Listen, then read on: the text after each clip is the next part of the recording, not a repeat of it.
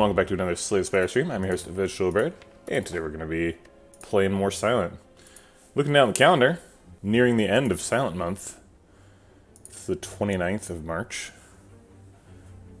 Rounding the bend into Defect Month. So I do want to save a stream for the wrap-up of Silent, so probably we'll do Silent today and tomorrow. Next day we'll do the lessons learned from a month of playing Silent. On Wednesday. Got a card remove, Niall's Lament, Curse for a rare relic, or a boss relic swap. Let's go and take a look at the pathing. I do like Lament quite a bit on Silent. It's particularly good if we can get a snipe. Probably will be highliest prioritizing it if either that snipe is on the path that we want to go on anyway, or if that snipe is for a Mega Elite, or if we can get a potential double snipe. Those are things that we would see that would make us pretty much automatically pick this. I don't think we're ever doing Curse for a rare relic.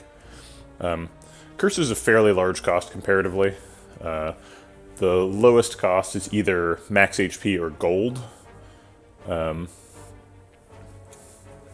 yeah, thanks for hanging out, Funkmaster P27.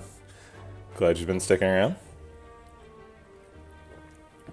Yeah, we actually started with Watcher month, so I actually don't think we're going to go back to Watcher. I think we're going to move on to another type of content after Defect month.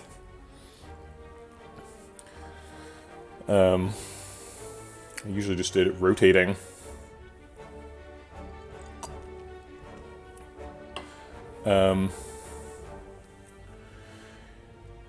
Yeah, so it's probably going to be Lament if we can swing it. If we can't, we'll do Swap. I don't think card remove is probably correct. Maybe if we're against Hexaghost, we could remove a defend.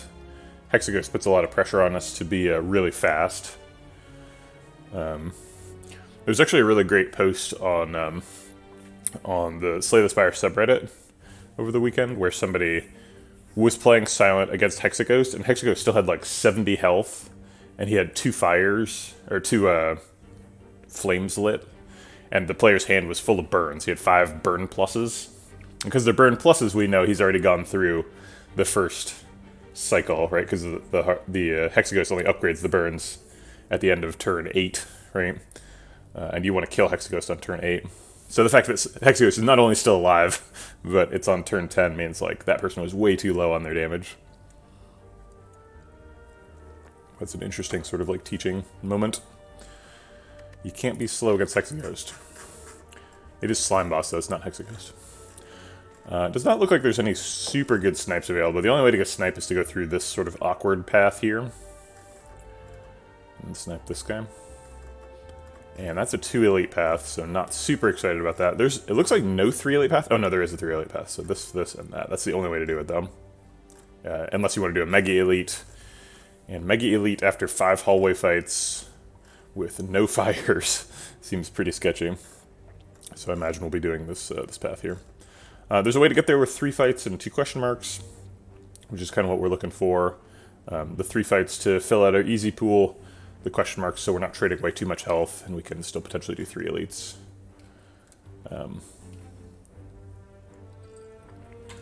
Redbearder was in here couple of days ago saying you should do all events, or no events rather, all fights. And his argument is that if you're meta-scaling with getting gold and potions and card rewards, then you meta-scale the fastest on fights. And while that's true, you do meta-scale harder on fights than question marks. I think the reason that you don't want to do that is because in hallway fights, you trade health for metascaling. You can't perfect all hallway fights. So you need to be trading health at such a rate that at the end of the act, you've traded all your health away, right? Because you want to maximize the value out of your end of act healing. So you want to trade away all your health, but you don't want to trade away more than all of your health, right? You don't want to be resting at campsites, for example. That's a waste of efficiency. You want to be using those for upgrades. So, yeah, you have to be really careful with exactly what your health glide slope is there. Okay, hey, that guy 4422. Yeah, the start of a run. We haven't even chosen our Nialo reward, although we've talked about all of them, and we're basically sure we're doing a swap. I was just sort of chatting about strategy. All right, let's do the swap. See what it is. Oh, all right. This is gonna be a spicy one. Got a Pandora's Box bullet time start. 2 escape plans is pretty weird. Burst, huh? So how much do these escape plans hit? Got 1, 2, 3, 4, 5, 6 skills in the deck, as well as the survivor. Weird. Piercing Whale is a really good defensive option, as is Dash. Dash is going to be doing a lot of heavy lifting early. Dash, Riddle with Holes, Dagger Throw for our offensive options. A little bit light. But obviously, like, we haven't picked any cards yet, so definitely better than Strikes, all of them. I mean, I'm always happy with Pandora's Box swaps. Bullet Time and Burst are both exceptionally good, so really happy to see this. Accuracy is going to end up paying off. Really small decks with Accuracy are super good, too, because then you can just, like, pick a couple of Shiv creators. Like, we could potentially just have, like, 1 Blade Dance plus, and because our deck is... You can't see it right now because we're in the middle of Pandora's, but our deck is only at 12 cards, right? And one of them's a power and one of them exhausts, right? These 2 draw. So we're going to be able to see all the cards in the deck really quickly. Hey, Real Pew Pew. Ooh, Funkmaster P has redeemed the playtest reward. I'm excited because not only... Well, I'm way away from that. Not only do I get to actually do a playtest today, I have one scheduled for today. I also, on Monday, schedule the new playtests. So I'll be reaching out to some more people. Yeah, this is going to be really good. All right, so this is a high-pressure situation now. Anytime you start with Pandora's Box, you are expected to win. This is among the best possible starts. If you lose from here, it's on you. Bendy Padawan, yeah, I think you're on the playtest list. Let me check really quick.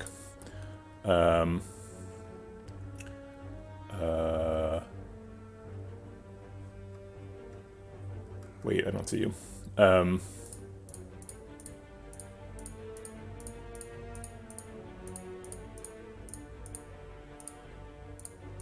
Oh, yeah, you are. Yeah, you are. There are 1, 2, 3, 4, 5, 6, 7, 8, 9, 10, 11, 12, 13, 14, 15, 16, 17, 18, 19, 20, 21, 22, 23, 24, 25, 26 people in front of you. So I would expect that to take about 13 weeks to get to you, assuming I'm doing my job and scheduling 2 a week. So apologies for the backlog. Some people won't respond, but generally by the time I figure out that they're not going to respond, it's already halfway through the week. I don't want to schedule more. Okay. I don't think we see any reason to deviate from our plan here. So let's go do 3 fights, 2 question marks. We could Riddle with Holes him to death, but I think we just want to Dash Survivor. I guess Dash Dagger Throw? Let's see. Dash Survivor blocks all the way out, right? So we probably want to do that.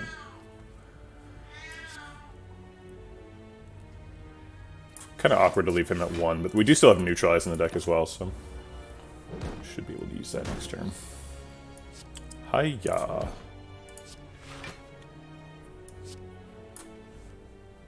I didn't really realize how much discard synergy the deck had. It's actually quite a bit. We've got Survivor, Prepared, and Dagger Throw. So if we can find like a Reflex or something, we'll be really happy to see that. I guess we'll Piercing Whale to save 2 health.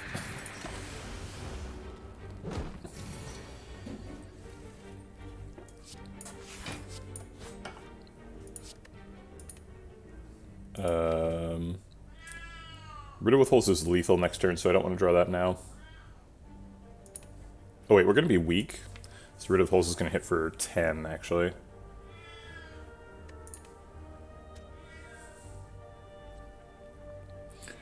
So we're trying to draw back to Dash and Dagger Throw, so we want to draw as many cards as possible. Okay.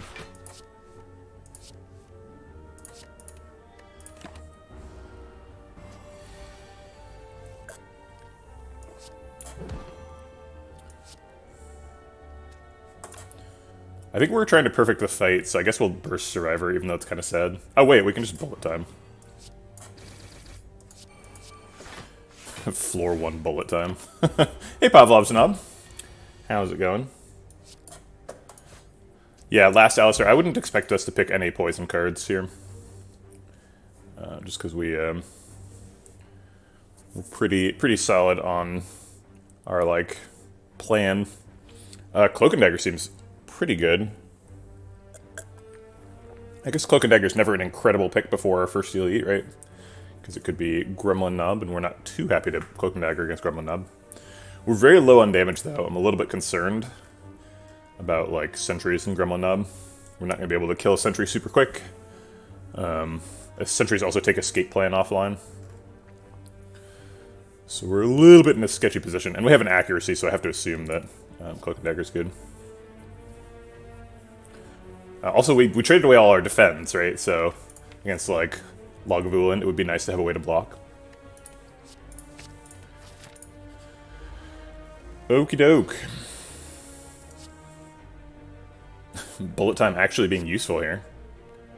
It's pretty outstanding.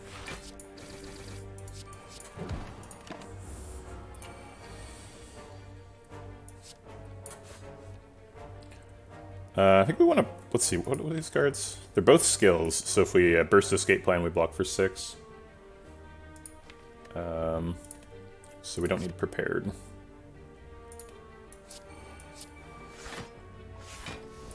Get to fit in a little shiv damage.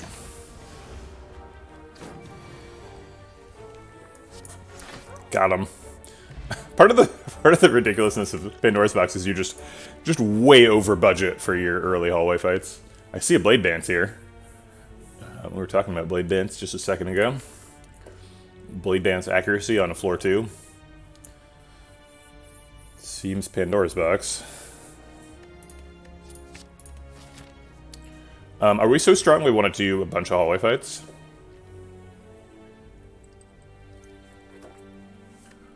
We're pretty much going to perfect the last easy pool fight. I think we're pretty confident about that.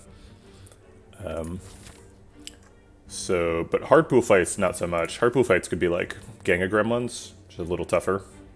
We might even then be able to assassinate You kind of need to kill, like, potentially 2 fat gremlins on turn 1.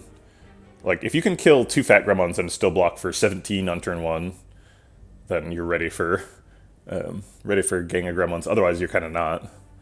And we definitely, I don't think we can do that. Our best turn 1 is, like, Accuracy Burst Blade Dance, right? Which is super busted, admittedly. But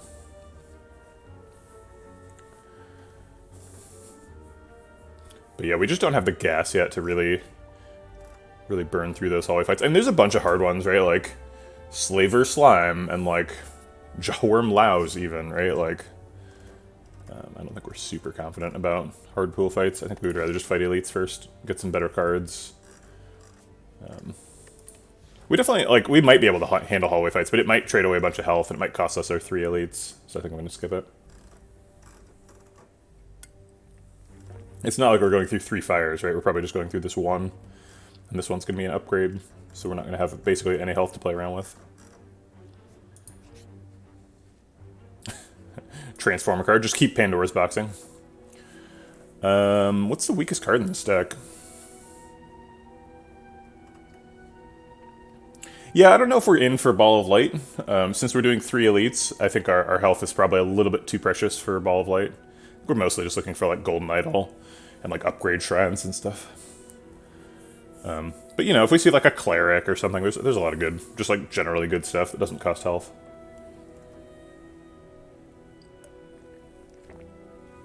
Yeah, Scrappy's does hurt a little bit. We'd probably hit it, though. Relics are really strong. Hey, Curly Slay Jepson. You gotta be doing good. You see this icon right here? That's a good start. You love to see it. Is the worst card in the deck Neutralize? It's, like, rarely, if ever, true. Yeah, it could be an escape plan, could be a riddle with holes. I kind of like the escape plans, though, because they're, like, kind of our block plan. like burst escape plan is like what we're hoping to do. Like the late game plan for this deck is like burst plus escape plan, and then like prepared hitting a reflex and we infinite loop. I think it's probably the plan. If you see a burst and a prepared Pandora's box, like, got to imagine that's part of the plan. Yeah, Riddle with Holes isn't great, but it's floor 3, so I'm pretty reticent to remove damage.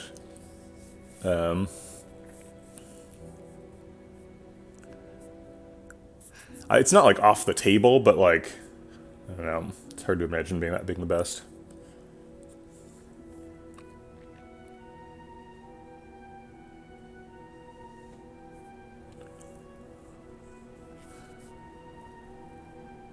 Maybe it's prepared. Maybe I shouldn't get it too attached to the discard plan, because prepared literally does nothing, right?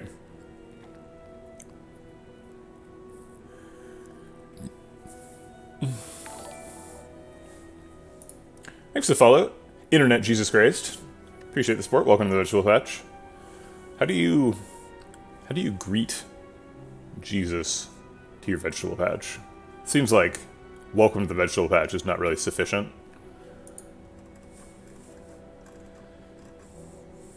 But I feel like part of Jesus's vibe is he's a little bit chill, right? You're not like supposed to avert your eyes or like fall down on your knees or anything. You're supposed to just be like, oh hey Jesus, what's up? Trying to help out some poor people today? Cool plan.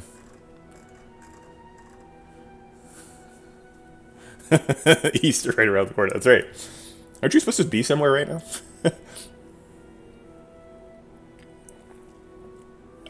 Yeah, Jesus is just your average, everyday, immaculate conception.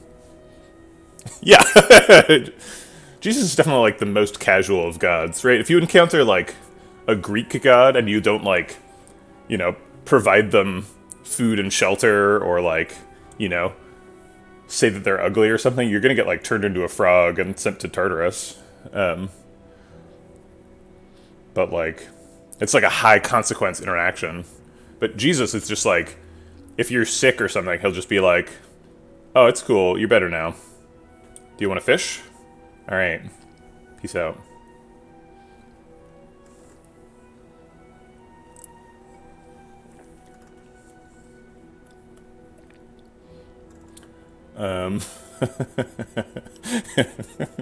Man, lots of funny Jesus interactions. Oh, I'm on the same ascension as Jesus. Wow. I feel like Jesus is literally at 1 ascension, and everyone else on Earth is at ascension 0. Nobody else has figured it out yet. Maybe Buddha. Buddha's on ascension 1. Hey, Disc Buddy. How's it go? Boy, this is a tough transform shrine.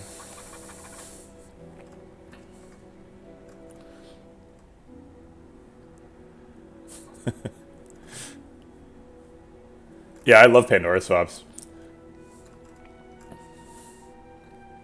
I think it is neutralized. I don't think it's any of the block stuff, so I don't think it's Survivor, Dash, or Cloak and Dagger, or Escape Plans. We need that stuff. And we need the damage too, so that's Blade Dance, Cloak and Dagger, Dagger Throw, Riddle with Holes, Accuracy, and Dash again. But like, neutralize is not a big source of damage, it's not really a big source of block. I don't know. Maybe it's Bullet Time. Bullet Time is such a good card, but like, it seems like we have a different plan here. But it's useful with, like, Riddle with Holes and Dash, just, like, immediately.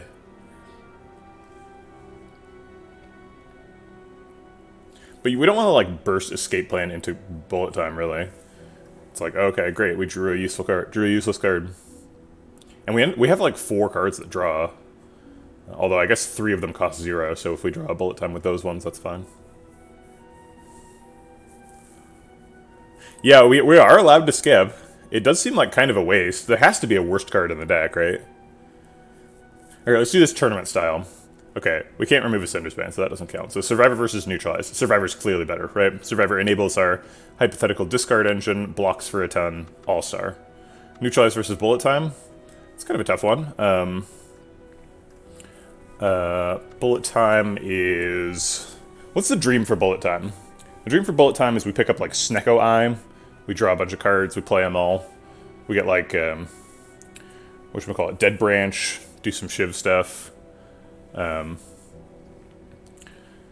Just like pick a bunch of expensive cards and kill people with them is kind of the dream for Bullet Time. Bullet Time also currently good because it enables Riddle with Holes, Dash, Burst, Cloak and Dagger shenanigans, right?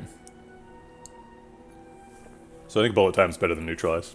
Accuracy, we're pretty clearly building Shivs, so I think Accuracy is pretty safe. Neutralize is still the worst card. Neutralize versus Piercing Whale. Piercing Whale not outstanding on floor 1. I think Piercing Whale is probably better than Neutralize just because it says Exhaust on it. So it doesn't impact our long-term deck size, and it seems like that's something that's pretty important to us with the Pandora's Box start. Dash Neutralize is not even close, I'm not going to talk about it. Neutralize versus Prepared. Yeah, I think Prepared it has a decent argument for the worst card in the deck. I do love doing like Prepared Reflex loops, but we don't have a Reflex. We're really close to that Infinite though. Like Prepared Reflex is just like turn Brain off, get Infinite, right? And we're a 15 card deck with plenty of damage, so we should be able to get there really easily. Infinites aren't always super useful, but they will be here, right? Because of the accuracy, we're always gonna be like efficient enough to deal with like Time Eater. So it seems really hard to get rid of the Prepared, since we'd probably just end up adding one later. So I think Prepared's probably better than Neutralize. Riddle with Holes versus Neutralize. Riddle with Holes is currently a big source of damage. Definitely not like super efficient. We're not happy to have Riddle with Holes in the deck later on, but like we do need to beat Gremlin Knob in a couple of floors. And it seems like Riddle with Holes is helping us do that. Neutralize versus Burst. I guess it could be Burst. Burst is not currently amazing. Burst definitely has a dream though. Like Accuracy, Burst, Blade Dance is just a tremendous amount of damage. And we've got like Escape Plans with it. It works with the Infinite combo kinda. So we like Burst, Prepared plus, draw 4 cards, find your Reflex, discard it, get your Infinite. Burst is just like never bad. It's really hard to imagine Burst being a transform target in Act 1. So I think that's a no. Neutralize versus Dagger Throw, definitely not. Dagger Throw is like a big source of our damage. Enables our discard engine stuff for later.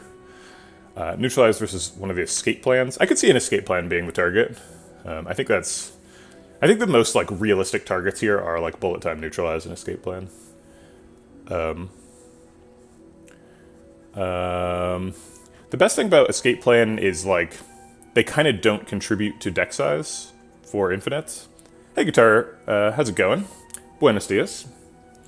They work well with the Burst. They are okay versus Sentries. Actually, they're not very good against Sentries, but they're like passable. They just like don't hurt much. They only really hurt in the Gremlin Knob fight. And I'm willing to give them a pass on that. They're also a significant chunk of our block. Our block is only like Dash, Cloak and Dagger, Survivor, and Escape Plans. So I think we probably want to lean into that. Plus, having 2 Escape Plans just like gives your deck an idea, right? It's like, okay, we're going to block with the Escape Plans, so we're going to pick only skills, right? It's like kind of nice, kind of neat. Cloak and Dagger is way better than Neutralize, so is Blade Dance. So I think it is Neutralize here. I should also consider Skip. Skip is the hidden third option. So Neutralize versus Skip. So if we swap for Neutralize, we could get like something really bad. What's the worst card? It's funny because my old like the nightmare of silent transforms was like Tactician, because it says unplayable on it. And sort of the joke was it said unplayable and it was unplayable. Hey Zarin Prime. But that's not true anymore. Tactician's quite good now. Mainly because Reflex is so good, but Tactician would be super good here. If we do swap into Tactician, I'd want it to be Bullet Time that's going away, because Tactician solves some of our energy problems. That's what Bullet Time is doing. I guess like Poison Stab is pretty unexciting, but again, we have to go fight Act 1 elites, so not that unexciting. There's a bunch of really good stuff like Leg Sweep and Crippling Cloud. Like any Common Attack is an upgrade, I think. Like Catalyst is kind of bad. Probably Catalyst is the worst card, because we're not going to do any poison. But we do have a burst in the deck, so like a pivot is not out of the question here. And Catalyst exhausts, right? So it's out of the deck for infinites. Yeah, okay, I'm going to do neutralize. It does block for a little bit. But... Endless Agony, quite good. Okay, great. Endless Agony, a bunch of damage, and doesn't contribute to deck size, and like if we get Wristblade, it's amazing. And it's good with Dead Branch. Great stuff. Could even be part of an infinite. If we do Prepared Plus and Reflex Plus, discarding an Endless Agony as part of that loop, and then redrawing an Endless Agony to generate an extra card, could be the damage outlet of the infinite. Actually, we already have an infinite. Just double Escape Plan is an infinite, if we can just exhaust down to it.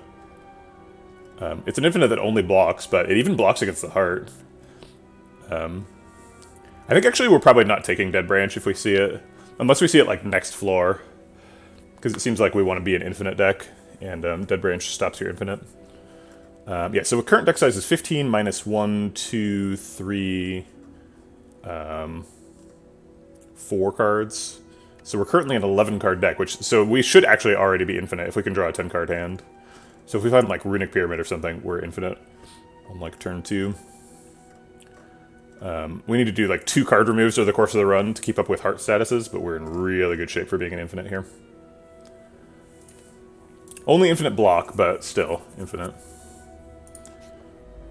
Okay, we are going to have to fight a hard pool fight.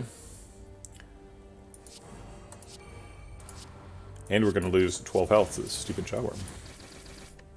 I guess those could have considered a skill pot there. There's a Tactician. Are we interested in Tactician? If it was Reflex, sure.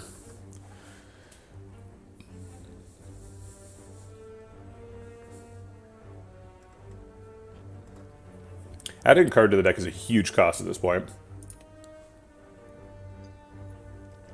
Any card we add to the deck has to be amazing. But Tactician is, you know, potentially amazing.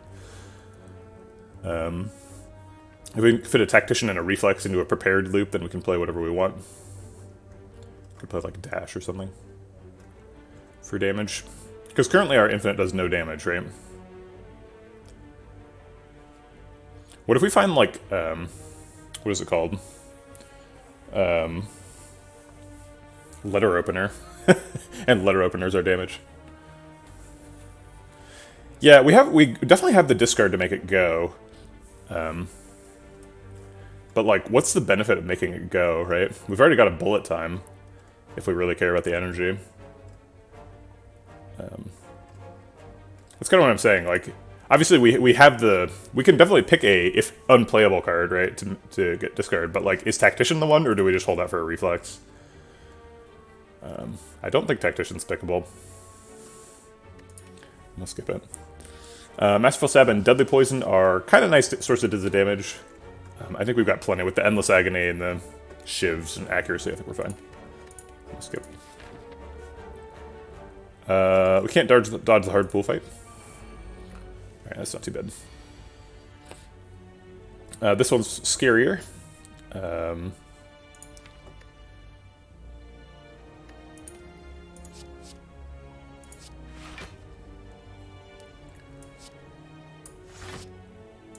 So let's hit him. We don't want to kill him though, we just want to set him up so that he's easily killable next turn. So I'll put him to 4. Actually, I guess we could have killed him, he would have hit us for 9.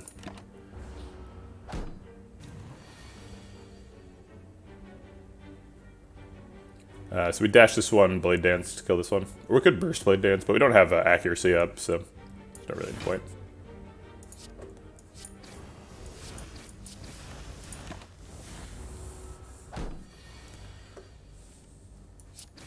Okay. Acrobatics, so that Tactician would have been part of an infinite too. We could do Acrobatics Tactician Escape Plan as an infinite.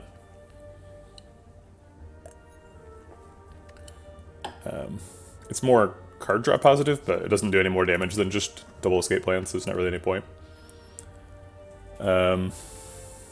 I guess acrobatics helps us draw a full hand. Doesn't seem like there's any reason to pick it now. Well, we do still have to find a way to draw a full hand, right?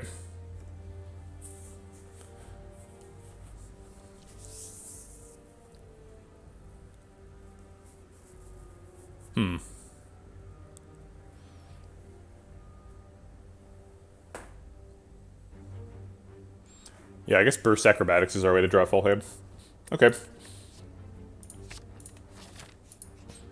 Looks like an upgrade, I think. 47 out of 66. Might not be able to do all 3 elites, but getting an upgrade here is pretty good. Best upgrades are like accuracy, cloak and dagger, blade dance, burst. Riddle with holes gets 5 extra damage. Acrobatics gets an extra card. Prepared kind of needs an upgrade. Not like super badly, but kind of.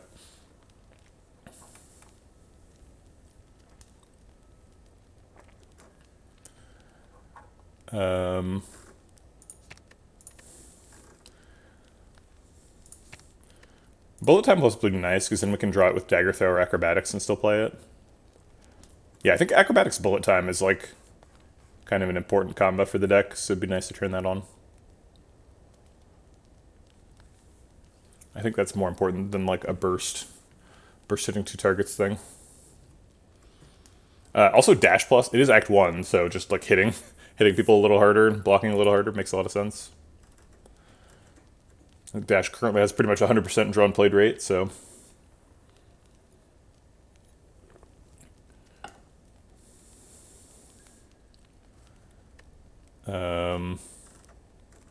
Yeah, let's do dash. Let's not get too fancy. Still have to kill Grandma Nub. Alright, sentries. Sure.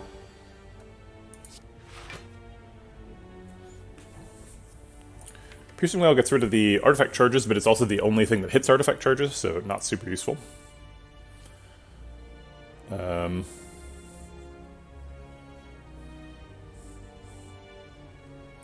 Do we skill pot here?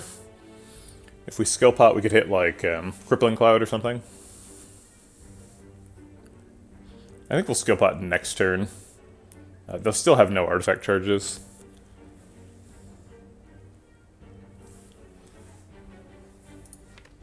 I guess there's no reason not to prepare.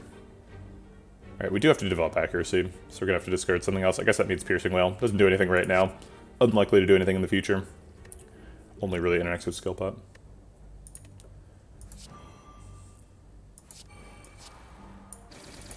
Okay.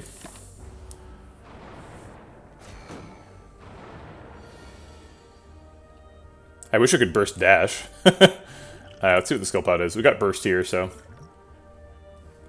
Blade dance. Okay.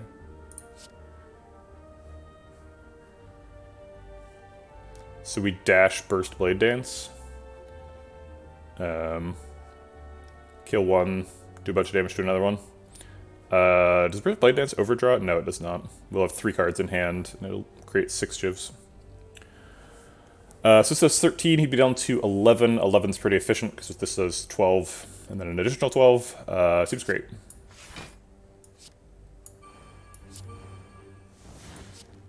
Oh, right, it does not do 12, because we have accuracy. Oh well, 16, slightly inefficient. So we've got 32 damage left over. If we stack it all into this sentry, do we get lethal? Yes, guaranteed. Okay. Actually, how do we make sure this is efficient? So these are going to do 8 also. So we've got any number of 8s, 2 4s, and a 9 next turn. How about we do 5 8s into 4? That hits them exactly. Oh wait, we don't have any number of 8s. Oh no, we do. Yeah, because this gives us, so we've got 7 8s total. So 1 more 8 and then a 4.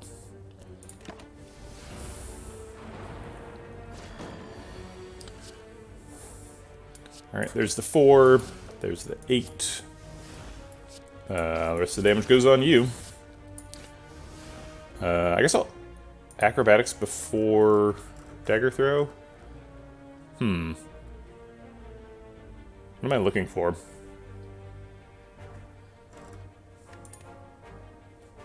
What if I get dash, though? I can't tell if it's good to draw cards or not. I think it's not good to draw cards, so I'm not going to.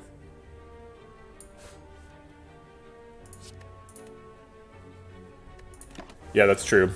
Could have tried to draw Blade Dance. Looks like it was the next card anyway. Okay. Was that a perfect Sentry fight? I think it was. Calculated Gamble says exhaust on it, discards our hand. We've got some... Actually, I guess we don't have discard synergy. We passed the Tactician, so we don't have that. We can kind of increase our hand size by drawing Endless Agonies and Calculated Gambling to discard them, or prepare to discard them, to try and draw the 10 cards to do the infinite. I think we're pretty happy with the Burst Acrobatics plan. I don't think we really need to add more stuff for that. Yeah, perfect. It's kind of perfect, but we also spent a potion, so it's kind of not perfect. Footwork also doesn't add to the deck size. Footwork is pretty good with escape plans. Also works with the Cloak and Dagger and the Survivor and the Dash. It's a little bit slow, and we don't want to put too many cards between us and the infinite.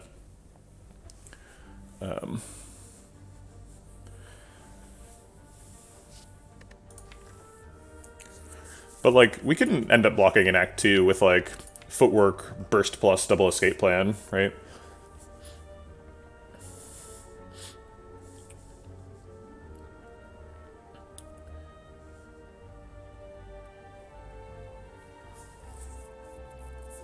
Our infinite is just Double Escape Plan.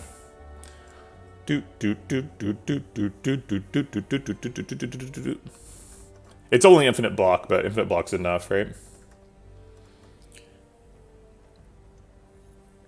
Maybe we'll find something else.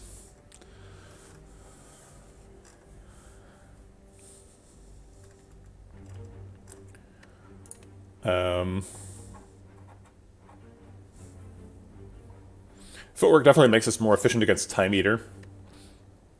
If we get a Footwork plus and 2 Escape Plan pluses, then we end up blocking for 8 per card. So if we spend, like, I don't know, 5 cards Escape Planning, then we block for 40. Seems like enough to get through a Time Eater fight. Do we really need to be optimizing for Time Eater right now? Not unclear. Unclear if that's correct. Seems pretty optional. It's Act 1.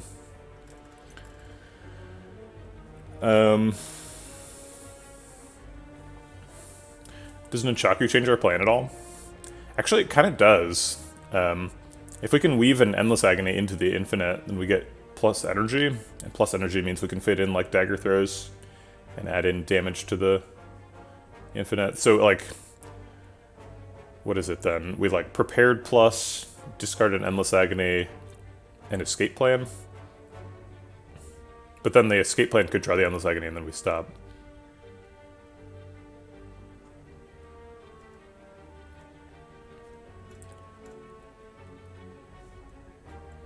I guess if we had 2 prepared pluses, we could do it.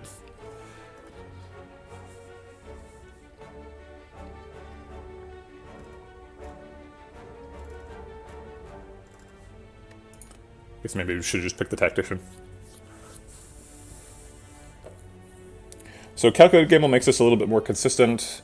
Footwork gives us some Time Eater assurances.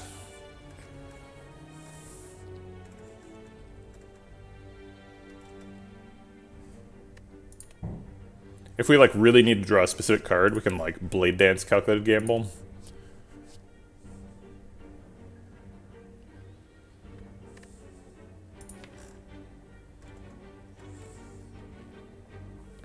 It's a tough pick. Which one's more helpful right now?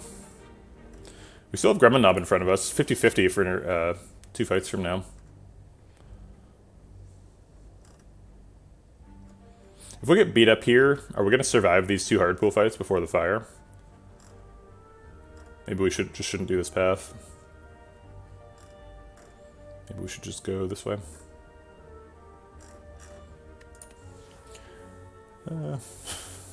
Relics are good. I like relics.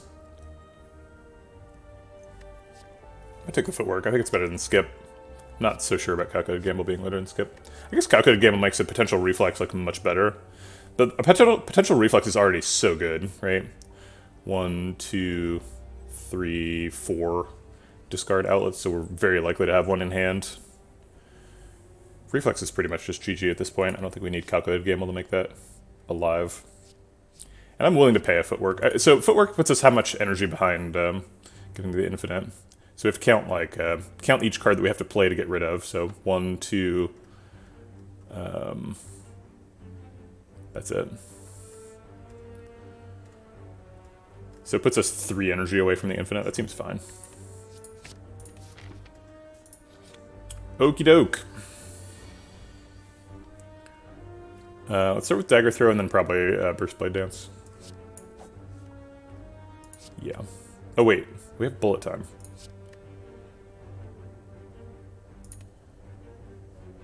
Wait, I'm an idiot. Oh well. Oh yeah? Your video about, let's see, do we want to split right now? Probably not, right? But this puts him at 39, which is still not a split. Okay. Redbeard, can you post the link in the Discord? I'm pretty sure you're in the Discord, and I'll repost it here. We were talking about it earlier in the stream, so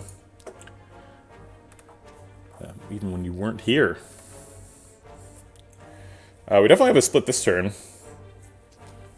Let's actually escape plan first to see if the footwork's here. Yeah. Yeah, I was mostly talking about how I disagree with it, but still. Any publicity is good publicity, right? Interesting. Okay, so we're actually going to skip the footwork because it's nice default accuracy here.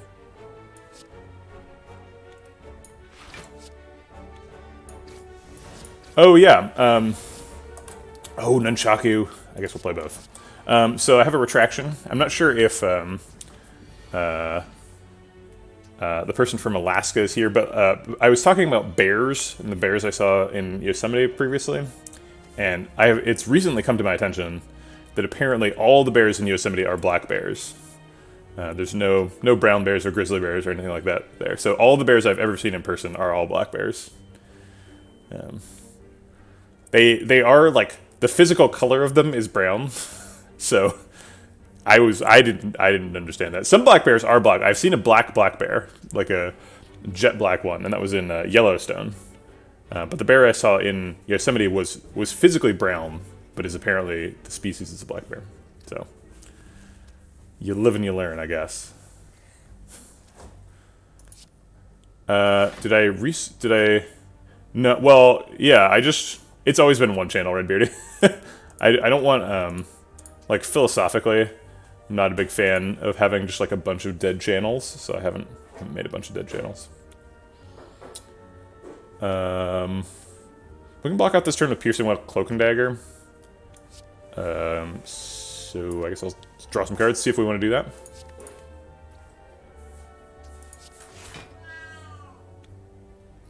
Yeah, I think there used to be 3 because it starts you with 3 or something. We're actually blocked out before Piercing Whale, so I guess I'll save it. It's unclear like what exactly I'm saving it for, but I'll save it anyway.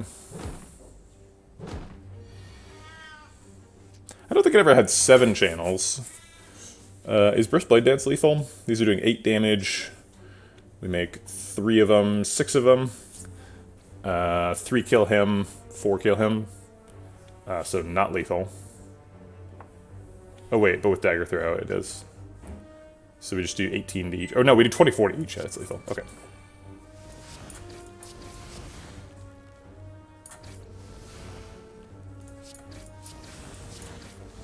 Confusing. Okay.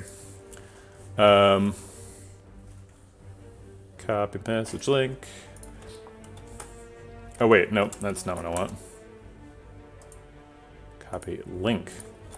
All right, here's the video Redbeard he's talking about. As a reminder, he's talking about why. And I'm summarizing Redbeard. I haven't watched the video, so maybe correct me if I'm wrong. Why you should never do question marks. Why you should always do fights.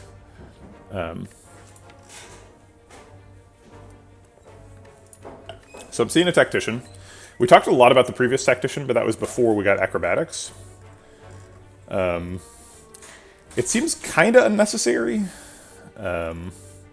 since we've got the double escape plan infinite already. I don't know, I'm not sold. I've talked a lot about Tactician. I've talked more about Reflex. Reflex is really the one we're looking for. But it felt kind of silly to skip the last one, and now that I have an Acrobatics, it feels like way silly. Because we can draw a full hand with Burst Acrobatics. It does put us another card behind in terms of removes. We'll have to remove 3 cards to kill the heart, but we've got plenty of time to remove 3 cards. We're on floor 8. And we haven't removed any cards yet.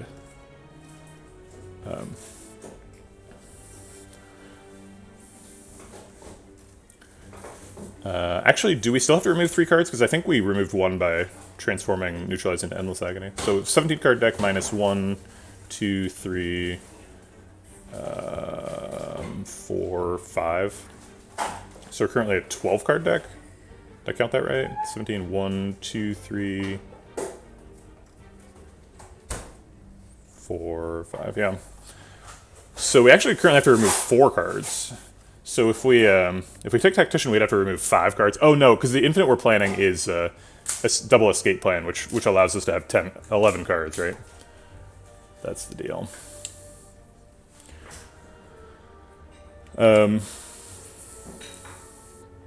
So we're currently a 17 card deck with 5 removes, so we're 12 card deck, so we only need 1 remove currently. So yeah, we did get 1 remove ahead when we transmuted the Neutralized into Endless Agony. So we currently only need 1 remove. Seems absurdly easy to do. I guess we need 3 against the heart. So we'd need 4 if we do this. I don't know. If it's a reflex, sure, but it's not a reflex, it's a Tactician. It makes the deck run a little smoother for sure right now. It's definitely like a helpful step for getting to the infinite, right? Because we want to like burst Acrobatics to draw a full hand. And if our burst Acrobatics is discarding Tactician, then like maybe we can do it again to get all the cards. Or we like have enough energy to like burst our escape plan or something. But even then, like, that's only 3 energy. Burst Acrobatics, burst escape plan is 3. Also, that depends on us not having a burst plus, which we will have at some point. So if we get a burst plus, it's just like burst Acrobatics, escape plan. It already draws 10 cards. Surely that's enough, right? Yeah, I don't think we need the energy. I'm gonna skip it. Predator's obviously super nice, but I think we have other plans. And the deck slot is really expensive, as just discussed. Same with Backflip. It's kind of nice. Got a footwork, so that's something. Molten Egg. I actually think this might be our Sapphire key. I think we might never pick another attack. As insane as that is. We might just be killing the heart with dagger throws. Maybe a dash plus. I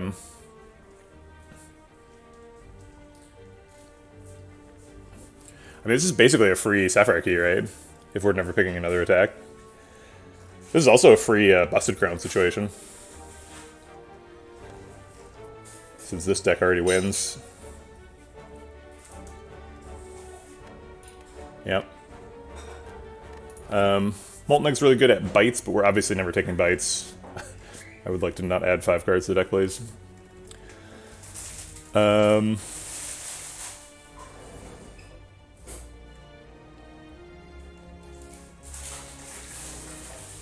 Is there any attack we would take? We take like a die for sure.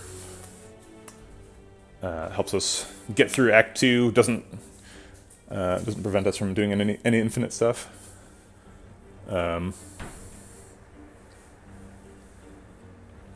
Yeah, just to repeat my argument against the thesis is like, so yes, like fights metascale you faster than question marks, right?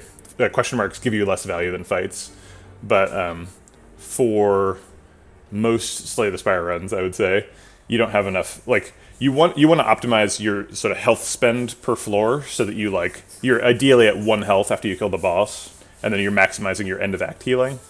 But fights cost much more health on average than question marks. So sometimes you can't afford to do a bunch of fights because you'll die. is sort of the main reason to not go to fights.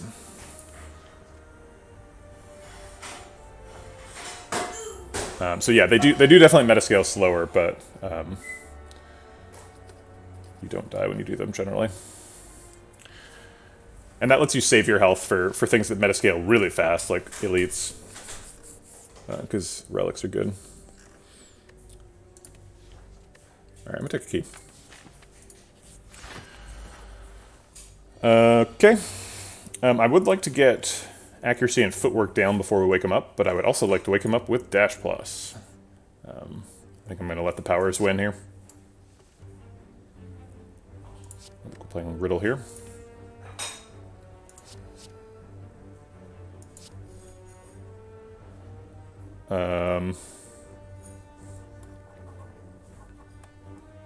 Yeah, I mean, definitely if you can afford to take fights, you should take fights. Because like getting gold and potions and card rewards, all super important. What is Sapphire Key? So if you can get all 3 of these keys, you get to go to Act 4. For these runs, we're only considering this a win if we kill the heart, and the heart is the Act 4 boss, so we need to get all of them. The reason we picked the blue key here is we there was very low cost, and we're always going to have to pay that cost of skipping a relic at some point. And since we're probably not picking any more attacks, we're able to get kind of a free blue key. Do we play the Endless Agonies or let him roll? I think we just play them. I don't want to draw them at the same time as like a bullet time or something. Let's get him out of here. Ooh, thank you. All right, thanks for hanging out, Redbeard. See you around. Yeah, I'll watch the video and give you some feedback after having actually seen it, rather than just talk to you about it.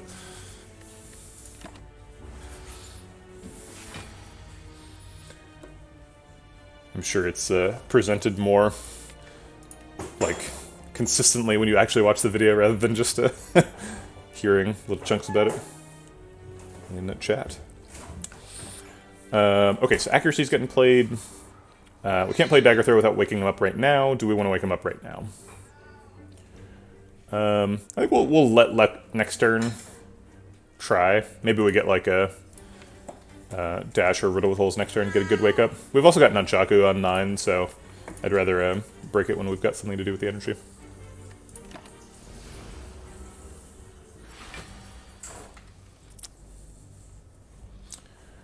Okay. We've got bullet time and all the attacks, so this seems like a great wake-up turn.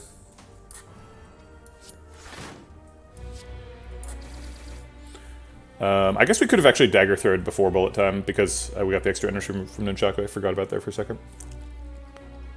Oh, sorry, I need to mute myself before I bite stuff. Do we play Piercing Wail just to get rid of it, or no?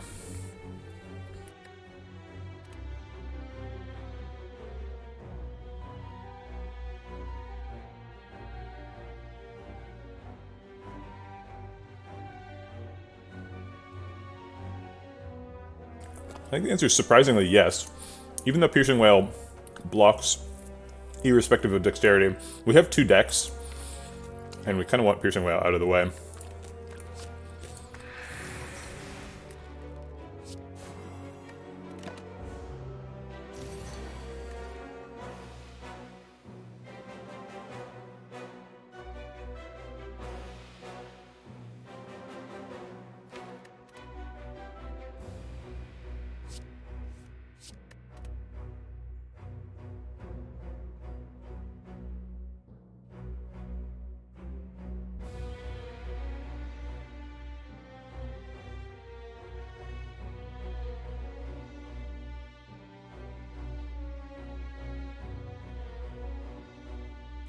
Do we try and take 0?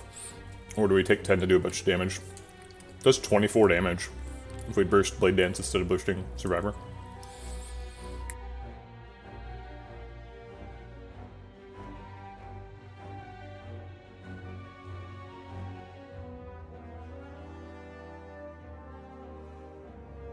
I think we're strong enough we can try to perfect it.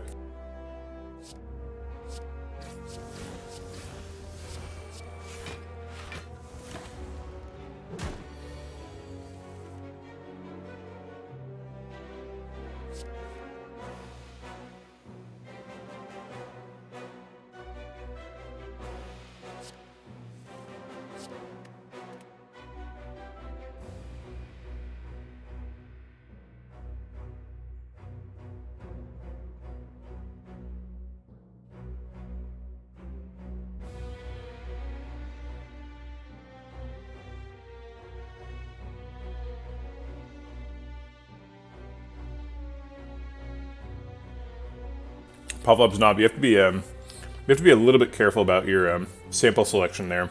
If you try and take statistics over only winning Ascension 20 runs, you might accidentally be taking statistics of people who are already really far ahead of the curve, right? So for example, with this deck, we started with a Pandora's Box swap, so we're in like a fantastic position right off the bat. That's not normally going to be the case. So if you bias your playstyle towards already being way ahead, you're going to lose some games that you should otherwise win. So be a little bit careful. I mean, obviously, I don't have a source for those statistics, so it's kind of just headcanon whether it's good or not. But sample selection matters.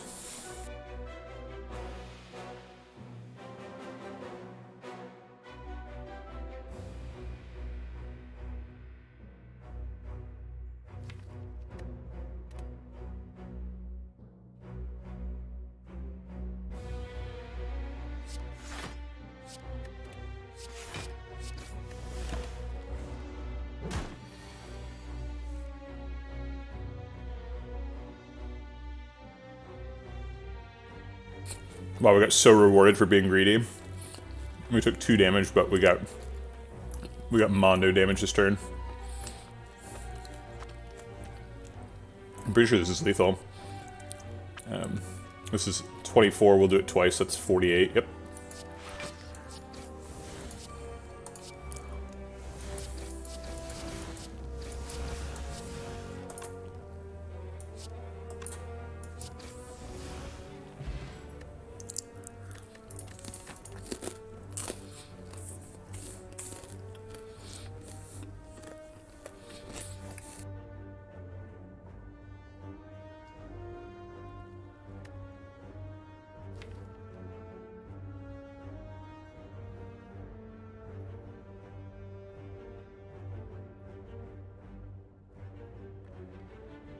I think any sane deck would take a second Blade Dance here. 2 Blade Dances and an accuracy on floor 10 is amazing. But it's not really a sane deck. I think we're mostly interested in just infiniting. And Blade Dance adds a card to the deck. We don't want it. Eviscerate could be live as well. But I don't think we need the damage, so I'm going to skip it.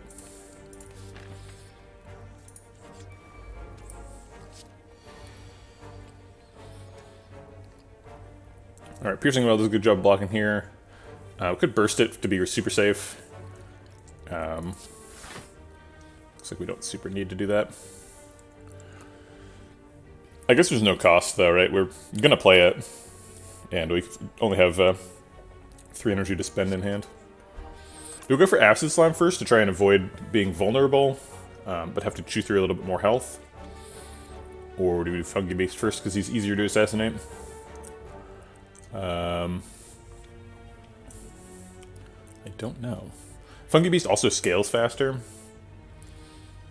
What if this Dagger Throw top decks accuracy, and then we can't burst Piercing Wail? I think if it does, we just play accuracy Piercing Wail and take 3. It's fine.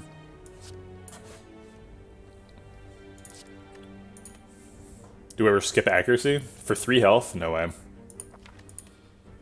It's like 3.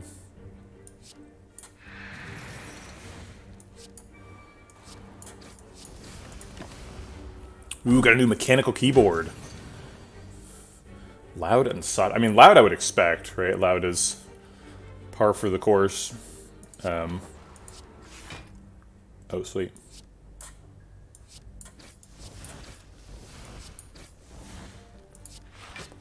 But Soft is not good. Okay.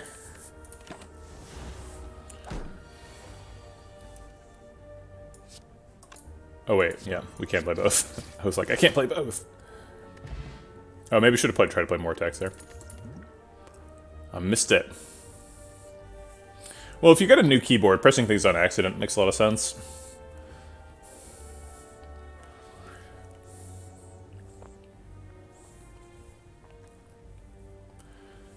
Yeah, whether or not you want the keys to press easily or not is kind of up to you, right? I think any sort of hysteresis curve can be correct, depending on basically how comfortable you are touch typing, right? If your just fingers are in the right place, then great. You want those easy key presses. Hey, thanks for the raid, Bad Terrence. You have stumbled into some shenanigans. This is Pandora's Box swap. We're definitely doing an infinite. We have double escape plan infinite right now is the plan. And we're on floor 11. So, you know, that kind of stuff is happening. We haven't done the infinite yet, but burst acrobatics to draw the 10, double escape plan for shenanigans. How's everybody from Bad Turns to stream going? How was your stream, Bad Turns? Did you get some wins?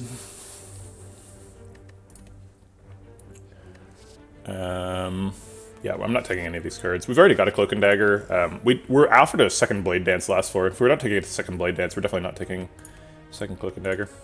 Probably even the original Cloak and Dagger was a mistake at this point. I kind of didn't realize on floor 1 that I had an infinite already. Cloak and Dagger is kind of okay, but not great.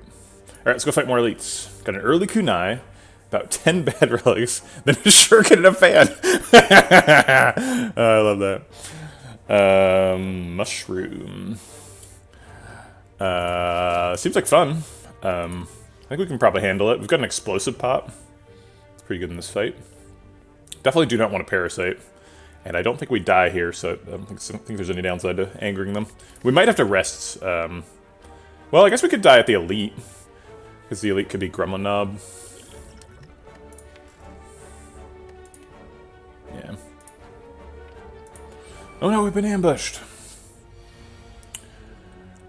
Okay. We've got Burst Blade Dance, but we don't have accuracy down yet, so not the best Burst Blade Dance I've ever seen. Let's go ahead and target the center one, because he's buffing. Is this the Snecko Oil? Try and find accuracy, decost Riddle with holes. If it rolls bad, do we die? We definitely could. Burst Blade Dance does give us energy back, 6 shivs. So we'd still have 2. We could Burst Blade Dance and then Riddle with holes. Do we get lethal on the outside too if we did that? I'm actually going to restart the fight, because I didn't think about that when I targeted those first couple.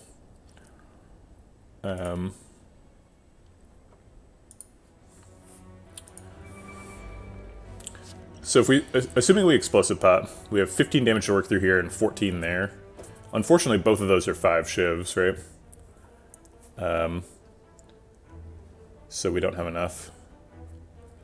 Oh wait, we do have enough, right? Because we have enough for Riddle with Holes. So Riddle with Holes kills him, and then we only need 14 damage over here, which is easy. We got 14 damage by a mile. Okay.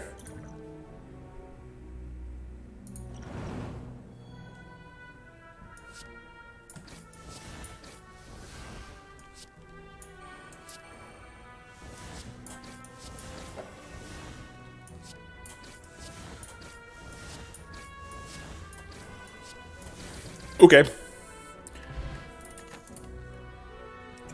Leg sweep is tempting.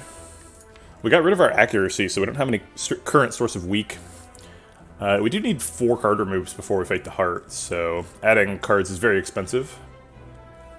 Yeah, I did not do the math about whether we were assassinating the middle one, but I did know we were getting the Nchaka at the perfect time. So that's neat.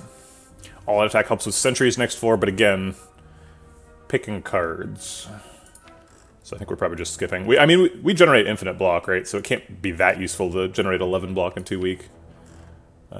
It's mainly just like a Time Lord optimization. It seems unnecessary and too early. Okay, it's sentry, so we successfully dodged Gremlin Nub. We never have to fight him. Let's see if we can draw accuracy here. No. Burst Cloak and Dagger is nice. I'll do that for the block this turn.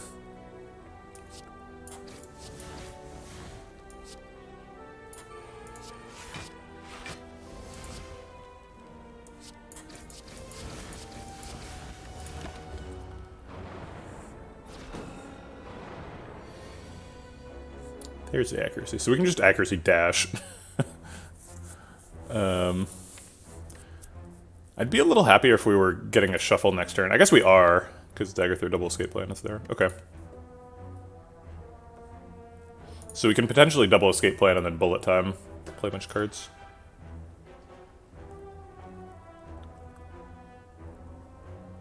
Could footwork dash.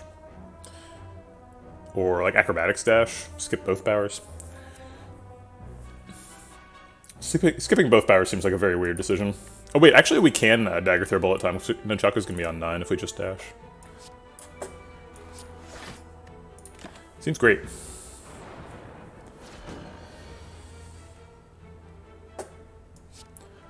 We're not going to assassinate this guy this turn, I don't think.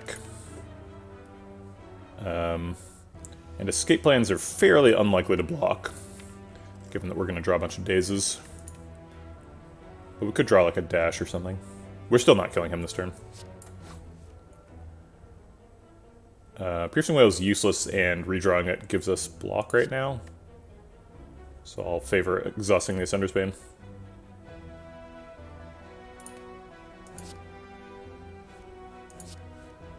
Yep.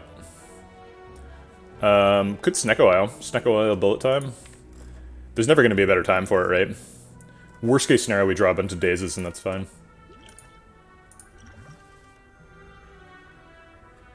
Dagger Throw is free. Okay.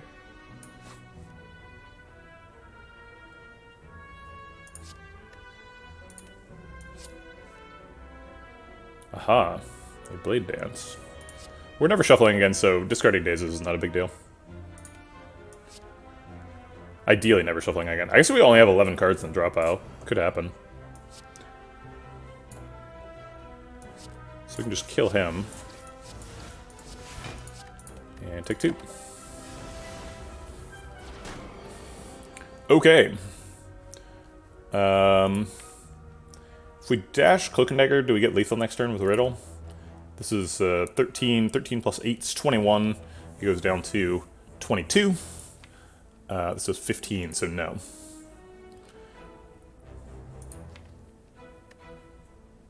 I guess if we acrobatics burst Cloak and Dagger, we do slightly more damage? No, that's not true. We do less damage. I don't want to get hit for 10 next turn. The only way to avoid that is drawing cards now, so I guess I'll try that. I'm not bursting this turn, so let's get rid of that. We could play Footwork and Cloak and Dagger to get rid of Footwork as a miss for next turn.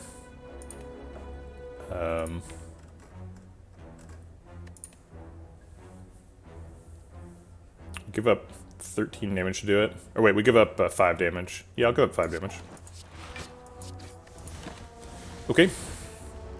Bit of a weird line. It's kind of suspect. Oh, we got dash back. Okay, great. Everything we did is validated. I'll never make a mistake again in my life.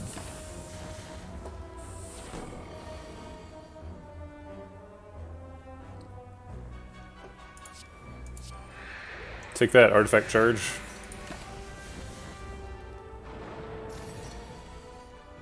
Sweet. 2 damage sentry fight. Very nice. Unceasing top. That is never gonna proc. Okay. Second accuracy. Kind of just puts an extra card between me and the infinite. Not sure if second accuracy is necessary. Does help our damage a little bit against Slime Boss. You can see it. How much damage per shuffle is that? So we have currently 4 shivs per shuffle. So it's 16 extra damage.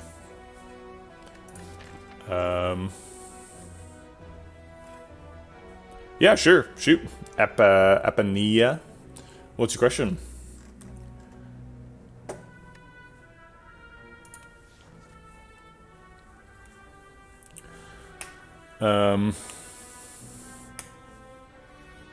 For some reason I was thrown off by vegetable as a term of address. I was like, are you asking a question about vegetables? Or no, vegetable is just my name. I get a lot of veg, and sometimes vegetable bread. Spell the whole thing out. Vegetable is kind of a new one, which is weird. You would think that would be common, but it isn't. Breadwood!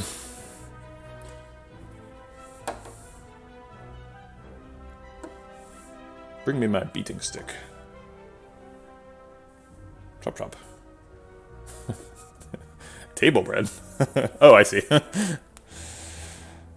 But everything except for the veg. I don't know. I mean, accuracy is so much damage, right? And it would give us a second accuracy so that we can, like, accuracy burst blade dance earlier in fights. I'm not against it.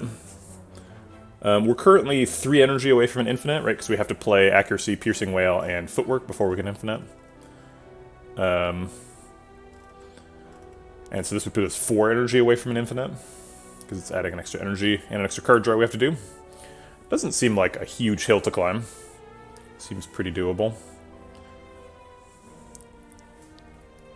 Seems like a really powerful card. Okay. Question mark or fight? Seems like we can afford the fight. If you when you swap into Pandora's box, do you consider early fights important, or do you try to get removals from merchants and events? Really depends on what the Pandora swap is. So some Pandora swaps have like an obvious deficiency, like there's no block or there's no damage. If you get no damage, you're probably dead, unfortunately. If you get no damage, you're like desperate for events so that you can like find damage. like maybe you get a potion merchant and you can like sneak your way through a couple fights with like a fire pot or a cult pot or something.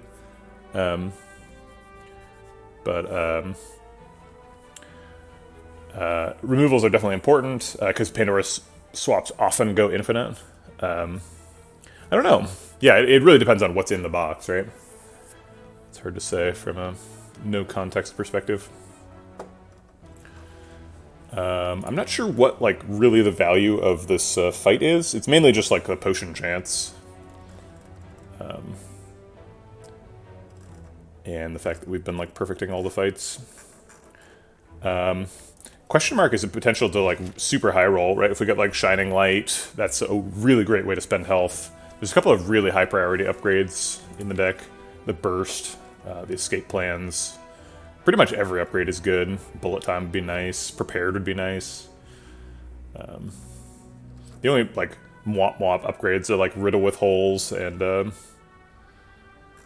gosh, is that it? Riddle with Holes and, like, Survivor are the worst ones. It's a pretty good situation when Survivor is one of your worst upgrades. Golden Idol is also a high roll. Yeah, I just, like, since we don't want card rewards, I don't think we get very much value out of this. I'm gonna do a question mark. Okay, max HP, sure.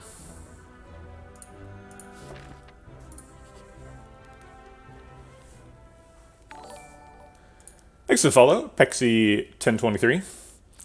Appreciate the support. Welcome to the Vegetable Patch. I also appreciate that you have the largest number that can be represented in 9 bits as part of your username. I don't know why you would want 9 bits. I guess maybe... Wait, is that the max of a signed short? Wait, is it 9 bits? Yeah, because 2 to the 10 is 1024, right? So that'd be the largest number you can represent in 9 unsigned bits. Or like 10 signed bits. I don't know why 10 signed bits would be something you care about, but sure. Either way, welcome to the Vegetable Patch. Sorry, I'm not. You kind of nerd sniped me, so I like botched my welcome. 1023. That's a number I'm supposed to know about.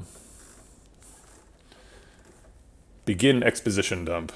Okay, so we got an upgrade. I was just talking about how like every card in the deck has a good upgrade, so now I'm a little bit befuddled about what I actually do. Blade Dance or Accuracy get theoretically an extra 12 damage per shuffle when we upgrade them. Or sorry, Blade Dance or Cloak and Dagger. But Accuracy gets an extra 2 damage per shiv. There's 4 shivs per shuffle, so that's an extra 8 damage per shuffle. So that's actually way lower. Lower than 12. Not, I guess not way lower, but... Blade Dance has got a pretty good upgrade, though, because we end up Burst Blade Dancing quite a bit. And Burst Blade Dance would mean we get 2 extra shivs. Although... Burst Blade Dance Plus is actually fairly difficult to pull off because of hand size issues. Thanks for the follow, Jeans and Memes. Appreciate the support. Welcome to the Vegetable Patch. Jeans and Memes. I see math, I press follow. Okay. Yeah, this is, so there's a bunch of people in here, so I'll introduce myself. I'm a game developer, so I'm really attracted to, and I'm like a software engineer by trade, so thanks for the follow, Bishop Stars. Appreciate all the new followers. Welcome in, everybody. Um, um, so being a software engineer, the powers of two are something I know a lot about, and so doing math in the context of game development is something that I will do a lot on the channel. Ideally, the more of that I can do, the better. Talking about powers of two is not particularly like game development specific. It's mostly just like software engineering, but you know, I contain multitudes. So I am standing upright. Yes. My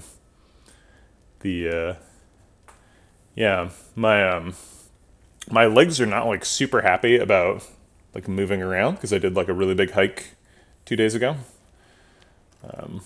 Or really big for me. This is a standing desk. It's not one of those sit-stand desks either. It's not adjustable. It's like it only stands, and it's my development machine. So I'm actually forced to stand like pretty much all the time for working. But I like it. I chose this life, so this is fine. It's probably burst. There's a lot of really good burst targets in the deck, and I kind of want to like burst escape plan more to be card draw positive. The infinite combo relies on us like burst acrobatics into escape plan eventually. So if we get the burst now, we might actually be able to infinite slime boss. We'd have to hit him before he slimes us though, so I guess it's not super realistic. Or we'd have to get rid of all the slimes or something. So probably not happening. But either way, I think we're fine for this fight, so I'll take the long-term most important upgrade. Okie doke.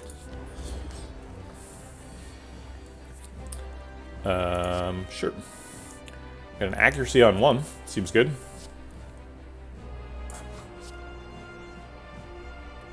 We could play bullet time, but there's no point. We can already play the whole hand, so.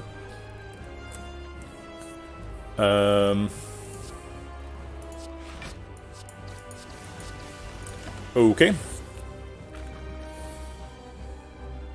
Let's acrobatics try and find accuracy blade dance.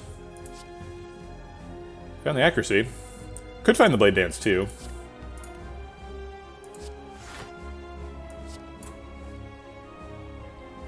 Dice. Could play piercing wail to get rid of it, but I kind of like having it for later phases when he splits. So it's like between dash and actually it's between riddle with holes and accuracy footwork, because dash is less damage than riddle with holes. So we'll just dump the dash. Riddle with holes helps set up Nunchaku. I think accuracy needs to get played, so I'll just do accuracy footwork. That doesn't mean we're not splitting them next turn, most likely. But even with riddle with holes, we'd have to basically redraw burst and burst blade dance to get them next turn. Which actually maybe we can, right? If we play the accuracy, we do a tremendous amount of damage with burst blade dance. Yeah, so let's see. On Saturday we did like a 6.5 mile hike with what was it, like 1,600 feet of elevation change, which is pretty strenuous for me. Took us about 5 hours. We also like, you know, stopped and had lunch on the trail, so it's not like 5 hours of constantly hiking.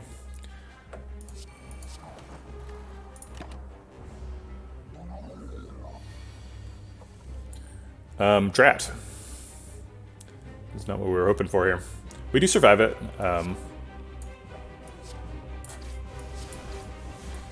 And we get a decent setup for future turns.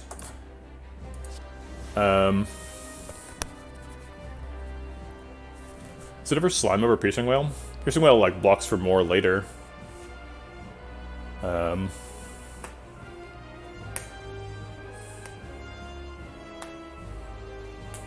Slime gets in the way quite a bit with such a thin deck.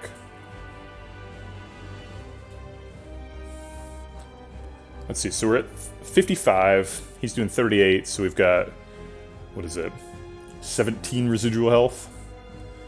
So piercing wail would take us up to 23. Probably drinking the Essence of Steel. Oh, so we just healed for 9, right? Because the thing. Yeah, I think we can afford to play slime. Piercing wail's going to be better later, so might as well. He's sliming us again. It'd be nice to split him here. Let's do the burst escape plan, see if we can draw into, oh, what are we even hoping for here? I guess dash? Maybe we're just not splitting this turn. Maybe it's just like Dagger Throw double slime. Let's see what this is. If we burst Cloak and Dagger, this does 24. And he's currently 5 above his split point, so we'd put him 19 below. It's an okay split. The slimes are pretty bad, so I think we'll just go for it. Do we want to burst the escape plan as well? Decently happy with this hand for next turn. Prepared, escape plan, bullet time, dash, riddle.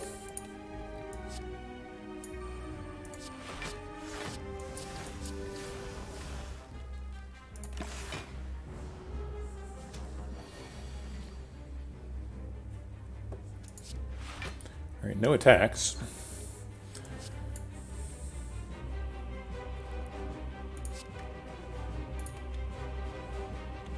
If we acrobatics, we can never get enough energy to bullet time, right?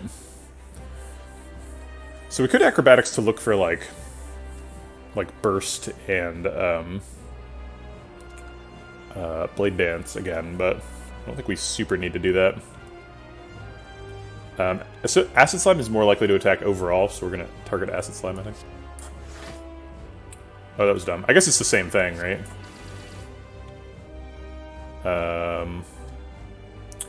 Did not realize that was a split. Should have done the blade dance over here. Okay, that's gonna make the fight a little bit tougher. That's not a good outcome. So I think I'll roll with it.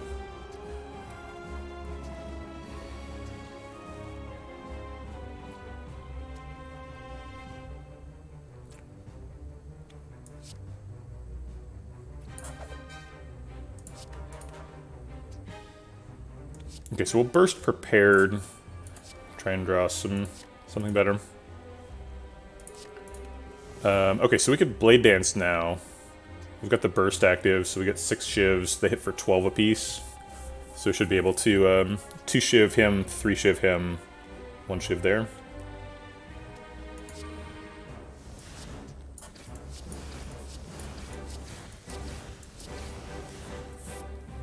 Still take a bunch of damage, but you know, less.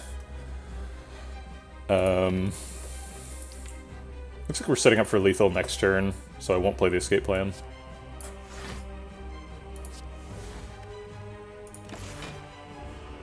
We'll just keep being frail.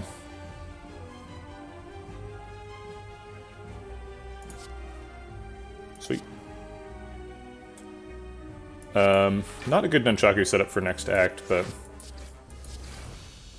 best we can get considering the circumstances. Power Pot. Seems great. Doppelganger is definitely a way to draw 10 cards. It's kind of too bad we took the acrobatics, because we shouldn't need it now. I guess the acrobatics lets us infinite multiple times, whereas the doppelganger just lets us infinite once. Could take Alchemize to increase our meta-scaling a little bit. Also does not contribute a permanent card to the deck. Phantasmal Killer is normally quite a good card, but deck size is at a premium here, so I think it's a little bit expensive. Alchemize, yeah, we do have Toy Ornithopter, good point. And we have Burst, too. So we could potentially be healing 10 per fight, which is just absolutely insane. I mean, eventually we're going to get blocked up by a Fairy in a Bottle or a Ghost in a Jar. We're going to want to save forever, but yeah, getting a ton of marginal healing seems pretty nice. That really unlocks like a Coffee Dripper pickup too.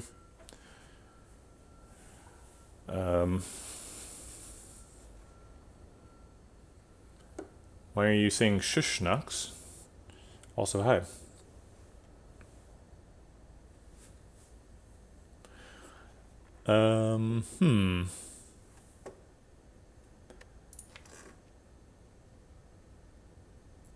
Hey, Timex55, or 550. I'm doing well. How are you doing? Just got back from vacation, so that's nice. Also, it's just nice to see a bunch of people in here. Didn't stream on Friday, so I'm always a little bit worried about my Monday numbers. You know, they never look quite as nice as the Friday numbers because I haven't been streaming for 5 days in a row. But there's a ton of people here anyway. Sweet. These are some partner level numbers. 87 people. You only need average 75. Yeah, I'll grab an Alchemist. It's got to be good, right? Oh, wow. So we're being offered Wristblade. Jeez. Wristblade gives us a huge damage bump. We just talked about Coffee Dripper, so you have to imagine that's like one of the best picks here. Dripper seems absolutely insane. What's your average over the past 2 weeks? Average viewership? Yeah, I think it's like 50. I don't stream for that long per day. I only stream for like 4 hours, and the first like, hour or two, I generally have like 10 to 20 viewers. So while it's ramping up, and I do get above 75 like normally by the end of the stream, or I shouldn't say normally, but like it's not unusual to see more than 75. It is. This is pretty early in the stream to be hitting that for me.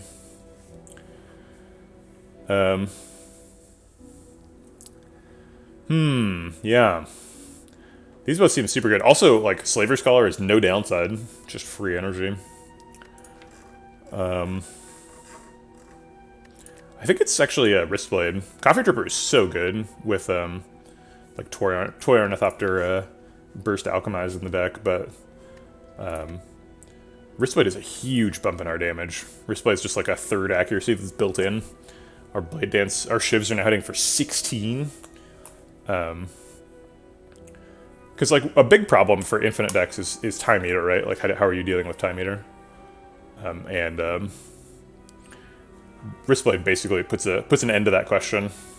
We'll just shiv him to death and it'll be fine. Coffee Dripper is very nice, though. Especially with, like, burst acrobatics shenanigans in the deck.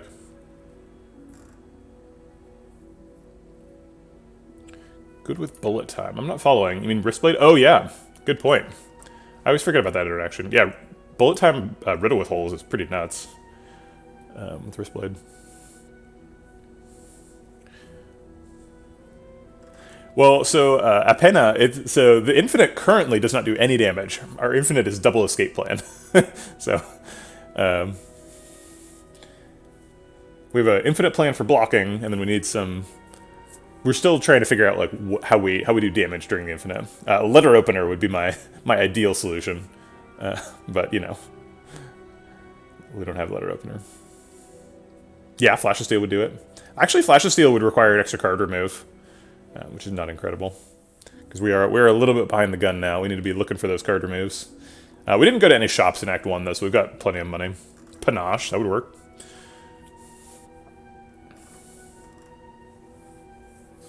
Panache would be sweet. Panache is just good with like Blade Dance and stuff. We don't even need it to be part of the Infinite. Just kill people with it. So I think Wristblades is the highest upside for the deck. Wristblades is like solving a problem we actually have. Coffee Dripper is like kind of like Coffee Dripper is the better relic in like absolute terms, right? If you're ranking the relics in terms of like what relic you usually pick at the end of Act 1, Coffee Dripper's got to be way higher on the list than Wristblade. Although Wristblade's quite nice these days with the Shiv buffs, particularly the Blade Dance. But I would imagine Coffee Dripper's higher. But like in this situation, Wristblade is solving problems that we have, and Coffee Dripper's solving problems that we don't have. I think. We do definitely get blocked up occasionally by like Riddle Dash and not being able to play it. But we also have Nunchaku, right, and a bunch of Shivs, so I think we're fine in terms of energy.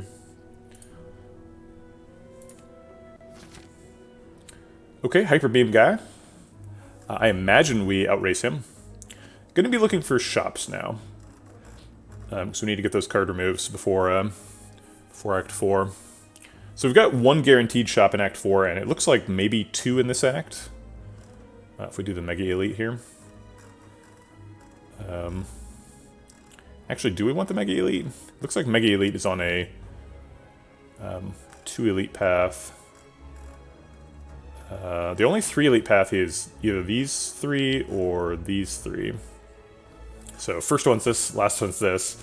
Probably left because it's got 2 bonus fires and a bonus shop that we're looking for. This seems like a pretty slam dunk path. Act 2 question marks are super good. Get some bonus fires, get a shop, and get 3 elites. Are Act 2 question marks actually good for this deck? How do we feel about apparitions? I think we're yes on apparition. Any deck that has a burst plus has to be yes on apparitions, basically, and 2 escape plans. I think we're very yes on apparitions. Definitely no on bites. Ancient Writing is just a card remove, but card removes are great. We probably just rest at Library. I don't think we're looking for any more cards. Library normally one of the big high roll Act 2 events.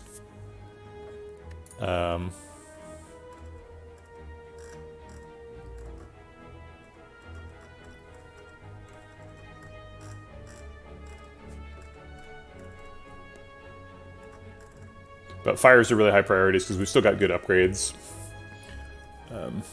Prepared, Blade Dance, Cloak and Dagger, Alchemize, the Powers. Tons of good stuff to upgrade. We don't have Golden Idol, so we would get forced to take the health from Forgotten Altar, which would not be great. Willing to risk it. Let's start with Dagger Throw.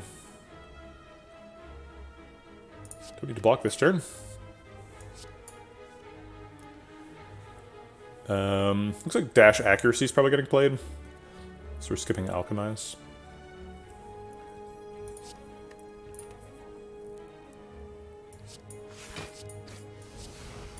Or just Dash. I'm gonna restart the fight. That's wrong. It's supposed to be Alchemize Accuracy. I just didn't realize I had 2 energy.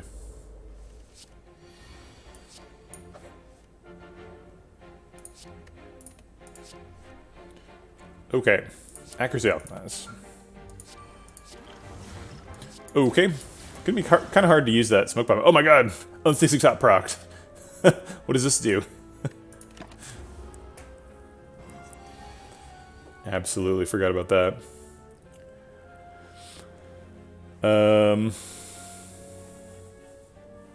If we escape plan and miss, and then Footwork, Cloak and Dagger, we block for 8.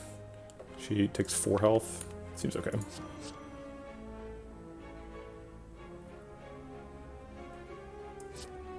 Alright.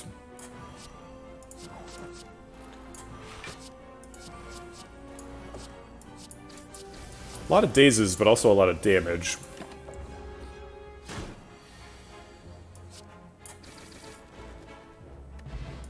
Oh crap. Alright, let's discard the Smoke Bomb, get a new one. Get a fresh one.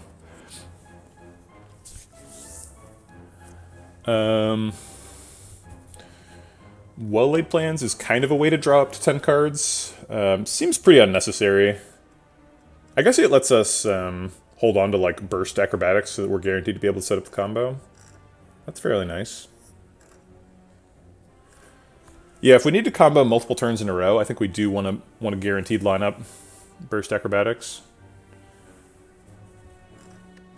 Does put us another energy away from comboing. So this is, now we're 5 energy away. So we have to play 1, 2...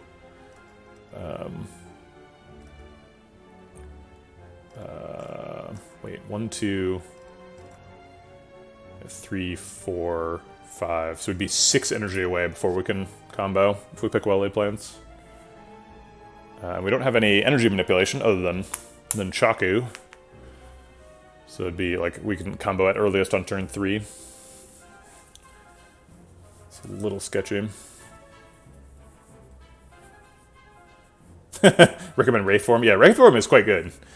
No doubt. Yeah, it's hard to imagine a silent deck that skips Wraithform. I'll take a well-laid plans. Alright, we're clearly fighting. This money is really important. Dash blocks out. Accuracy Blade Dance does 36 damage, so we can just assassinate Pointy instead. So we can Accuracy Blade Dance Footwork.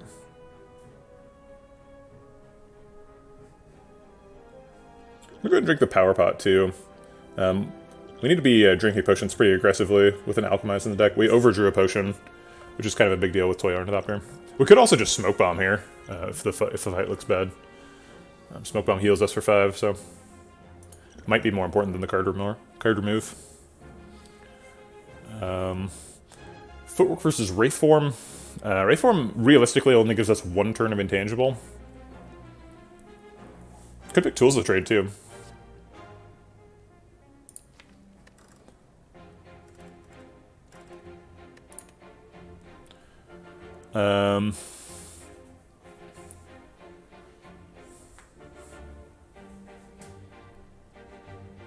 Yeah, let's pick Tools of Trade. Get those crazy burst turns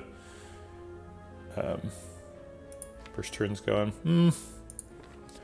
Wraithform makes us intangible next turn. Fight's probably only 3 turns long. This probably means we take none. Take no damage. Sounds pretty good. Alright. Does that change our target then?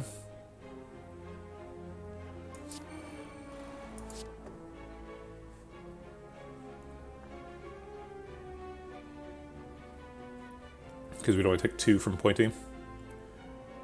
Nah.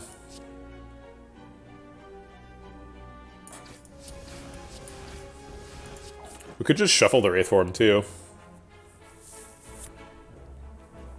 We don't like 100% need to play it.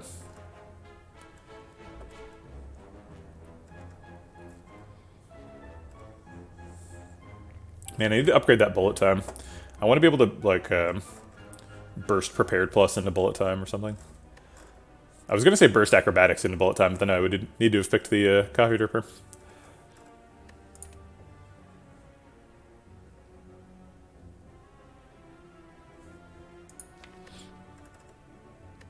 Blocking with Dex is not a good plan in the fight. I'll go ahead and Wraithform.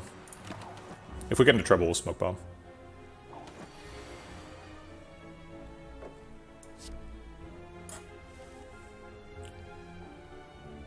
Piercing was ineffective here. I would like to play Accuracy Cloak and Dagger, but I don't want to skip Alchemize for the fight. So maybe we just skip Accuracy.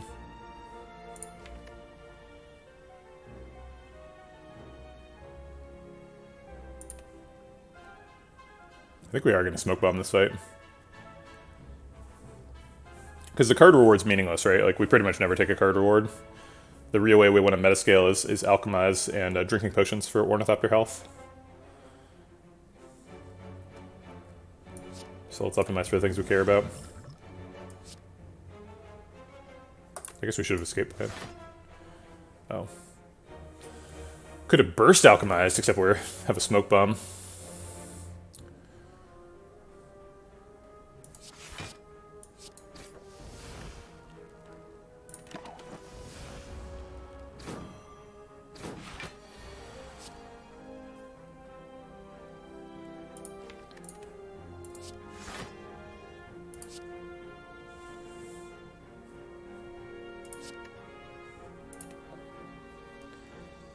Yeah, it looks like we're Smoke Bombing.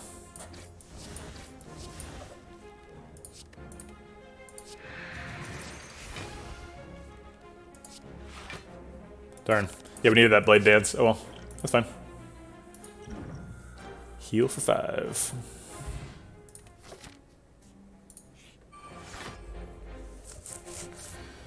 Double Accuracy turn 1. Seems good.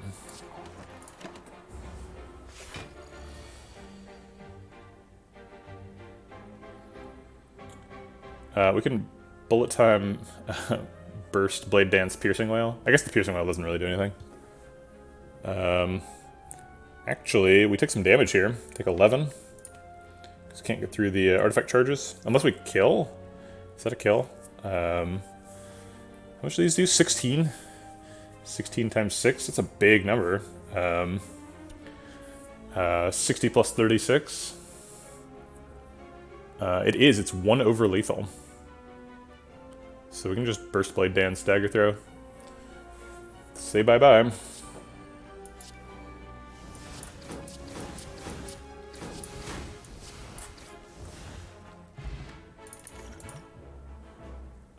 Okay, could pick second prepared, but, you know, cards in the deck. That old thing. We just skip. Alright, I think we're still on track for elites here. We've healed over the early Act 2. Apparitions. I said earlier we were yes. We're still yes. We got a burst. Fairly thin deck. Seems pretty incredible. Okay. Next floor. Surprise drop, that's great. Man, do I want to have a ninja scroll and a shuriken. That sounds fun. We need to stay focused. Card removes are the only real priority here. Could be card remove and Frozen Eye. I guess I don't know exactly what Frozen Eye is for. Thanks for the follow, Pidse. Appreciate the support. Welcome to the Vegetable Patch. Card remove, really important. Also important that we get the card remove later, so we need to save enough money that we want to go to that next shop. And thanks for the follow, Nate St. Pierre. Appreciate the support. Welcome to the Vegetable Patch. What are we removing? Gosh.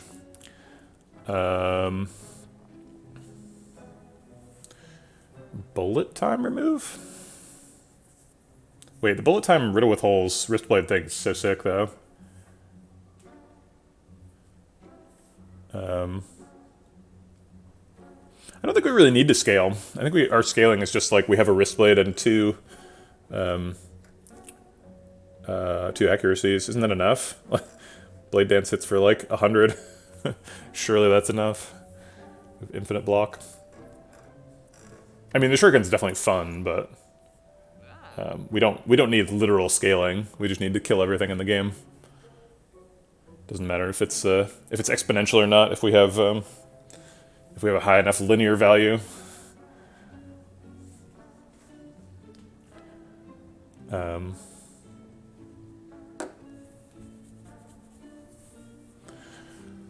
So card remove's definitely happening, but what is the target? Yeah, we have to remove stuff. So Phantom Mechano, we're trying to be an infinite deck. Currently I have 23 cards and 1, 2, 3, 4, 5, 6, 7, 8, 9, 10, 11 of them remove themselves. So we're functionally a 12-card deck. We need to be a 9-card deck. So if we're a 9-card deck, the Heart adds 2 statuses to the deck, or 2 permanent statuses. He also adds 3 non-permanent statuses, the Slime, Daze, and Void. But the 2 permanent statuses would take us up to an 11-card deck, and 11 cards means we can double escape plan. So we have to remove 3 cards at some point. So I'm planning on removing a card here, and there, and in the Act 4 shop. So that we're guaranteed to get it. So we do need to remove... We have to remove a card. I don't know what it is. Yeah, we can remove Prepared. Prepared is kind of normally like part of an infinite combo, because you can like Prepared Reflex, but we don't need Prepared Reflex here because we have the double escape plan. So Prepared seems like a pretty reasonable pick. Doesn't really have a role in the deck. Hey, Throwing Tori. Yeah, we're definitely doing an infinite. We haven't done it yet, but... so, like, all of these cards are removable, right? Like, Bullet Time, Survivor, Riddle with Holes, Prepared, Dash, Dagger Throw, Cloak and Dagger. Those are cards that, like, don't remove themselves and aren't part of the Infinite. The Infinite is just double escape plan. That's all it needs to be.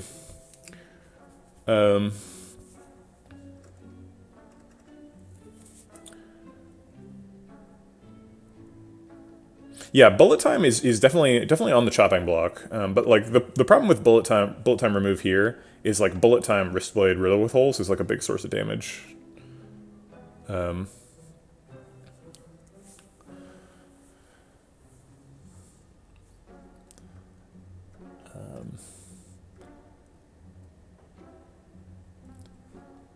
So these 5, dagger throw, that's pretty much it. Because like we need acrobatics for the burst acrobatics thing to draw the whole hand. Yeah, we're still eligible for Bonfire Spirits. Bonfire Spirits is comparatively rare, though. We're unlikely to get it. We're more likely to get Ancient Writing, which is also a card remove. Yeah, the shivs are definitely enough damage. So if we're going to plan what 3 cards we want to remove, what are they? I think I want to leave the whole Bullet Time Riddle Dash package, if we can. So it's like Prepare, Dagger Throw, and Survivor are the 3 cards. Right, because there's only 6 cards we're removing. Accuracy's safe, Piercing Wail's safe, Burst is part of the combo, Escape Plan. I guess Cloak and Dagger could get removed. But Cloak and Dagger, like, blocks for 8 and does, how much should it do? 16 damage? It seems really good for 1 energy.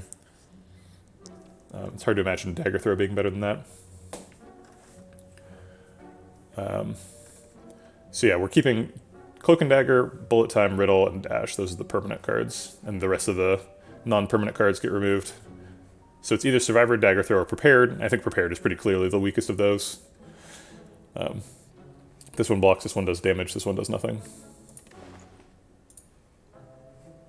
Why did it resort them? There. Oh, it resorted them because Ascender's Bane is no longer eligible. Okay, so we've done that.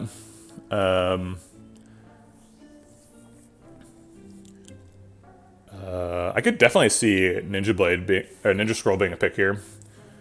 Ninja Scroll, top deck, an accuracy, does how much damage?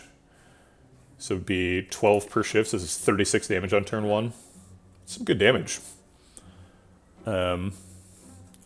Shuriken's also nice, but I don't think we really need long-term scaling. I think we just need some front load to solve hallway fights. Ninja Scroll helps us assassinate a slaver on 1. Did we see Medkit? No, we have not seen Medkit. We do want to save enough money that this next shop feels good. And we're only fighting 2 elites before then. So what's our average money from 2 elites?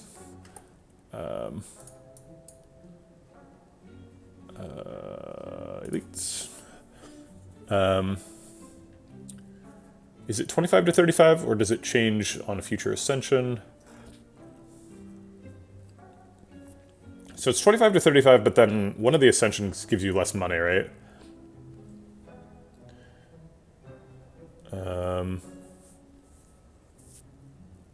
No, I guess not. I guess it's just for bosses. Whenever I climb the Ascensions, I'm always shocked by how much money bosses give you. It's really like, Ascension 13 is kind of a big deal. Okay, so if we get 25 to 30, then each one gives 30 on average. We get 60 gold. So if we just left now, we'd walk into this next store with 393 on average, which is a pretty legit store.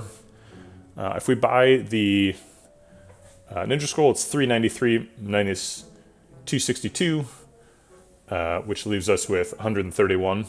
131 is like card remove and literally nothing else. So is Ninja Scroll better than like anything we're going to see at the next shop? I think it might be. Is Silent your favorite character? I don't know. I like Silent a lot. I think Silent is my favorite like character design. So like the aesthetic qualities of Silent I think are really appealing.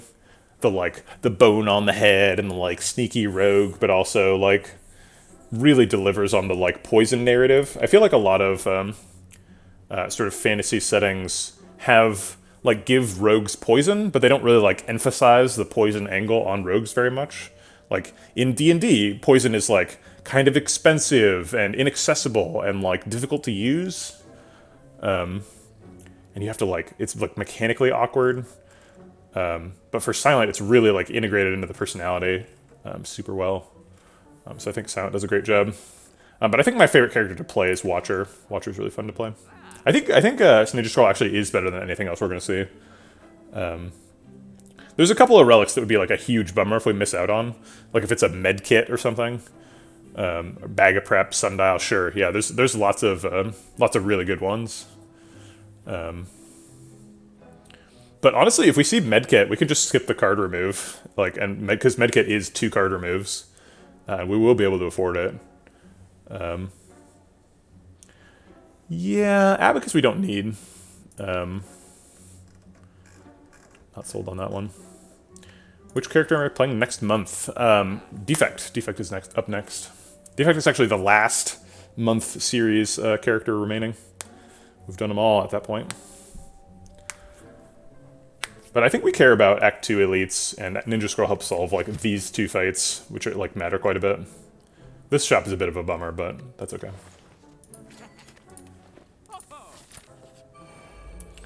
Alright, 2 Fat Gremlins is probably the... 2 Fat Gremlins and an attack on turn 1 is definitely a pretty brutal rollout here from Gremlin Leader. This is probably the hardest available Gremlin Leader fight.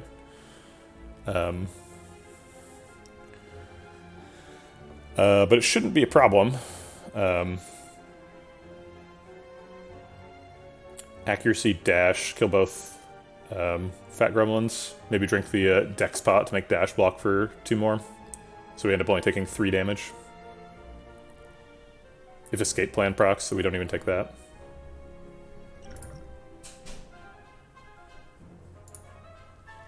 Actually, if Escape Plan procs, we don't need the Dex pot. We could save it for when it actually heals us. We've kind of blocked ourselves out of metascaling here because we're at full health from the apparitions. We're actually not able to metascale as much because our potions like aren't useful for healing us. Okay, it did not proc, so we'll use the Dex pot.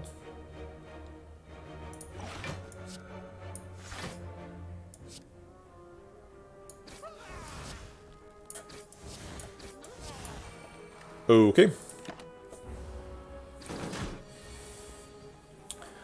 Yeah, I don't know what my plans are for after Defect Month. I'm gonna go ahead and burst Alchemize here. We have an opportunity to do it. We're not gonna see too many of those opportunities. Okay. Yeah, I think I might like move on to like trying a filter the Spire ladder. So like only doing like I don't know, tiny house swaps or something. Something hard. I've had this dream for a while where I do a custom game where you start as a purple silent, and you start with the draft modifier, which sounds like it would be really easy. Anything that starts with a draft modifier is like kind of a face roll of a run, right? Because draft modifier is just so strong. But then the restriction on the run is you can only deal damage with pressure points. If any enemy loses any health to anything that isn't pressure points, you lose. Just because that sounds like a lot of fun. And you're allowed to re-roll. If you have a draft that doesn't contain any pressure points, you get to just restart. That doesn't count as a loss. But it's a little bit too it's too far off the beaten path, right? Like a lot of people come to the stream because they just want to learn how to get better at Slay the Spire. And if you're doing something like super weird, people will be like, "What is this shit?" and they'll leave. So I think I probably won't do that. But it sounds really fun. Okay, so Cloak and Dagger versus Apparition here. Apparition ensures that we don't take any damage next turn. Cloak and Dagger moves us towards our victory condition. We're pretty likely to just draw an Apparition next turn. So I don't think we super need to play one.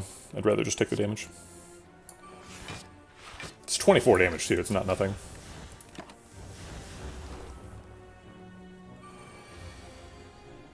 Yeah, we got an Apparition. Apparition accuracy, Blade Dance seems great. I guess we can bullet time too. Just play it all.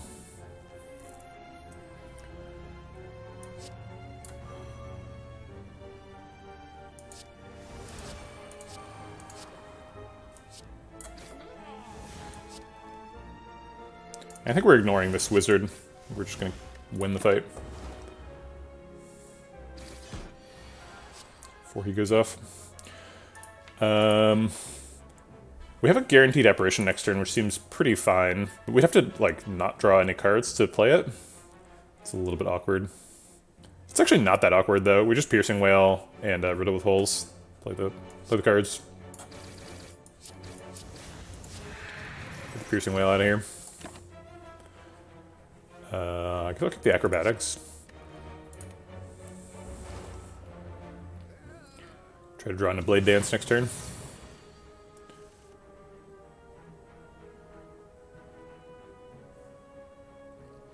Or we could just take our time here. We just bullet time, apparition, dash, footwork.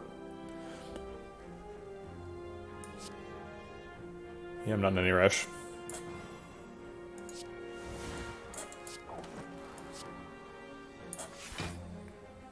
Trying to set up Nunchaku. Should be able to get 3 attacks next turn, especially if we hold Acrobatics. Yeah, actually holding Acrobatics is guaranteed, right? Do we want to use a potion before the fight ends? Heals us 3 health, clears up his potion slot for another potion. Yeah, Poison Pot's not really that useful. So I'll go ahead and just dump the Poison Pot.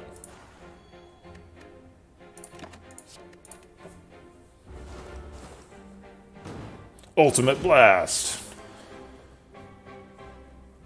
More like Lame Blast.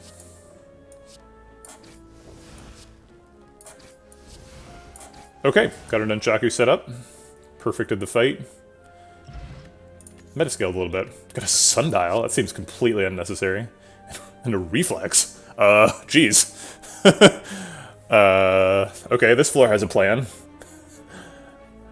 Do I need that? It's gotta be good though, right?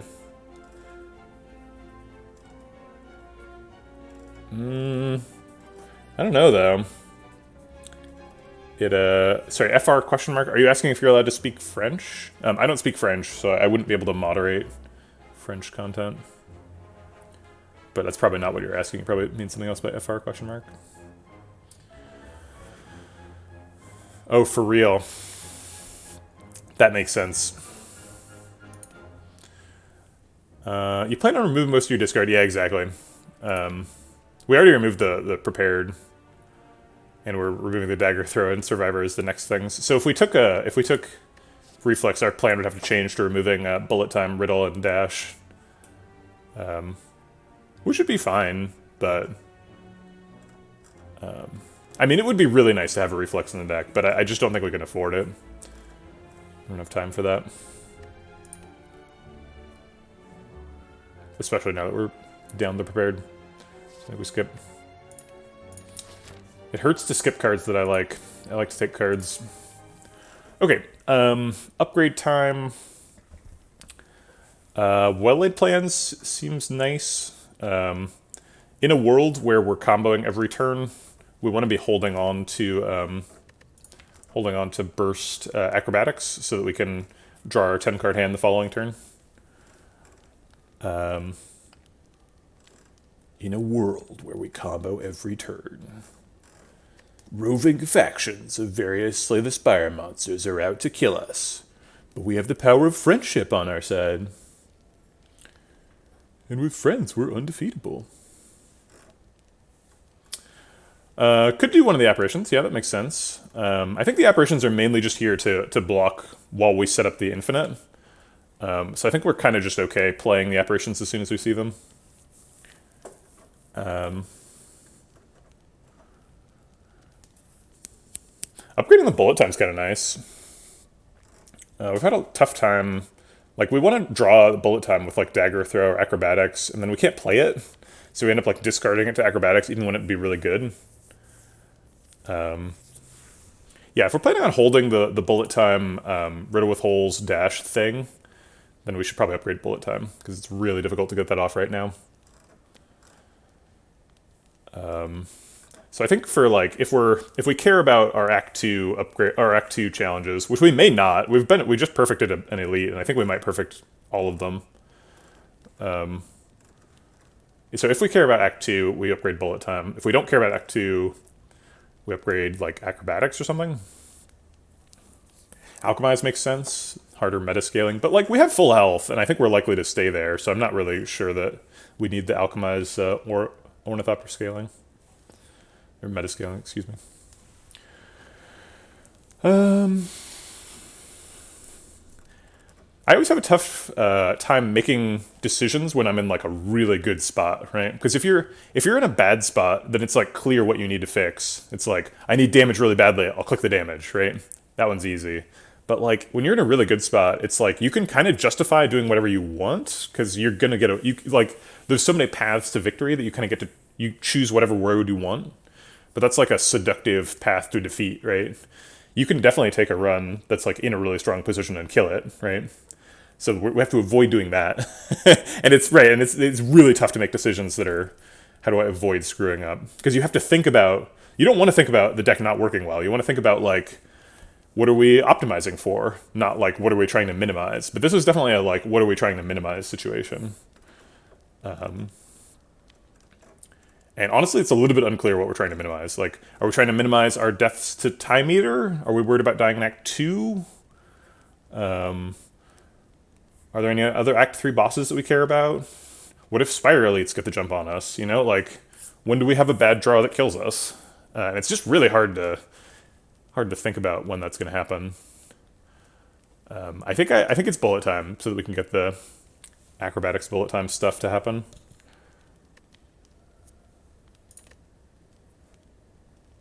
But honestly, I don't know. Very difficult situation. Okay, more elites, please. Okay. So start with Dagger Throw. Probably play Dagger Throw Dash, and maybe a Cunning Pot. Is Dagger Throw Dash, Triple Shiv, Cunning Pot, lethal on Red Slaver? Definitely. These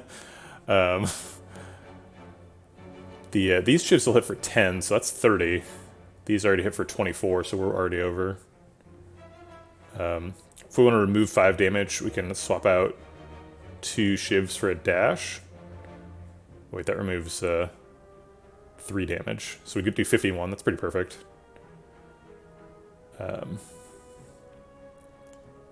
so let's start with Dagger Throw. See, that bullet time, man. Alright, we don't care about Ascender's Bane.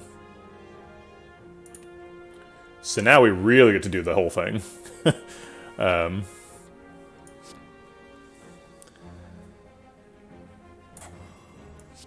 So now Dash does more damage, awkwardly, because of Wristblade. So it does 17. So he'll be at 14? No, 24. 24 is exactly 8 times 3. Seems great. Do we try to hold the Cunning Pot at this point?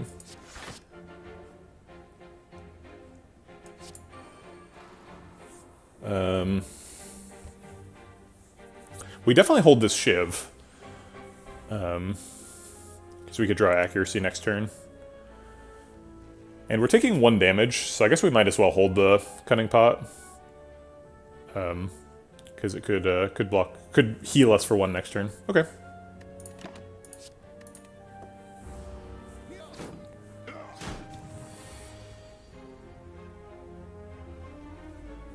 Yeah, I really like that interaction, Muscle Confusion. Somebody in chat pointed it out. I can't take credit for it. I was aware of it, but when we were choosing our boss relic, I wasn't thinking about the fact that we had bullet time in the deck. It's a great interaction, really fun. Apparition blocks this turn. So does Piercing Wail, to be honest. Piercing Wail Escape Plan is likely to be good enough. Let's Acrobatics and look for the other accuracy. We did not find it. We did find Burst Blade Dance, but we don't have enough hand room for that. I don't think we're playing Riddle with Holes this turn. Oh.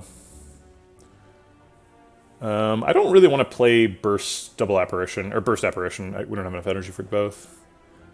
I kind of just want to get this fight over with. We can't afford to go slow, because Taskmaster will wound us to death. We definitely can't infinite here. Although we haven't infinited at all in the run, so...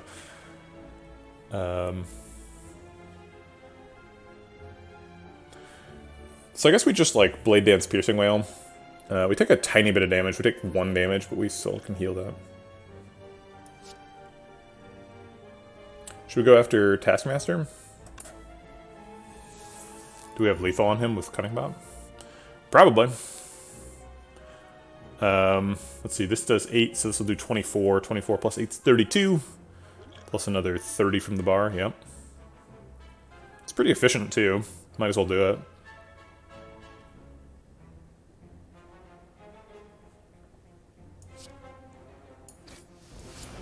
We don't have to worry about wounds as much.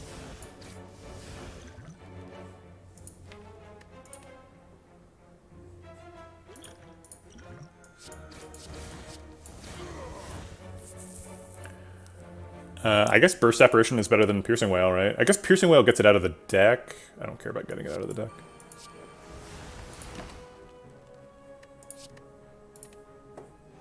Guess I should have held the Survivor. There's only one target. There's the accuracies. You're late. Could try to hold Alchemize for Burst Alchemize. Seems kind of unnecessary. Let's try to Escape Plan to block. We did. Get the accuracies out there and play the Endless Agony. I guess I will hold the Alchemize. It's meaningful if we can burst it. Acrobatics, play a handful of stuff with bullet time. Seems good. I guess we'll Escape Plan first.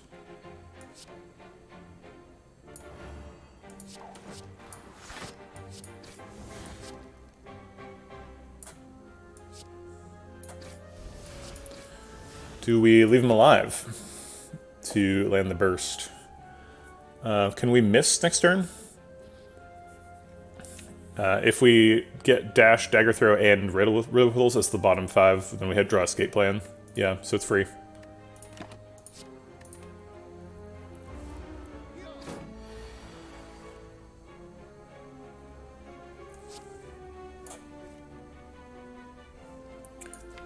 Next turn has damage and burst, so it's safe.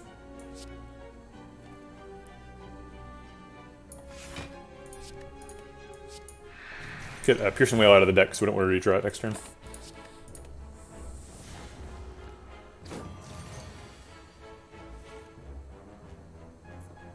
So yeah, now we can burst Alchemize and shiv him to death. Sweet.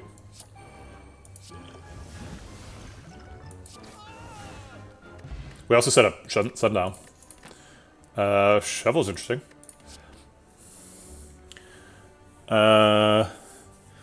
Second Burst. Noxious Fumes technically doesn't add anything to the deck. I don't think Second Burst is necessary.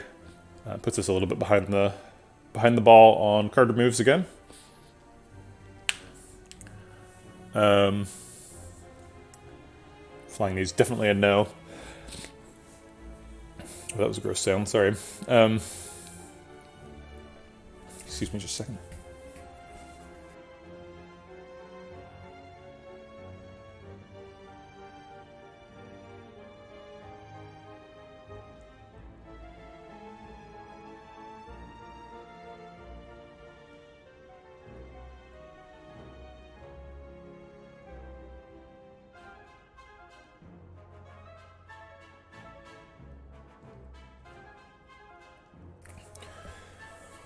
Okay.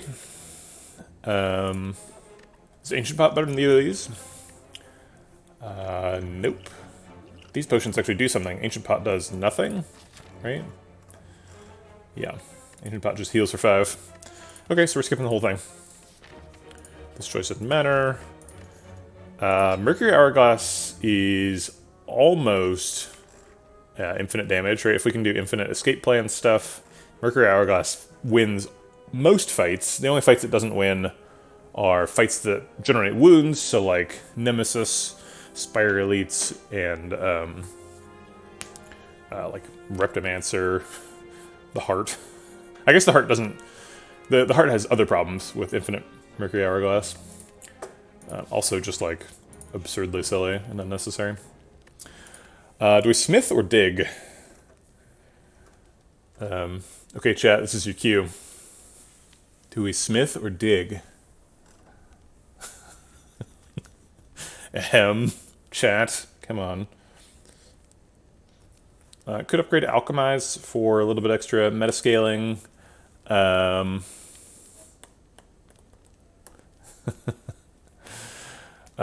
don't really see a good upgrade here. Used to be that we had a ton of good upgrades. Yeah, I guess well laid plans is pretty important. That's fair since we need to upgrade both, or we need to hold both acrobatics and burst. But dig is the most fun. Herzigs knows what's up. Herzigs just said dig. Just dig, you motherfucker. Dig now!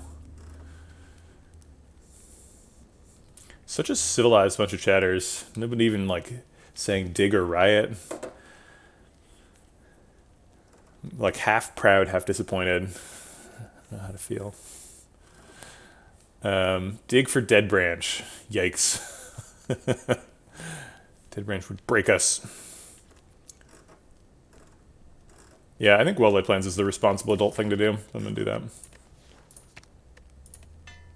Dig for war paint. Okay. Yeah, I'm pretty happy with the Ninja Scroll. Ninja Scroll really helped us through those elites. And if we didn't pick Ninja Scroll, we would have done, like, Dolly's Mirror for nothing.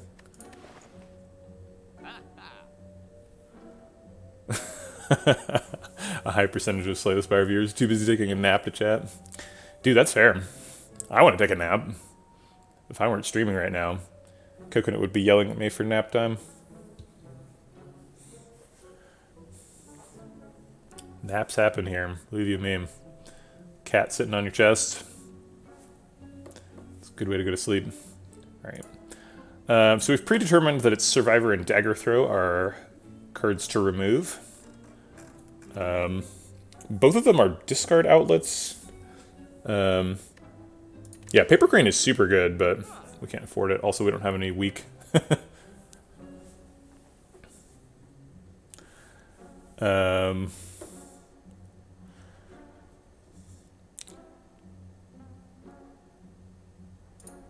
Okay. I think Survivor's probably the weakest. It's weird for Survivor to be the weakest. I'm getting some little alarm bells here, where, like, we've only got a couple of cards in the deck that block. Once our apparitions wear out, the only way we block is Escape Plan, Dash, and Cloak and Dagger, which is kind of concerning. I have, like, Burst Survivored in recent memory. It's, like, a pretty decent block card. So maybe it's Dagger Throw. How much love do we really have for this Riddle? Yeah, we could lose Riddle. I mean, the main thing with the Riddle with Holes does is bullet time, Wristblade, Riddle with Holes, which is insane. So it would do 35 damage, but it's like, you know, 35 damage is not that impressive against, like, Blade Dance, which also does, like, 36 damage pretty regularly. Can do more. So we could ditch the Riddle.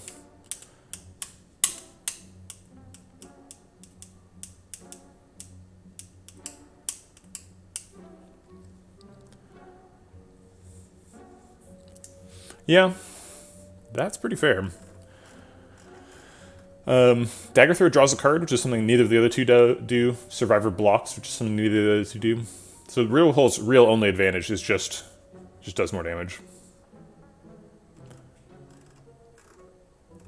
Yeah, but Riddle with Holes can go on turn 1, right? We just, like, don't need that much more front load, you know? Like, Riddle with Holes was our front load for a long time, but, like, we've got Ninja Scroll now. Ninja Scroll Wristblade is enough for most fights. Like, I'm having dreams of, like, killing a Darkling with, like, bullet time Riddle with Holes. It's a pretty realistic dream, but...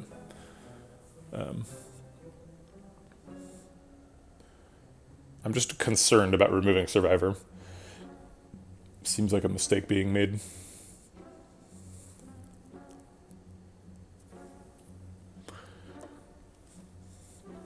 Yeah, I think the Riddle with Holes dimension is nice, but unnecessary.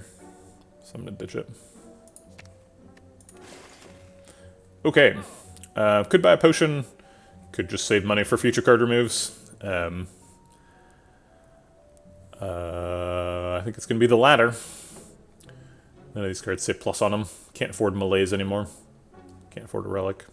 We don't need a damage scaling against the heart. Although Infinite Block and Caltrops, I think, wins you the heart fight.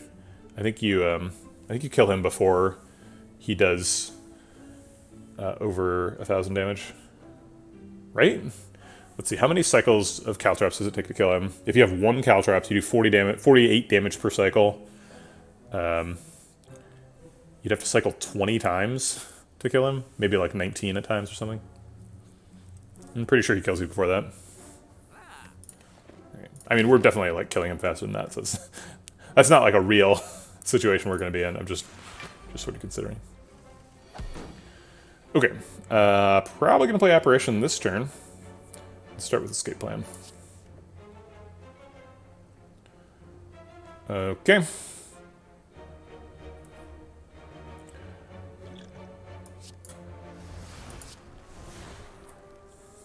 Could use Block Pot just to block for 2 here, but I think we'll just use the potion next turn. Yeah, the turn 20 Shiv Apparition. Wait a minute. That doesn't work at all.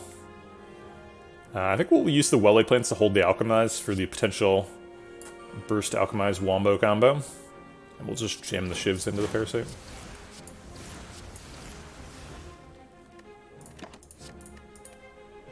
Okie doke. Take 2. Dash blocks out here, so it's Cloak and Dagger. Could play Acrobatics and look for what? Accuracy. Got one.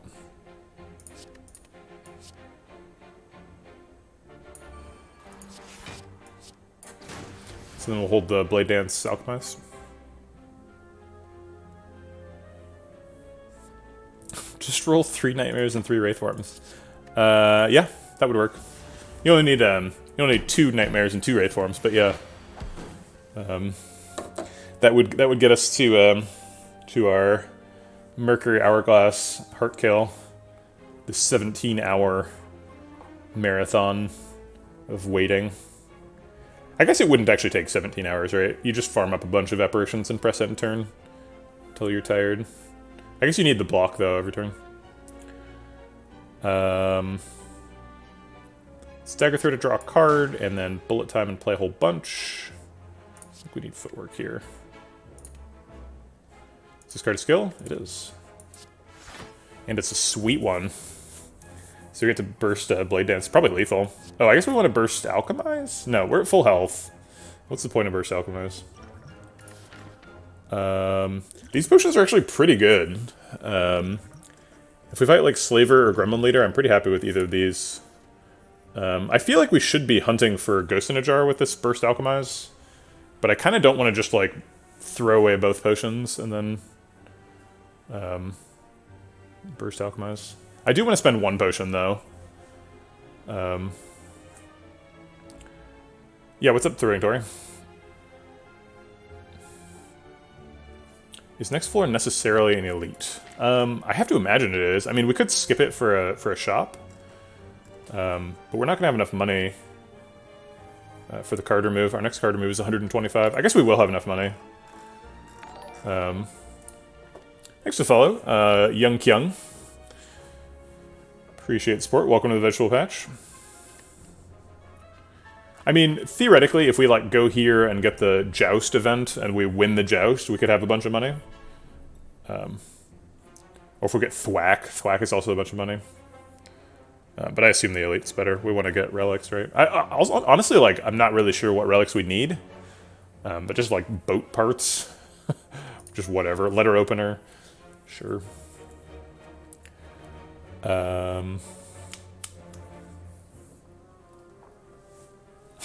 That's right, yeah. Old beggar into coin. There's lots of ways to make 300 gold in the question mark. And there's not lots, but there's a couple.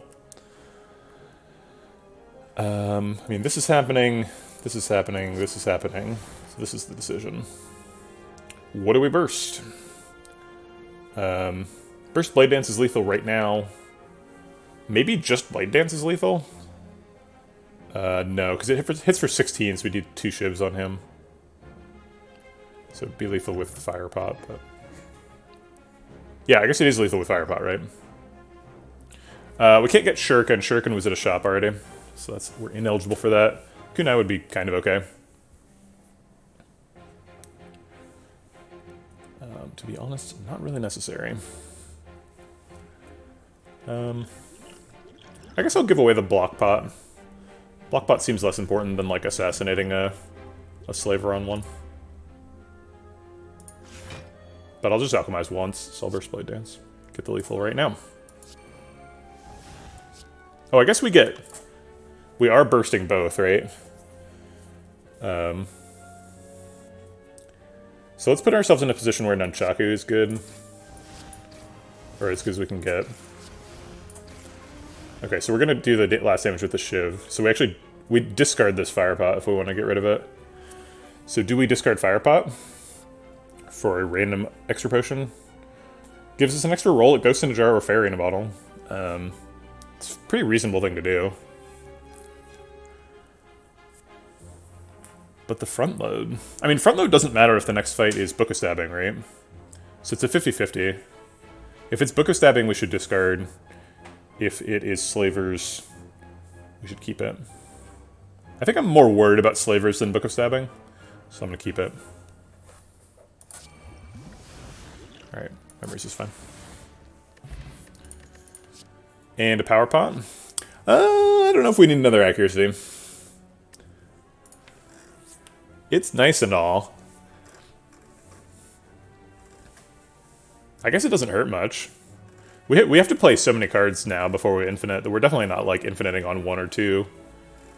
We have to build up to it. But we've got the apparitions. I don't know. I kind of want to keep the deck apparition dense. So I don't want to add too many cards, even if they do remove. Pretty wild to be in a position where I'm no on accuracy, but I think we are. Definitely no on these two.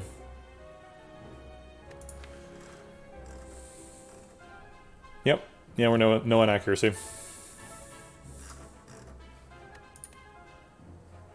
Okay. And Power Pot versus Fire Pot Liquid Memories.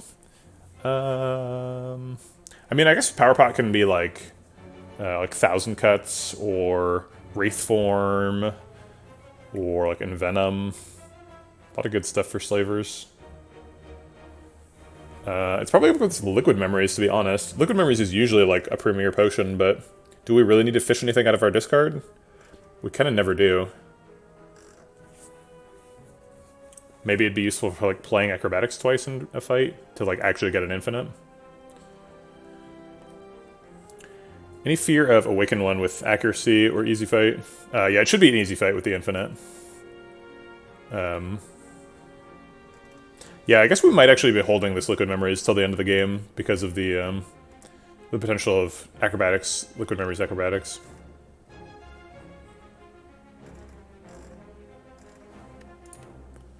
So I think no on Power Pot. Okay. Alright, it is Book of Stabbing. Should be fairly easy.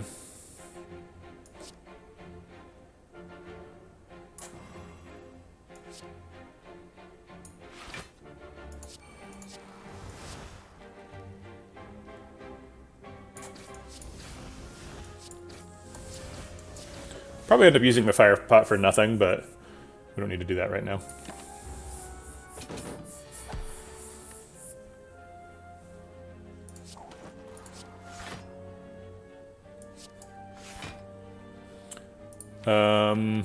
Piercing Whale blocks out here. Acid Noise, I think we're probably no on Dead Branch. If we see Dead Branch, I bet we skip it. Just because we're so close to an infinite, and Dead Branch would interfere with that. Do we Acrobatics or skip? I think we definitely skip. We want to save those apparitions. We want to play them in this fight. Ideally, next hand is like Burst Double Apparition. That'd be outstanding. It is important we dodge wounds, though. So if we can't rely on apparitions entirely for block. Well, there it is.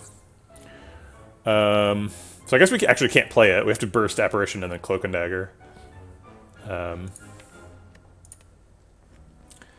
If this Cloak and Dagger was plus, we could play Dagger Throw, double Cloak and Dagger to get an energy, but it's not, so we can't.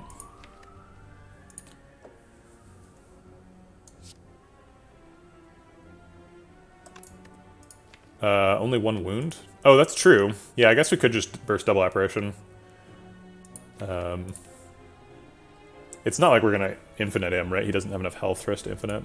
We might actually never pull off the infinite in this run. We like have spent all this time thinking about and building this infinite and like being really careful not to disrupt it. But we just do so much damage that like enemies are dead before we can do it. Which is kind of sad. Pandora's box is so strong.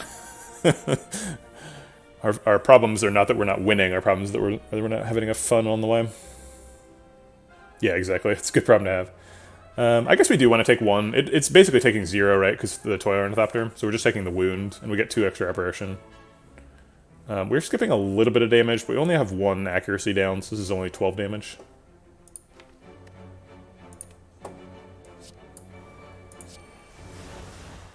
Yeah, this is fine.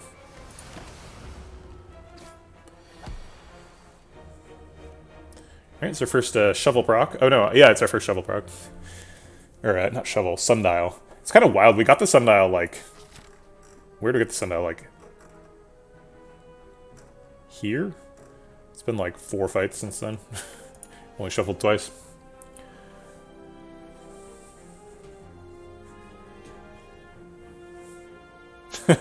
Yeah, we definitely figured out what our front load plan was right about here. Yeah, because the ninja scroll was from a shop. I think our shop was like here or something. So yeah, we got our sundial here. So we've been through 1, 2, 3 fights before it procs even once.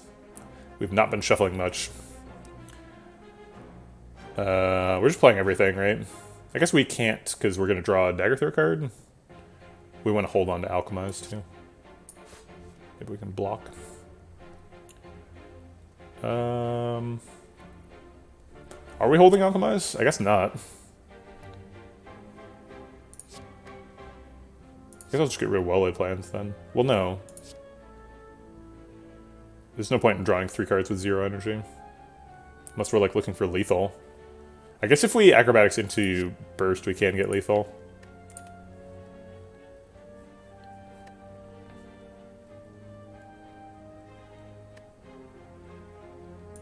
Okay. There's the burst. Okay, so it's lethal. Do we take it? No reason not to, right? I assume it's lethal. This is, these are 12 plus 20. So 12 times 6 is 60 plus, so 72. Yeah, it's lethal. Okay. Kind of an awkward nunchaku setup. It's going to be on like 2. Unless accuracy gets it before we roll nunchaku over, and then we save the potion. But I'd rather replace Firepot for Hyper Beam guy. How often do you pick Philo Stone? Act 1 is silent. I just did it and was killed by Snake Plant on my 3rd Act 2 hallway fight. Yeah, you have to really watch out for Act 2 hallway fights. Act 2 hallway fights are extremely dangerous. So dying to an Act 2 hallway fight is definitely not uncommon. But a Philo Stone is quite good.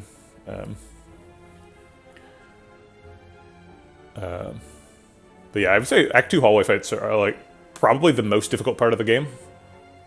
Which seems counterintuitive, but by the time you get to Act 4, you're usually like pretty ready for it.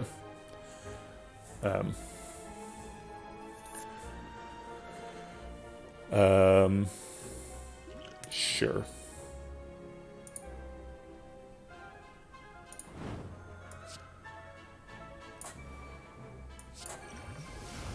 Get an even worse potion back, sure.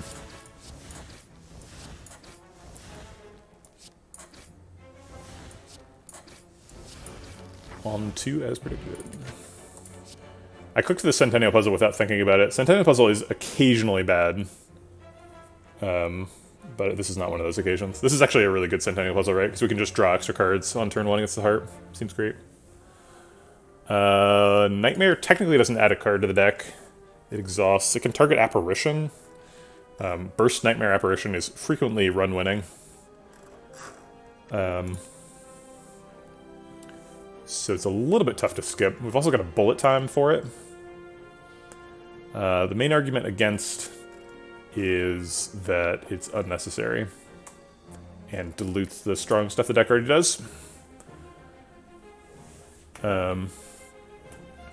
Choke makes infinite harder but easier. Choke is a damage outlet. If our infinite is just going to be double escape plan, I could see choke, but we already have damage plan. I think I'm pretty satisfied with the infinite just being for block. I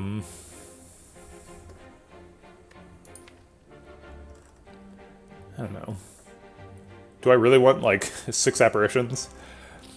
I mean, I do, right? There's no reason not to want that. That's great.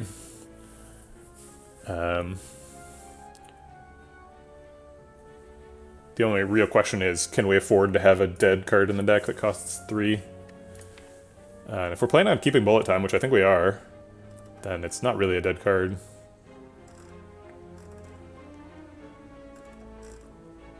It's not super easy to line up, though. And when we're holding a card with well-laid plans, it's usually not bullet time, right? We're trying to hold, like, burst acrobatics and stuff. I don't think we really want to hold bullet time. We could hold Wraith Form, though. Or, not Wraith Form, Nightmare. Hold Nightmare, wait for a bullet time. How would you play all the copies of Apo before it exhausts? Yeah, I mean, we'd be able to play 3, right? Because we have 3 energy. Maybe we get an upgraded apparition. Probably not with the shovel, but...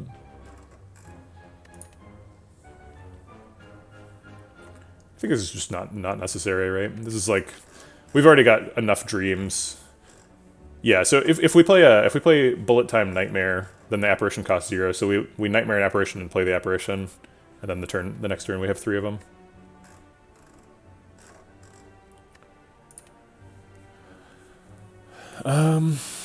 Yeah, I think we just skip.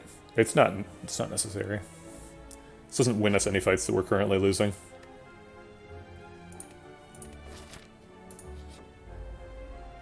Triple Cultist. Escape lady to escape plan, it's happening. Oh crap. That's too bad.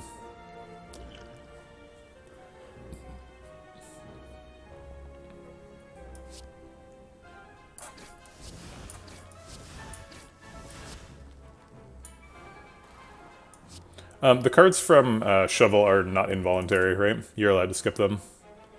Is that not true?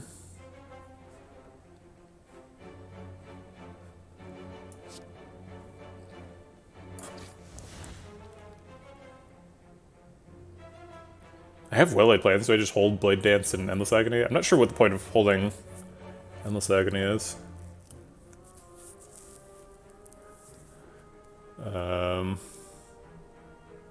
I guess if we find out this Blade Dance does 16 damage, then we won't put Endless Agony on another target, right? Oh wait, we should use energy this turn, so I'm just gonna hold 2 shivs. Okay.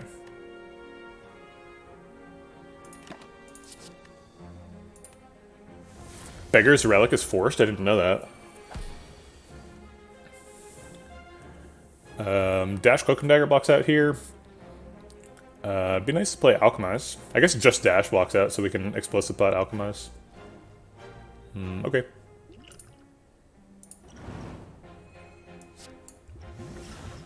Sure. Yeah, if you retain it, it does still go away.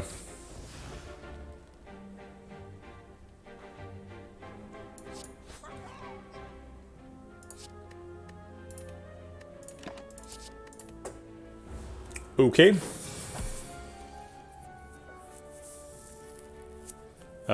Wow.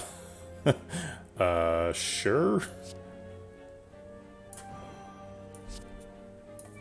I mean, this is just fun, right? We're just showing off to this cultist.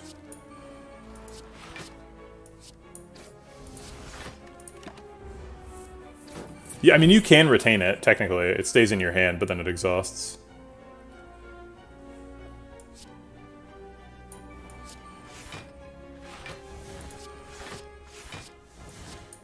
Alright, there's no way to sandbag this fight for extra Chakra procs. I guess we can wait for a better Sundial proc.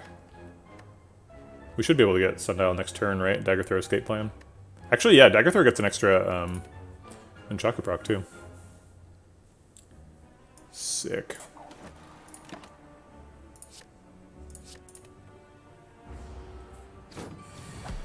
Oh, right. It does not get an extra Nunchaku proc. Dang it, Mercury Hourglass. I trusted you.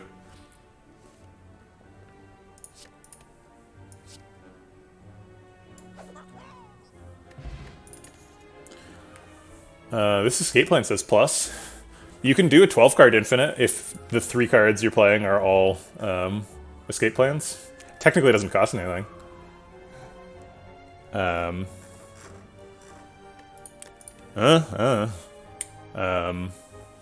It does increase the hit rate of other escape plans. I guess I'm struggling to find a situation where a 3rd escape plan plus is bad.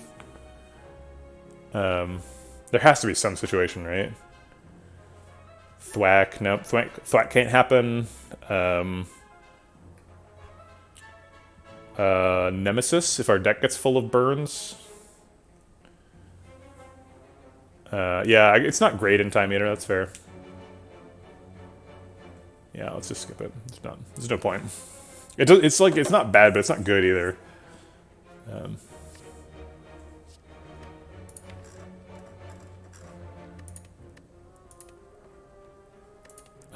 Second Piercing Whale? Piercing Whale is actually pretty reasonable. If our hardest fight remaining in the game is Time Eater, Piercing Whale helps us reset him more cleanly. His strength is going to be a bit of a problem.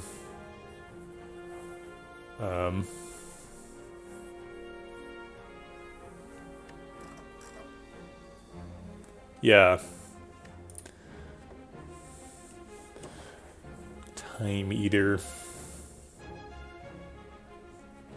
Old Grandpa Slug.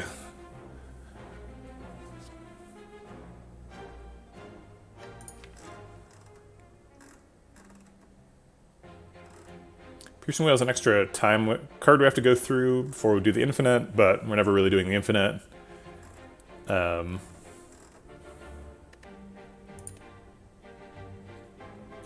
guess it's fine. I'm going to do the count one more time. We're at 21 cards. 1, 2, 3, 4, 5, 6, 7, 8, 9, 10, 11 cards get exhausted, so we're currently at 10. So we just need one more card remove. Just tried to Super Knob with Corpse Explosion and Catalyst. I greeted. Oh, yeah. Yeah, Act 1 Mega Elites are pretty tough as Silent. It's doable sometimes. We could have done one here, but we want to get 3 elites, so yeah, I guess I'm gonna take a Piercing Whale. Okay, so now it's Dig, right? Now that we don't like super need any of these upgrades. Best upgrade is probably like Accuracy or Escape Plan or Footwork or something. Maybe Alchemize. But I think those are all like sort of fun upgrades. They don't actually make the deck that much better. I usually pick, or at least with old Silent before the recent changes, I would pick Catalyst Act 1. As long as you're like, A, if there's no other damage in the pick, and B, if you're already like a little bit ahead of the curve, you can pick an Act 1 Catalyst. Because Catalyst like used to be almost always the late game scaling source of damage for Silent, and you might only see one, so I think Catalyst is a reasonable Act 1 pick. It's not like unconditionally good, but sometimes it's good. Alright, let's dig. Yeah, it is optional, we can skip, but Thread Noodle's great. Okie doke. I guess we'll take a deck spot so that we can alchemize right now. No reason not to, right?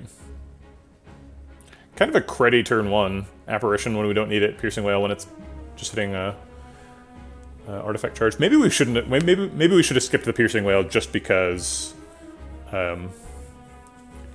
Whatchamacallit?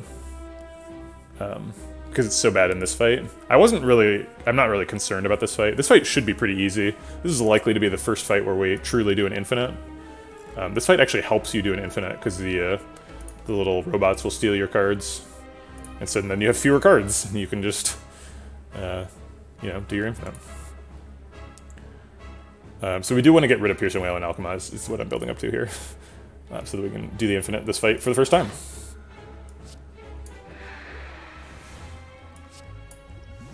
Okay. More memories. Okay, he's stealing.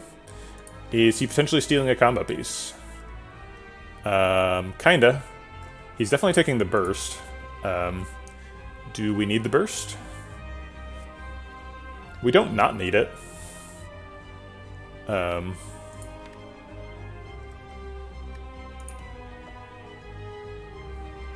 So I guess we try to punch him to death. We need to get rid of footwork and endless agony. So I think like footwork dash is happening. If we footwork dash, we block for 17. They hit us for 3, so we draw some extra cards, lose a little bit of plated armor. Yeah, good drop from Dagger Throw. We would take no damage if we Survivor instead of Footwork. But then we're sort of one card less close to the infinite. And we don't draw the 3 cards. Also, if we draw the 3 cards, we could just draw Burst, right? And then he'll steal something else. Which could be Escape Plan, which would also break the combo. We need him to steal an accuracy, basically. We need to win a 50-50. And draw Burst. Which is probably not happening. But I guess I'll give it the largest chance to happen. No, I want to save the health. I want to save these Liquid Memories and Perfect the Fight. So I'm going to Survivor. How do you display accumulated damage on you and the enemy? That's from Minty Spire.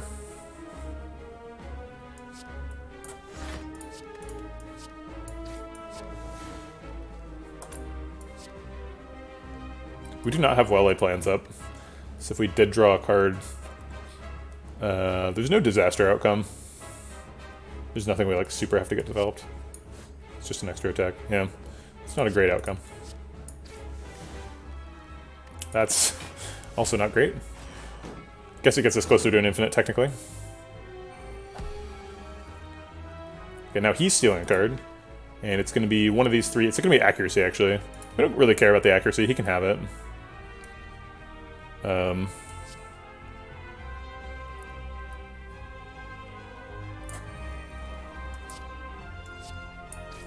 go ahead and get that burst back. Because we do need that.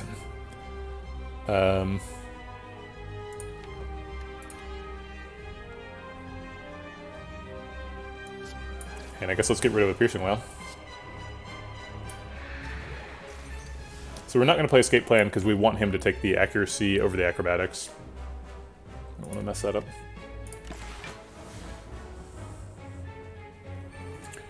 Okie doke, should be good to go here.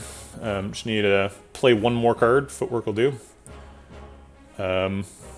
We have Acrobatics Bullet Time, got enough energy for that. So we'll start there. He's sitting for 24, we'll be blocking that pretty easily, so I don't need Survivor. Hey, Stixie! Nick, I am standing. Nick Lugus. Also, hi. A lot of people in here who I don't recognize, so welcome into everybody. I guess we Footwork before Bullet Time. And if we can land like an Escape Plan, we could burst Escape Plan. We might actually Infinite right now. Thanks for the follow, Karium4. Appreciate the support. Welcome to the Vegetable Patch. So if we get lucky, we Infinite right now. Ooh, we got lucky. Is it really happening?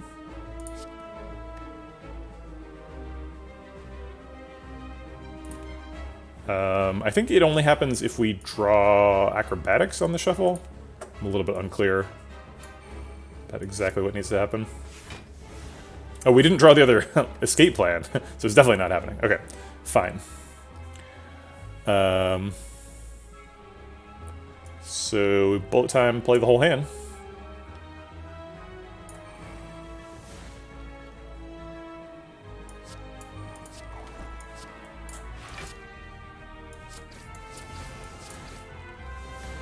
Maybe should have held that last shiv. Actually, definitely should have held the shiv. There's no upside to playing it there. We have well-laid plans developed. Let's Escape Plan, see if we can draw a Burst. Nope. There's the Burst.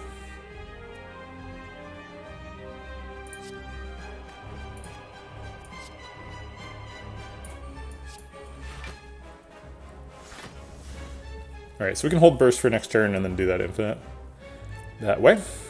We don't want to play Blade Dance because then we would overdraw a Shiv, and that would cost us. I guess I'll just play Dagger Throw to try and find the acrobatics.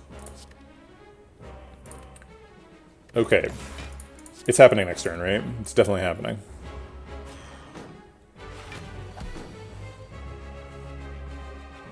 Yeah. It's happening. Okay, so Burst, Escape Plan, Escape Plan. And then Acrobatics to get everything back. Discard something that's a skill for sure. Then Burst, Escape Plan should draw everything else. Yeah, and now we can just Escape Plan, Escape Plan. Okay. It's a good turn to have infinite armor on. We also have infinite energy from the Sundial, and then we have infinite card draw from Burst, Escape Plan. So we can play infinite, like, dashes or whatever. About time.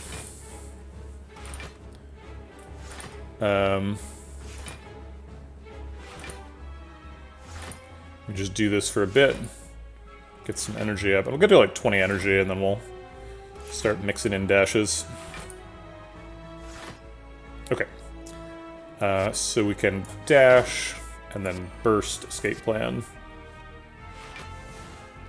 Escape Plan.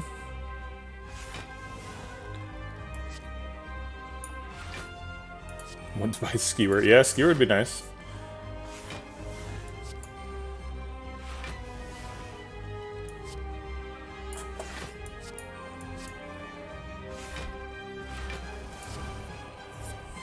I probably honestly wouldn't take a Skewer, because it doesn't, like, it doesn't do anything that we can't already do.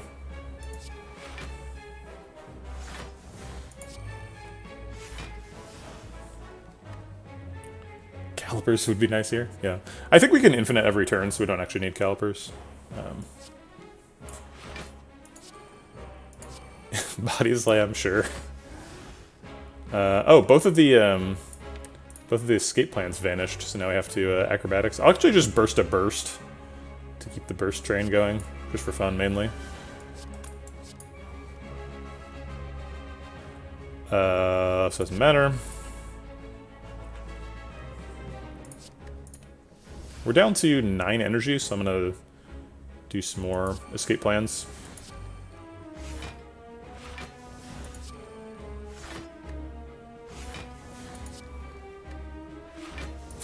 I forgot that I had a million bursts going, so the escape plan is drawing itself repeatedly. Sure, you do you, escape plan. Okay. I like complicated infinites. This is my favorite. Let's get back to 20 energy, and then we'll do some more dashes. It's kind of like a cooking show at this point. Let's see how that's coming along. Ooh, great. That's coming along nicely. Yeah, I think we're actually going to accidentally get 1,000 armor here.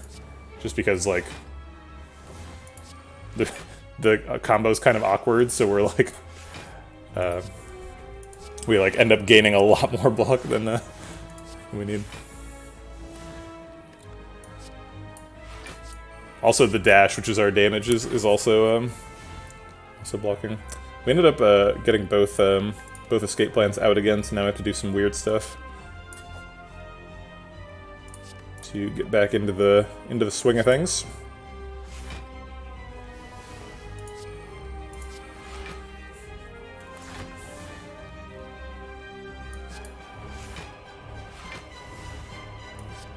Still 14 energy, I think that's fine.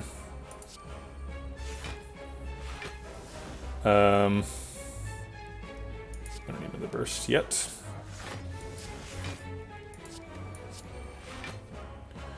Oh my god.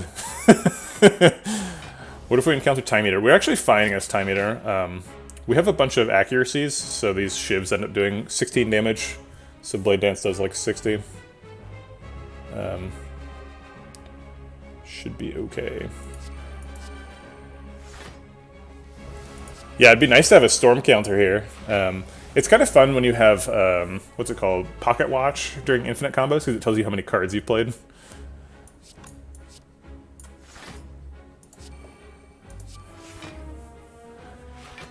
Yeah, I think it's either Survivor or Dagger Throw are the two we identified. Survivor blocks for 12, but Dagger Throw draws a card, which is pretty useful. I'm kind of torn. Whoa, we're down to 3 energy here. Gotta be a little careful.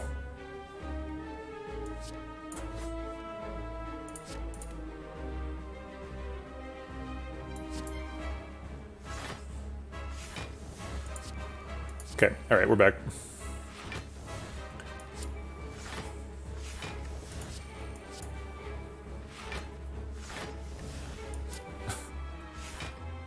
Yeah, we don't really need to be a little careful. That's true. That was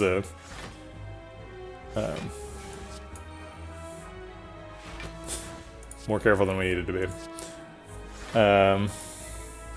I just want to kill him this turn. And if we want to kill him this turn, we have to be a little bit careful. Ideally, we set up Nunchaku as well, and Sundial. Could be a little tricky. We might actually have to loop around on Nunchaku. Let's see, does 3 attacks kill him? Yeah, so 3 attacks is only 39 damage. So we might want to switch to doing Blade Dance damage, because it's less card efficient. Or I guess Cloak and Dagger. Let me think about that once I get to 20 energy. We are up to all 9s. With our super janky, awkward infinite combo of just escape plans.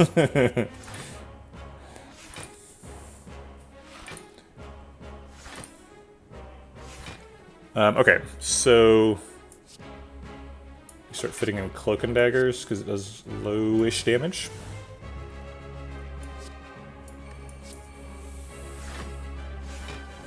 Yeah, the deck spot's kind of doing work, but it kind of was completely unnecessary, right? So without Sundial, we'd be toast since we didn't find a damage source so far. No, we'd be fine.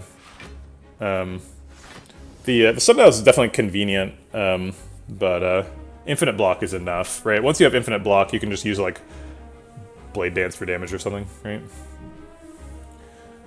Infinite energy is nice, but it's not necessary. Let's see, where are we at? Oops, didn't mean to do that. Should be able to survive a misclick.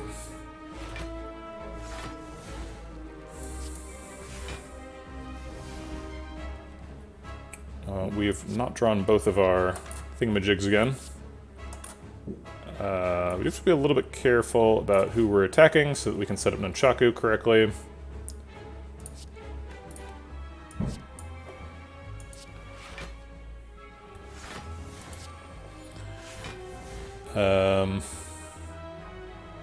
Dang it. We missed again.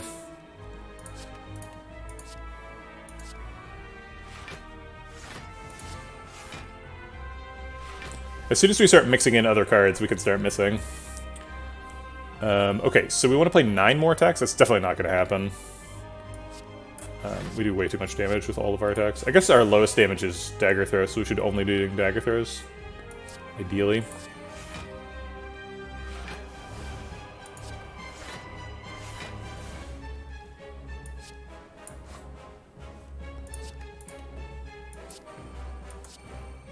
But Dagger Throw is card draw negative, so it makes us a little bit vulnerable to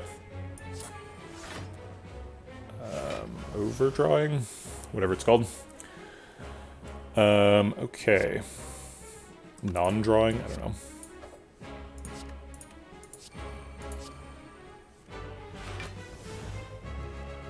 Oh, he also gives us a card back. I guess it's accuracy, so it doesn't matter. Let's just win now. This is the best setup we're getting, right? Sundial set up. Nunchaku, we can't get any better. Oh, we can get better. We can get one more if we fit a Dagger Throw in.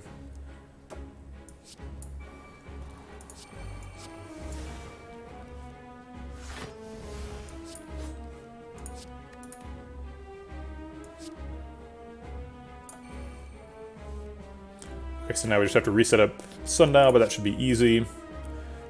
Yeah, setting up Sundial is like super trivial because we can just escape plan until it's set up. And it's set up right now. Great. Okay. Wraithform gives us a little bit more time to set up. Seems great. Corpse Explosion is like... It adds a card to the deck and seems totally unnecessary. Could be useful for Donu Deca or for Spire Elites. Seems totally passable. Let's just take a Wraithform.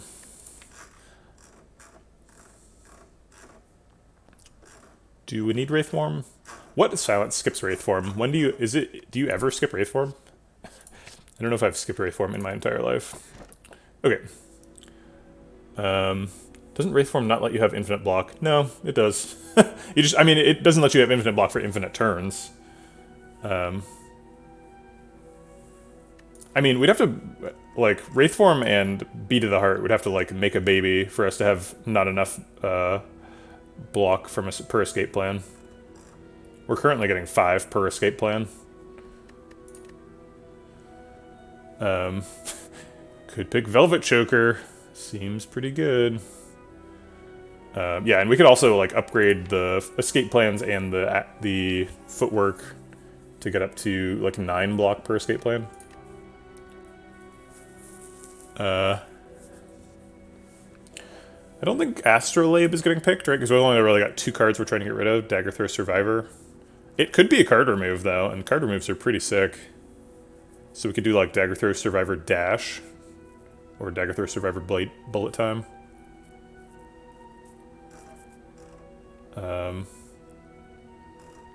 Yeah, the only cards that are left to remove are these 4. Dash, Survivor, Bullet Time, and Dagger Throw. I guess technically we could remove Accuracies. But we don't need to. Yeah, actually, no, we can't. There's no reason to remove Accuracies. It might be Time Eater, so. Maybe Cloak and Dagger is removable if we get all 4 of these gone. Oh, the beta art on Wraithform? Yeah, it's a great beta art. I don't like the regular art for Wraithform that much. So if we Astrolabe these 3 cards, we on average get 1 of them removed by something that either exhausts or is a power. Could get another Wraithform or something. Nightmare. Does it still have the horns? That's adorable. The upside of Philosopher's Stone is we get an extra energy. Seems pretty good. We block by being intangible, so we don't really care how much people hit for. And we have Piercing Whale, or 2 Piercing Whales, so Philosopher's Stone seems outstandingly good. But we could definitely pick Nemesis, or Astrolabe, rather. Astrolabe can theoretically be 3 card removes, so it's pretty high potential value.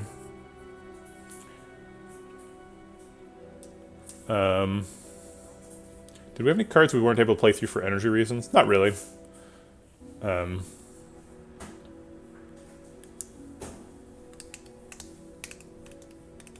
15 from the heart is still sometimes scary. Yeah, if we can't combo on, if we like totally whiff on 2, we don't get like any apparitions or wraith form or anything, we could die. But we have like 2 piercing whales, 3 apparitions, and a wraith form. So I think we're probably surviving the first heart phase. And once we survive the first one, I think we probably win. Yeah, 35 max HP is a problem for sure.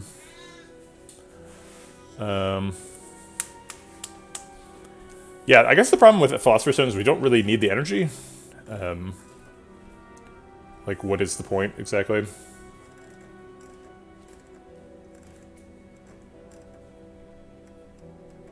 So if we do the Astrolabe, maybe we should do Dagger Throw, Survivor Dash. Because if we're going to be an Act 3 energy deck with a Wraith form in it, we should probably have a Bullet Time, right? So that we can, like, Acrobatics, Bullet Time, play all the powers to set up.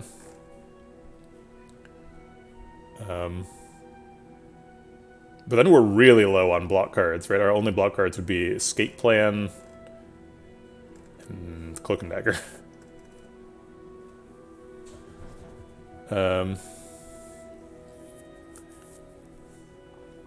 Yeah, saving us money is a real consequence of removing reducing some of the pressure from card removes.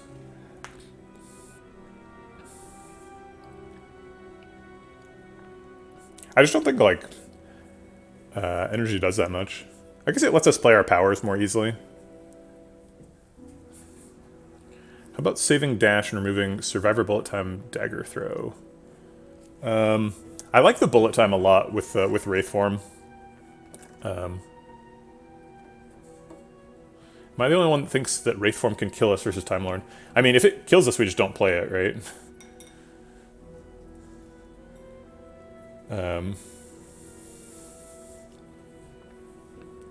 I mean, that requires us to play the fight correctly, but I think we can probably pull that off. Unless you're saying, like, just having the extra unplayable card in hand kills us. I think is probably untrue.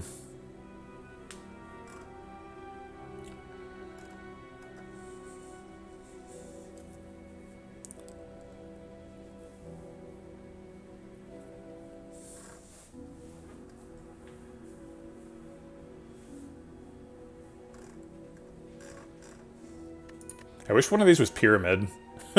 Pyramid would be so good. Just guaranteed draw 10 cards. Hey, Mouse Guy.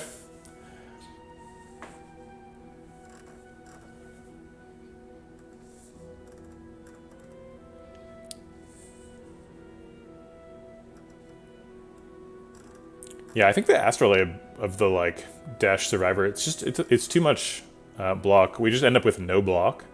We, like, have to get Apparitions and Piercing Wail. It's just scary. But, like, what if we get, like, a Reflex or another Acrobatics or something, right? Like, there's some really good stuff we could get. We could just transform into more block, too.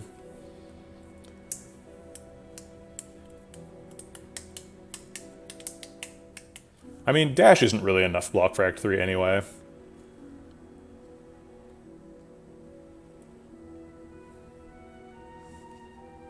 There's no exclamation mark mods going. I should make one though. I have a note to myself to do that. It's literally gonna take me like 30 seconds. I just have to like remember to actually do it. All right, I'm gonna go ahead and do the Dagger Thirst Survivor Dash Astrolabe.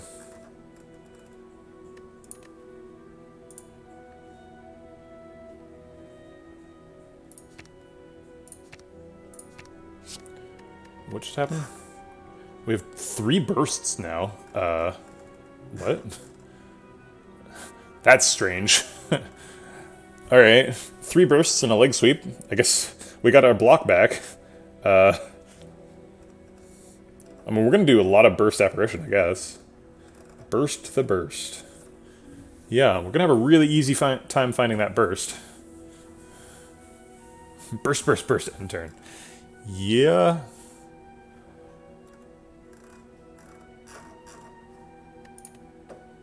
Okay. I mean, not a great Astrolabe. We are fighting Time Eater. Burst, burst against Time Eater is pretty bad. I think that might be, like, among the worst possible Astrolabes. I mean, the leg sweep is great, so it can't be terrible, but, like, extra bursts against Time Eater is not what we were looking for. And none of these cards remove, right? So we kind of totally whiffed on that.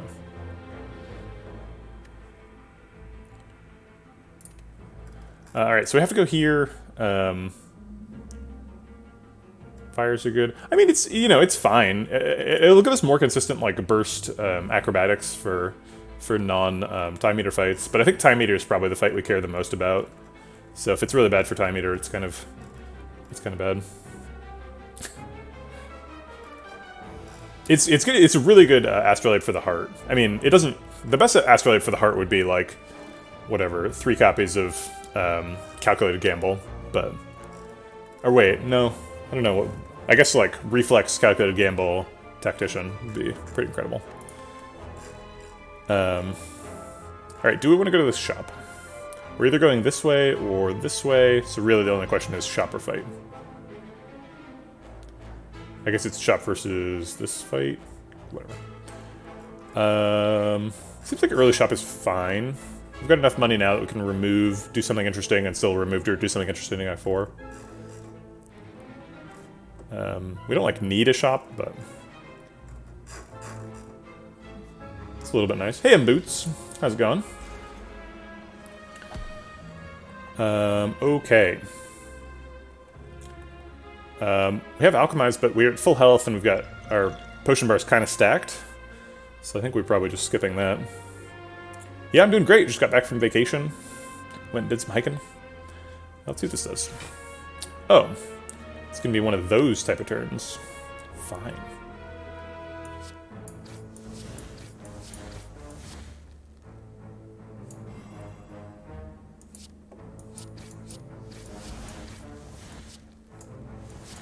Are we skipping a free Alchemize? It's awkward to have Alchemize with 2 Liquid Memories, because you have to imagine Liquid Memories is like above the fold, right? Liquid Memories is better than 50% of potions. It's better than a random potion.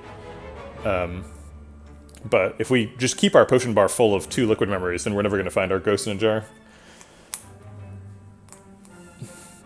Which would be nice.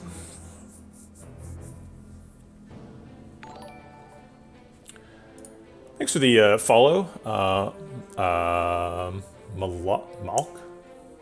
Malkavian? I'm gonna go with Malkavian, my attempted pronunciation. Appreciate the support. Welcome to the Vegetable Patch. Also, the 24. One must not forget the number at the end of the name. It's a very important part. And thanks for the follow, Muscle Confusion.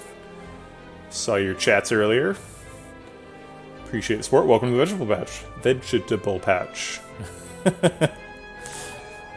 Vegetable. And thanks for the follow, Haram 1K 337. Is it?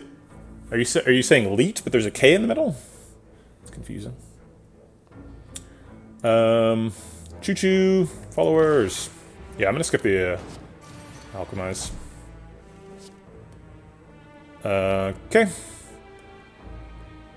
Burst, Apparition, Accuracy, Double Endless Agony. Take 1.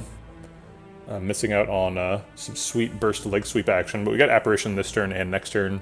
Getting accuracy down is a pretty good deal. Where does the name Vegetablebread Vegetable Patch come from? Well, the Vegetable Patch is just from Vegetablebread, right?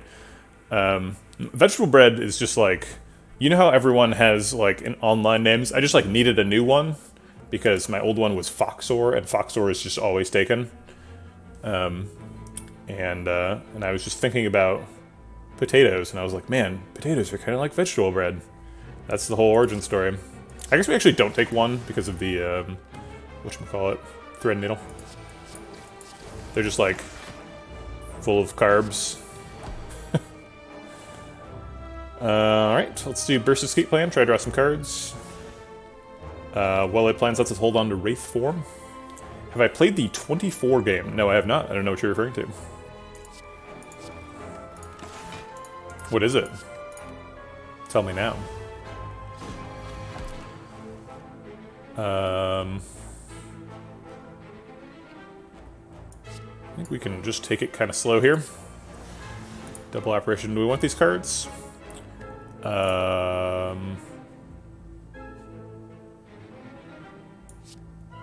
really. I guess I'll just Piercing Wail.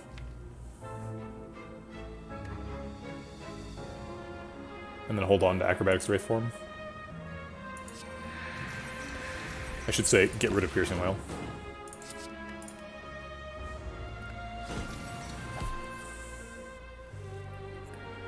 Ideally, we would be able to set up Sundial by the end of this fight, but I don't want to underestimate Orb Walker. Orb Walkers can definitely kill you.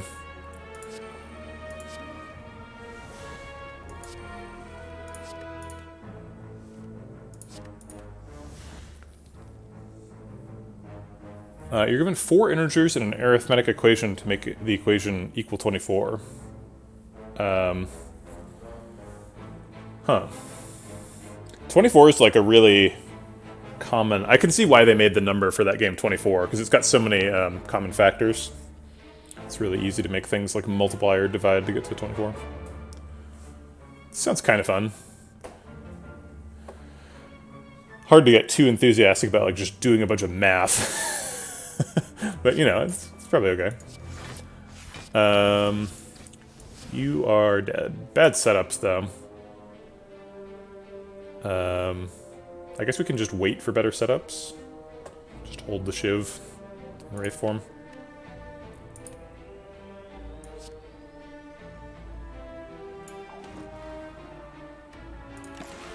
I don't think we're shuffling twice, but we can at least put Sundial in 1. Yeah, we're definitely not shuffling twice because we'd have to shuffle this turn. I guess we'll see what Burst Escape Plan can do for us. Yeah, not even close. Okay. Okay. These are all skips. The footwork was like sort of a marginal pick when we picked it back in Act 1, because we already knew we were doing an infinite, but now it's like absurdly bad. I guess actually it's not absurdly bad, right? Because we do rely on the escape plans for block, and we are against Time Eater, so footwork makes them more efficient, but still seems pretty unnecessary. Good game for kids on road trips is Spot the Cops. It sounds really hard. Cops are pretty good at hiding. I'm pretty bad as an adult at spotting cops. But I also am boring and don't speed very much. So I kind of don't care. Position of privilege. Not having to worry about the police.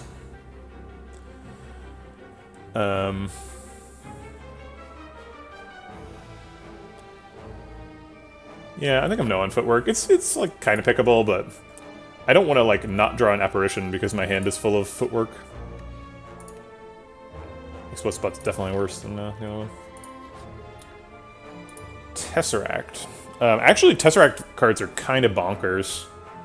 Master of Strategy, Secret Technique, Secret Weapon, Panache even. Apotheosis. Lots of them exhaust, lots of them draw, lots of them cost 0. Does a bunch of really good stuff, so I think we're all in here. We also like have the healing to be able to take this and not really suffer for it. There's our Panache. Panic Button also pretty good.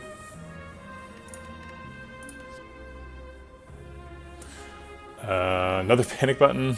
Enlightenment is kind of like bullet time at home. I think bullet time is probably better. Any idea how potion RNG works? If you've used Alchemize, would it give you an explosive pot and offered something different as a reward? I don't know. I do imagine that is how it works, yes. I expect that would be the case. But I don't know for a fact. What does Secret Weapon do? Draws, like, specifically dash. There's no other attacks in the deck. It's just dash. Oh wait, no, dash is gone. There's no attacks in the deck. Right? Oh, there's Endless Agony. So yeah, Secret Weapon is actually not good. Purity seems pretty insane. Is it though? It seems like we've got enough card removes that we don't really need Purity.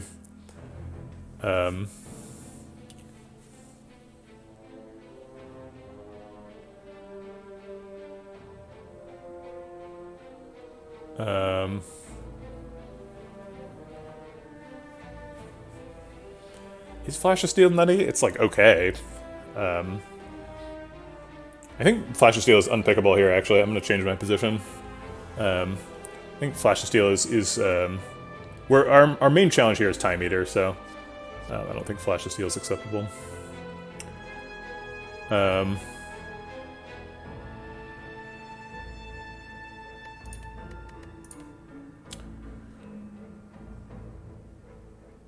Is Panache even good against the Time Eater? Maybe we're just like double Panic Button here. Double Panic Button seems extremely silly, but maybe it's correct. I mean, we mostly block with apparitions, so Panic Buttons are kind of just extra apparitions.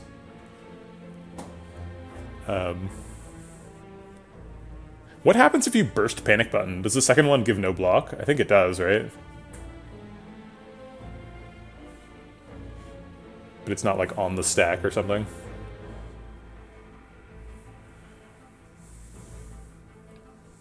Yeah, makes sense.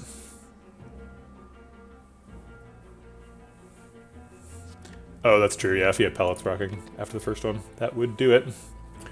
So Panache makes us think less during the infinite escape plan thing, but we don't need that, right? We can just escape plan for infinite block and energy and then do whatever we want for the damage.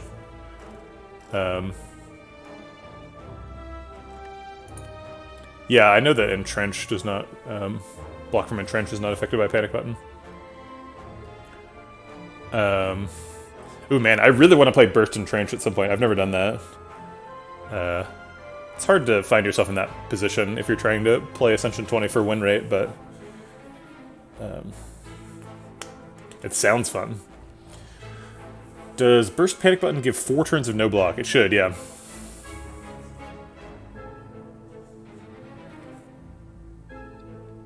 I mean, the way Panic Button by itself works is it gives you 2 stacks of a debuff, so I would imagine that it stacks further. Yeah, Burst Entrench is a little bit scary, right? Because, like, it's kind of like if you have 2 copies of Entrench, sometimes you just draw 2 Entrenches. And you're like, oh, great. This turn's fun. So Panache basically does 10 damage to Time Eater per turn, right? If we're like only orienting our thinking around Time Eater, Panache is what, like 40 damage or something? 0 energy deal 40 damage is pretty decent.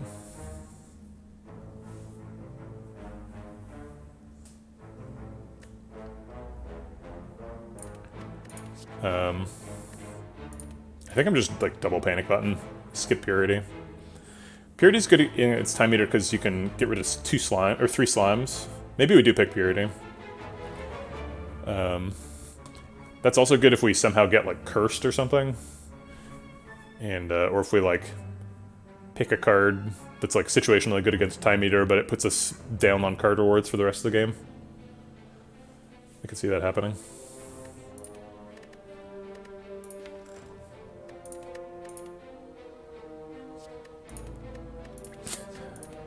Adding 3 cards to the deck seems like kind of wild. I definitely like this Panic Button. 2 Panic Buttons, I'm not super sure about. It's probably correct. Alright, we'll do a second Panic Button. It's more useful against Time Eater than Panache. We don't care about the heart, he's already done. And then, is it Purity or Skip here, I think? We can Purity the extra Burst and Leg Sweep. Yeah, true. We can Burst Purity and remove 6 cards from the deck.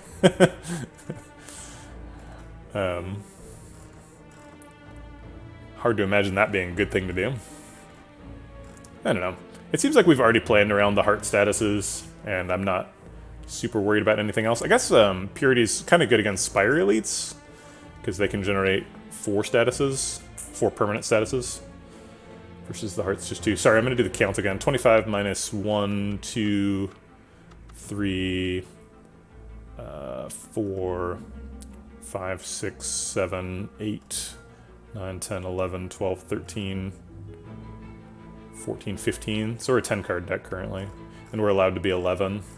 So we still need 1 more card remove to guarantee against the heart. And Purity would give us the ability to infinite combo in Spire elites against 4 statuses. But it doesn't do anything, is the problem. Like, you just draw Purity, and then you're like, I wish this was an apparition, and then you die. I think Purity's too much of a liability in hallway fights. I don't think we need the help in the Spire elites, so I'm gonna skip it. Okay. Very interesting floor. Yeah, shop is next floor. Or we could just wait for the... I mean, we can't wait for the Act 4 shop now, but if we'd path differently, we could. But we're probably getting another card to remove the Act 4 shop.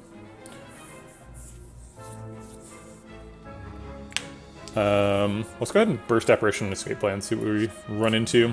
I guess burst Escape Plan first. Okie doke.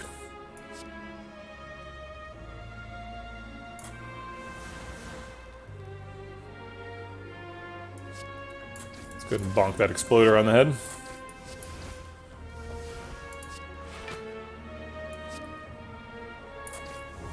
Get rid of Piercing Whale. Could also play Panic Button if we just want to get rid of it. I don't think we really need to get rid of it, though. I'm happy to redraw it.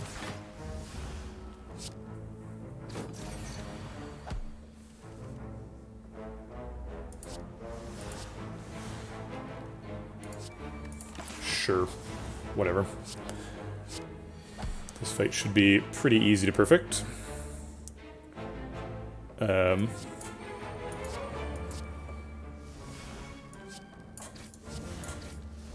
We could end now, or we could try and shuffle for another proc. I think I'm just going to end now. Not great setups, obviously. Oh, wait. Ah, crap. I was supposed to heal with potions. I guess I'll just drink both liquid memories in the next elite fight, and then burst to alchemize after that.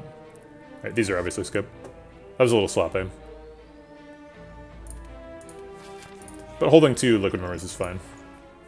There's Abacus. Take our block into overdrive. I guess Abacus is actually fairly useful if we do Wraith form too early. We don't have to experience regret anymore, because Abacus also infinite blocks. Thanks for the follow, Section 446. Appreciate the support. Welcome to the Vegetable Patch. Sorry, I don't have a mods command. I'll mouse over here for a second. You can screenshot if you want. Most of the questions, the answer is Minty Spire. Sometimes Filter the Spire comes up.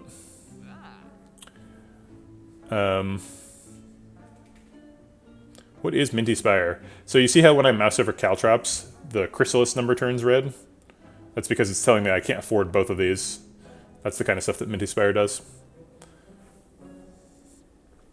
Isn't the infinite pretty block positive? Yeah, the only thing we're worried about is if we get negative infinite dex, is it still block positive? Abacus would ensure that it is. People were asking for a skewer a second ago. Section 446, are you playing on Steam? Because if you are playing on mobile or Switch, you won't be able to use mods. Yeah, if you're on Steam, it should ask you if you want to use mods at the startup. Unless there's like an ARG that I've sent it through Steam that I've forgotten about. Which could be the case. Where do you download the mods? From the workshop. Yeah.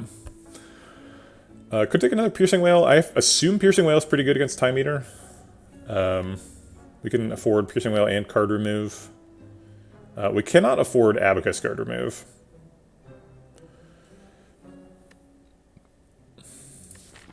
We're going to want to infinite the other Act 3 boss. Probably. We really only need a card remove to infinite, specifically the heart. So we can do that remove in Act 4. So I'm not too bothered by not removing a card here. We're allowed to do it.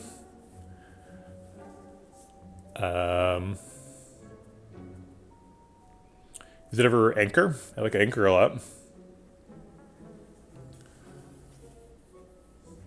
It's just good. It seems like with the triple apparition Wraith form double panic button, we're extremely likely to have a plan for blocking on turn 1. I don't think we really need to pay money for an anchor. Maybe if it was Horn Cleat, since panic button on 1 might prevent us from blocking on 2. But it's not Horn Cleat. I think it's just card remove. Card remove one of the bursts.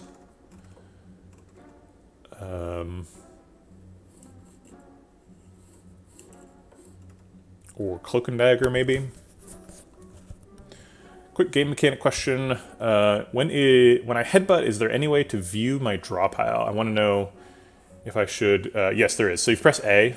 I can't do it right now because I'm not in a fight, but A is the button for see your draw pile. And the button works, but the UI doesn't when you're in the middle of a headbutt. I don't know why.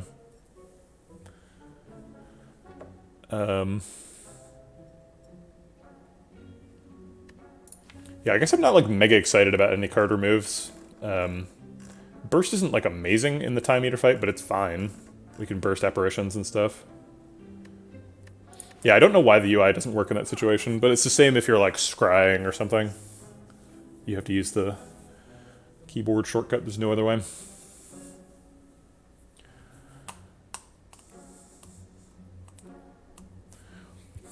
Which of these is best against Time Eater? Is it like Bronze Scales?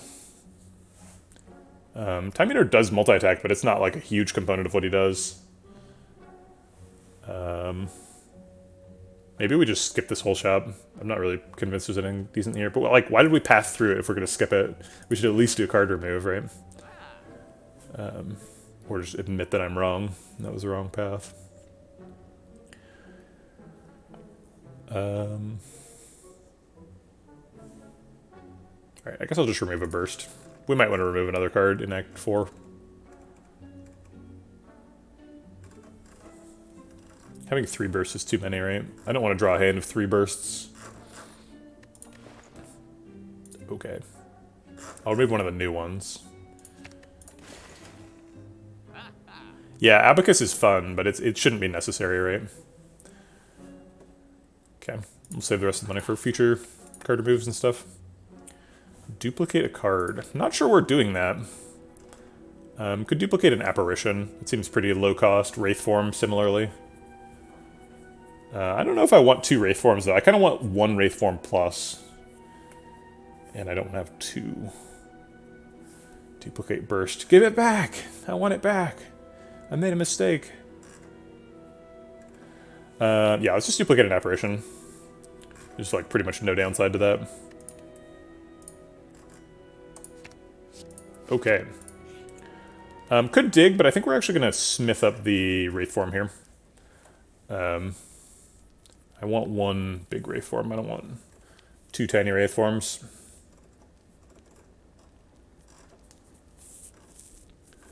I think dig is way worse than upgrade Wraith form. Okay. Alright. Got a bunch of jobs to do in this fight. We want to play both Liquid Memories, and burst Alchemize, and kill him without taking any damage. Stuff like that. Right off the bat, probably just going to play Well-Laid Plans Double Apparition this turn. Be nice to play the accuracy, because we have Shivs in hand. But I just can't see fitting it. We need to play Well-Laid Plans, because we want to line up Burst and Alchemize. So, yeah. Could be attacking for 45 next turn, so getting an extra apparition in early is pretty wise. This Thread Needle's been really good. I'm not normally a big Thread Needle fan. Yeah, this is actually the 45 damage attack. Sick. Okay. We might actually be able to infinite him. If we can get it set up for next turn. We don't have any burns yet. Normally the assumption is that you can't infinite Nemesis. That may not be true here. We have Burst Acrobatics, we can hold that for next turn. Just play like Piercing Wail to get that out of the way. If we're truly trying to set up, we could play Panic Button as well. Get those out of the way.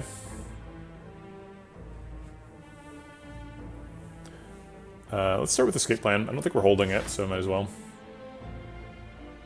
Okay, I guess I want to burst the Apparition then. Burst Apparition, develop accuracy. Optional Panic Button.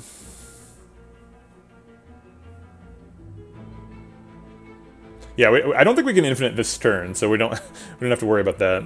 I guess we can still hold Burst Acrobatics. We can just play like Accuracy, Piercing Wail, Panic Button, Apparition, and hold Burst Acrobatics for infinite next turn.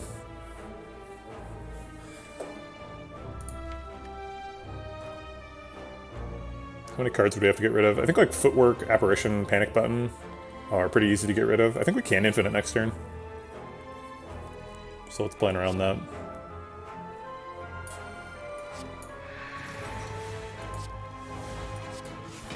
Pretty weird Panic Button. I like how we're blocking for 45 even though we're intangible. Because he has -6 strength, so he's only hitting for 39. We're blocking for 37.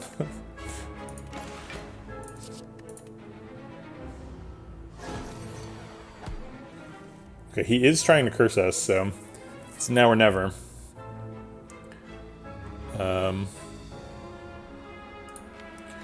Burst Acrobatics draws 6 cards. We need to make some hand room for that to be good. Yeah, I do like the semi-transparent nemesis. It's kind of fun.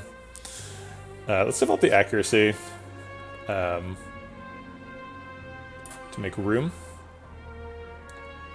And then Burst Acrobatics is going to leave us with 0 energy. So we're actually not going to be able to combo, right? If Sundial was set up, then Burst Acrobatics Escape Plan would shuffle? No, it wouldn't. Only draw 8.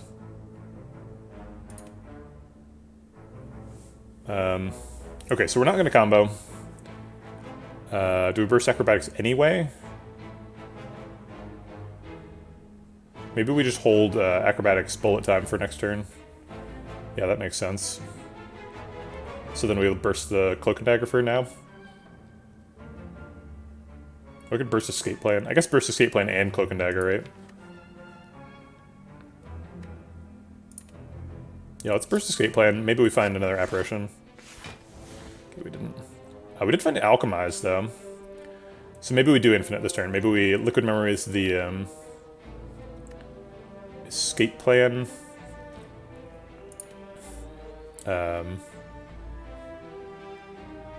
Yeah, I think we can force it this turn with the potions, and we want to drink the potions anyway because we want to burst Alchemize.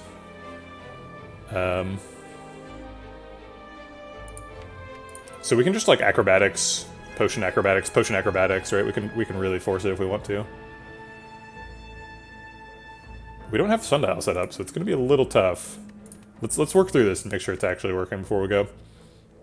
There's a couple of cards we can get rid of. We do have to be aware of this Endless Agony. We need to make sure we're not drawing a 10-card hand. We need to max out at 9 cards so that we don't overdraw one. So we have 6 cards in hand now. We do have 1 burst up. So this would draw 6, that would overdraw. We need to be down to 3 cards to play Acrobatics. So we could get an Escape Plan or something.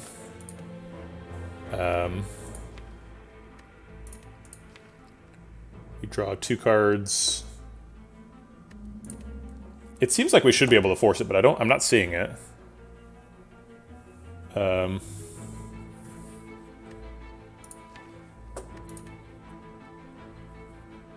just don't have enough energy.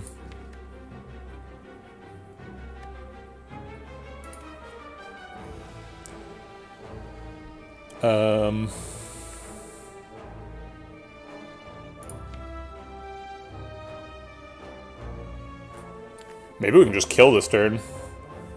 If we Liquid Memories, Blade Dance, and Burst? No, the Burst is pointless.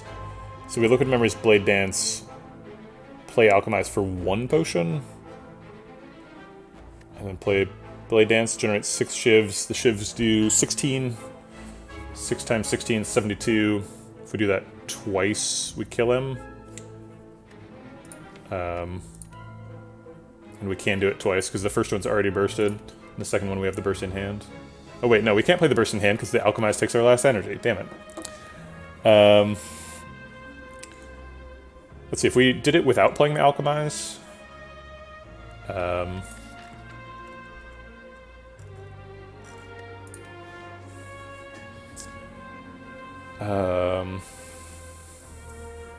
Wait, actually, even if we do it twice, 72 times 2 is not 169. It's 144.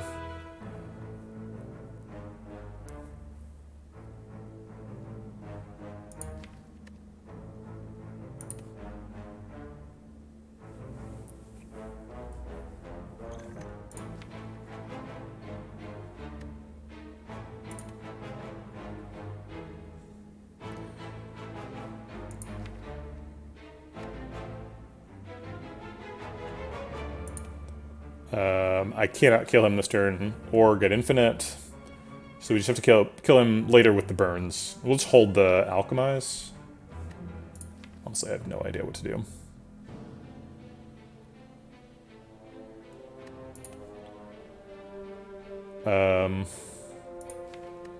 Let's Liquid Memories twice now. Let's do the Blade Dance and the Escape Plan. And then we've still got a Burst running, so we can do it on the Alchemize. And we Escape Plan for free, trying to exhaust Apparition. Why would we do that? Why don't we just play the apparition next turn? Okay, so let's hold the burst so we can play apparition next turn. So then what else are we looking at memorizing? Could you do Blade Dance twice? Not really, because if we Blade Dance once, it's going to take the burst, and then we can't burst the Alchemize. So we have to do like a filler card. We just play it like get another burst, I guess. So we get Blade Dance and burst, and then we play Alchemize for 2 potions, and then we burst the Blade Dance and get... so we'd have 5 cards in hand, so we'd generate 5 shivs, we'd overdraw 1, get a bunch of damage, get 2 new potions, go to full. Okay, that seems fine. Really complicated turn.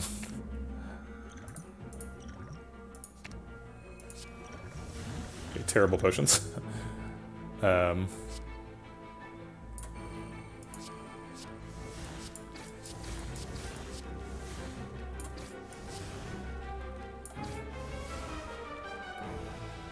I guess I'll take 2 more shivs, because why not? Okay. We hold the burst, and I guess the bullet time?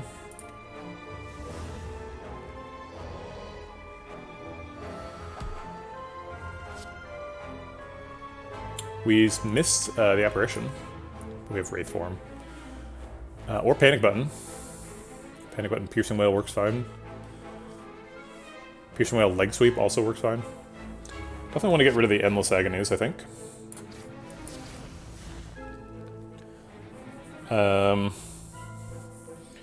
We can Bullet Time, Leg Sweep, Wraith Form, Piercing Wail.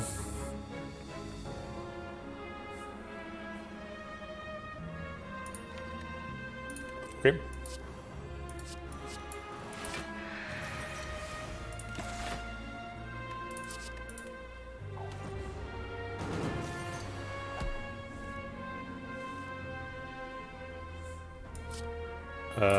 Burst Apparition seems good. Extend that out. And get some shivs out. And we have lethal for next cycle.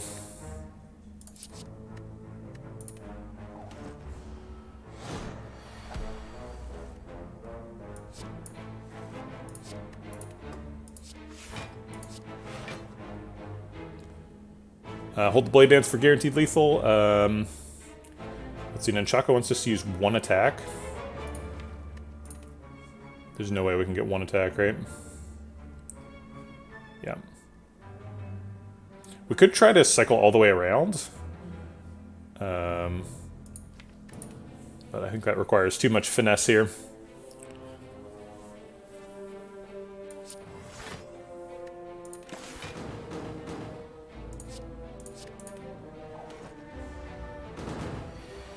Oh yeah, we can do it with 1 attack. Thanks, Mercury Hourglass. Sweet.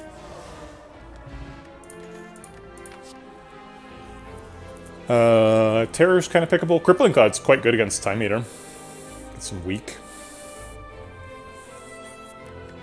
I guess we don't really care about weak. We mostly just care about strength loss and intangible. The only card that cares about weak is Panic Button, and if Panic Button needs weak to block, we're in trouble. Terror makes us a little faster.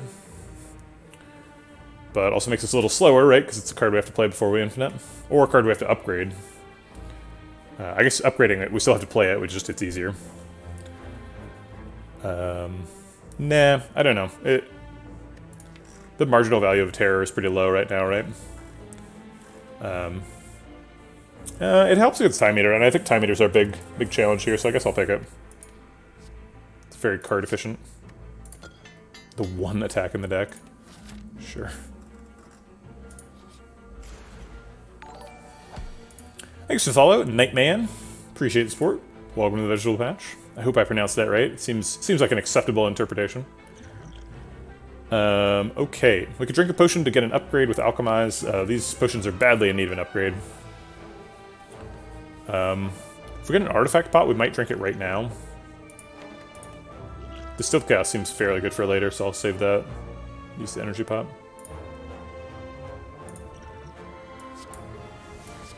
Oops, accuracy first. Fire pot. Sure.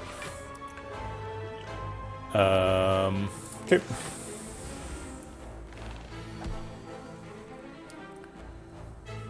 Burst Apparition, Blade Dance seems fine.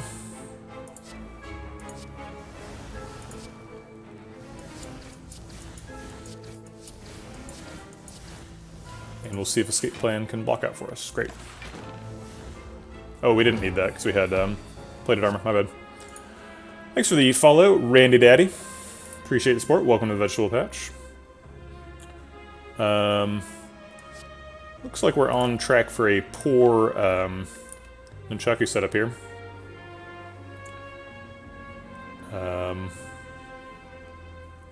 But what is the alternative? I guess if we play an accuracy, the next Shiv we play would be lethal.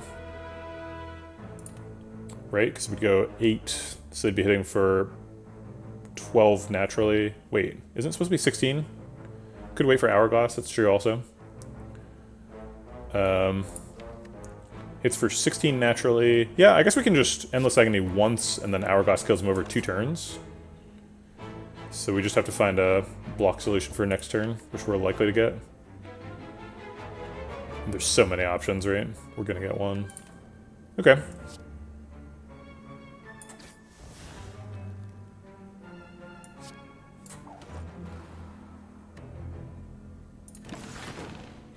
This also lets us maybe set up Sundial. Not like all the way, but slightly more. Oh, I guess not. I guess he's dying next turn. I was hoping I would get one of the card draws, but there's only one of those. Okay. It's your classic Wraith Form Panic Button turn.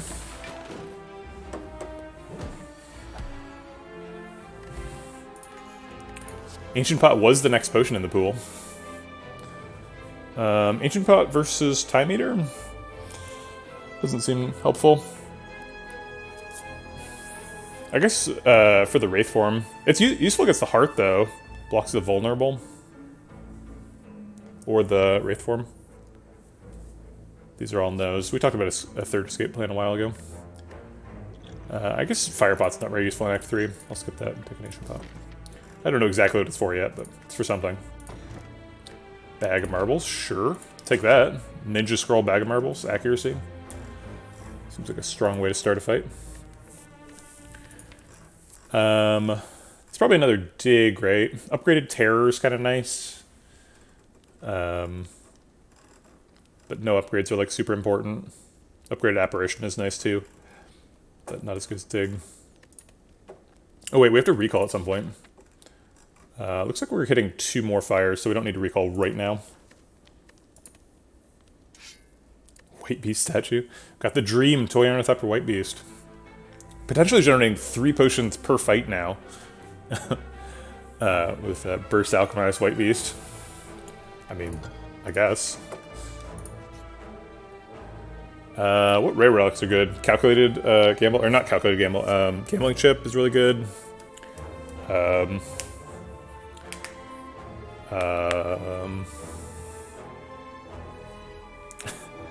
Let's see. We don't really need, I guess, like, Captain's Wheel, super good. Incense Burner, Fossilized Helix. Yeah, there's lots of good ones. Okay. This fight seems pretty free, right? Whoever die here. We have, like, tons of AoE block with the Apparitions and the Wraith form. And the Piercing Whales, so it seems pretty easy. Terror takes 1 down. Shivs fight the other one. Sure. Probably not going to be able to infinite combo them because of the burns. But that's okay. Wow, double accuracy starting hand. Pretty insane. Do we have lethal? Double accuracy. The shivs would hit for 16 naturally with vulnerable is 24. We'd have 6 total shivs. So we could do 24 times 3 to each. So 72. Not lethal, but not far off. Or not way off, I guess I should say. Alright, so let's go ahead and burst the Apparition and play 1 accuracy. A bunch of shivs. Actually, do we play the Blade Dance instead of the Accuracy? We got 6 extra shivs instead of 4 extra damage on 3 shivs. Yeah, that's got to be worth it, right? I mean, Accuracy does pay off more later, but they're vulnerable right now. Hexafollow, Leo Smar 007. Appreciate the support. Welcome to the Vegetable Patch. Oh yeah, we do have Nunchaku. Good point.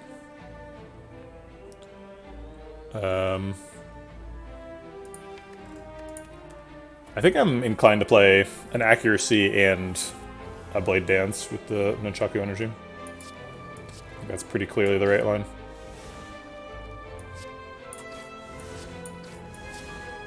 Because we get burst on it. It's a lot of damage.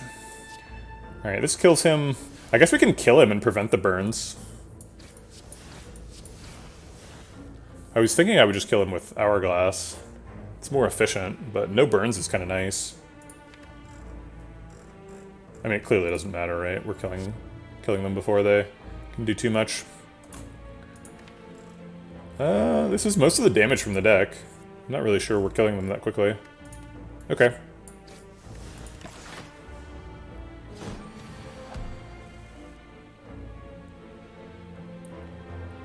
Okay, let's start with Escape Plane. And then just play, like, Terror, Footwork, Well-Laid Plans. Hold the other two. Seems fine.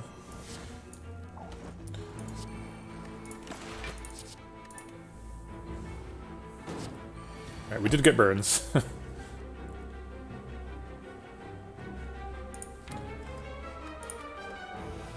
Do we Distill Chaos? Look for, like, Burst or Alchemize or something?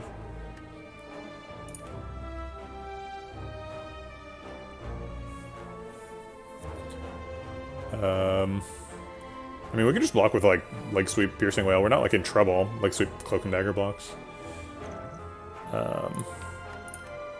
Yeah, it's just Leg Sweep, Cloak and Dagger. This is fine.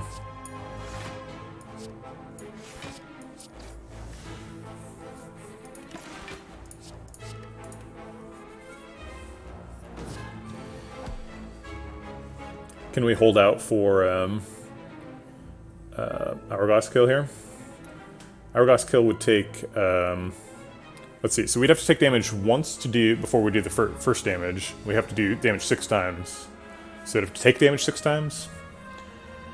We have 2 apparitions in hand and 1 in the drop house, so we definitely can. Yeah, we're fine. That helps set up Sundial too. Go ahead and hold the acrobatics so that we can maybe get 2 shuffles. Probably not. Was I wrong about the number of turns this was going to take? Feels like I was wrong about the number of turns this is going to take.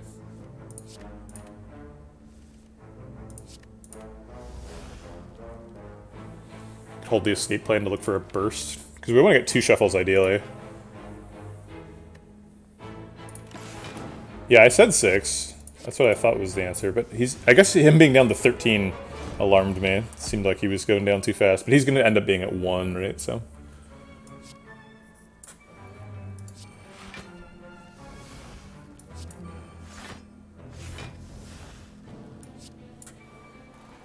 Okay.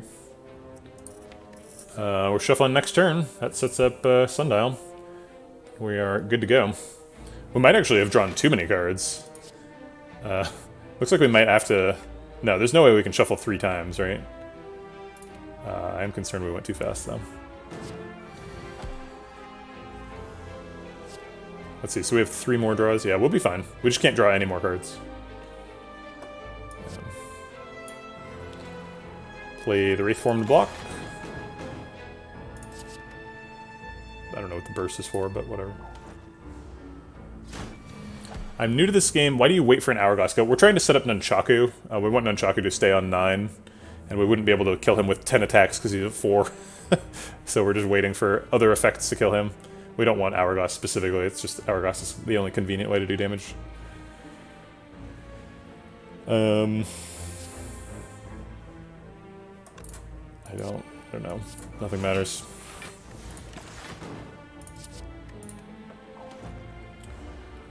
Also, hi, Booston974. I see you. Okay, so next turn we get the thing. Hooray! All of our numbers are happy. Get a pocket watch for our trouble. Probably not very useful, but has no downside. And it does count the number of cards we've played per turn, which is going to be a very large number, so that should be fun to watch.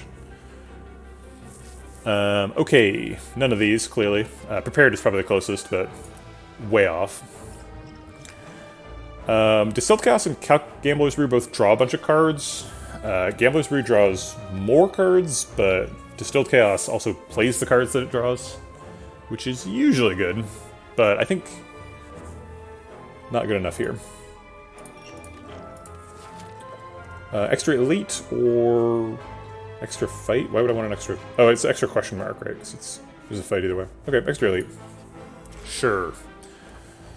Giant Hit should be pretty easy for an infinite deck to beat. So let's see if we are an infinite deck today.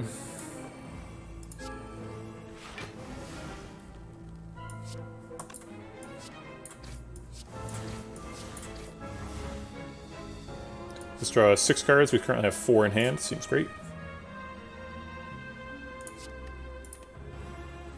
We don't need to play Wraithform right now, and I want to just exhaust the apparition, so I'll keep it. Wily plans to get played. The other thing that advances Store Door win condition is Footwork. I guess there's Footwork and Piercing Wail, both want to get played. It doesn't really matter which one you choose first.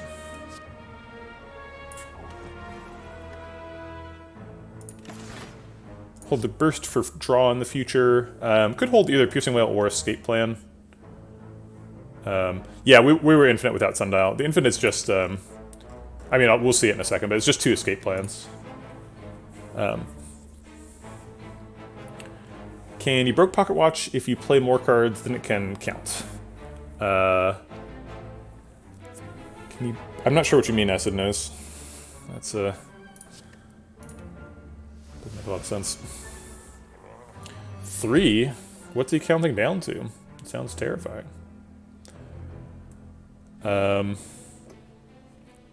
We want to get rid of Terror and both Piercing Wails, and that's convenient this turn because it blocks out. Will you break the counter if you play too many? Yeah. Yeah. So what I mean by breaking Pocket Watch is that if you play more than 3 cards, then it doesn't work. But we don't really need for it to work. If the number wraps around. The number doesn't wrap around. This thing counts up to 1,000 if you want it to. Thanks to follow, Milando Melee. Appreciate the support. Welcome to the Vegetable Patch. I wonder if there is a max number on Pocket Watch. Do you think it goes past 999?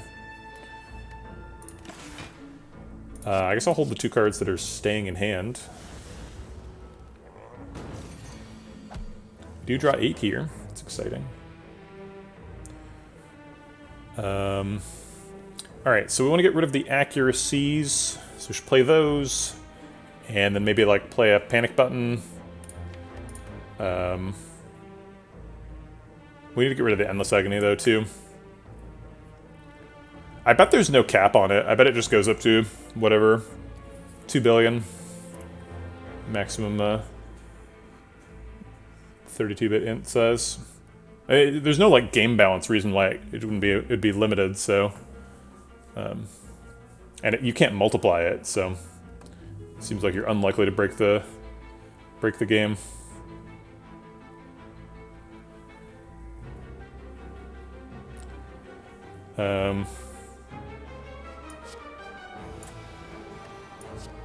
Yeah, it could be the 64-bit, I don't know. Depends on how it's written. I'm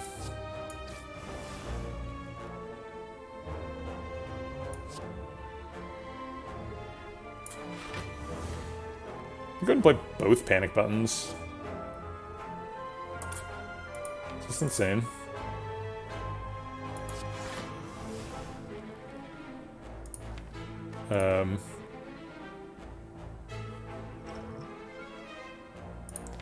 Should be fine.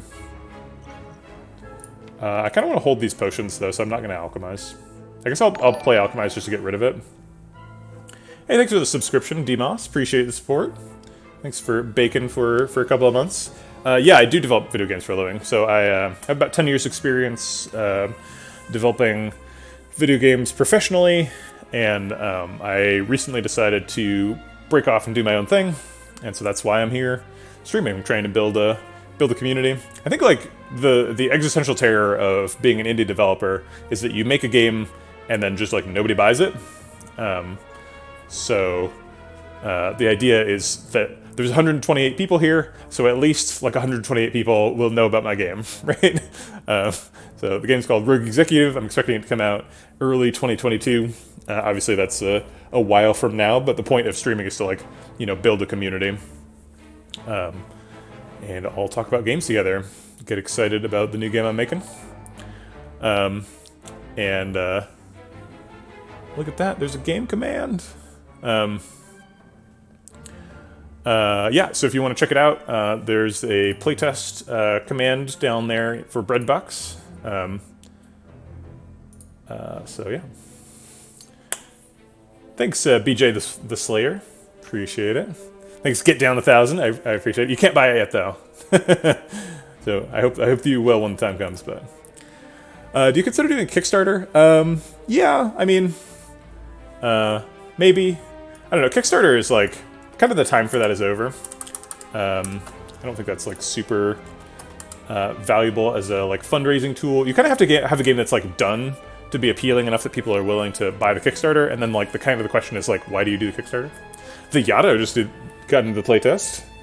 That's exciting. Long backlog for the playtest, so setting expectations there a little bit lower. It's several months backlog. Yeah. Okay, so Alchemize is a card we can get rid of. I think we're pretty happy with these potions, because this one prevents us from fizzling, and this one blocks the hearts vulnerable, so I think we're just holding these ones till Act 4. It's not like a fairy in a bottle or a ghost in a jar, but whatever, we didn't get any of those, and it's almost the end of the game, so.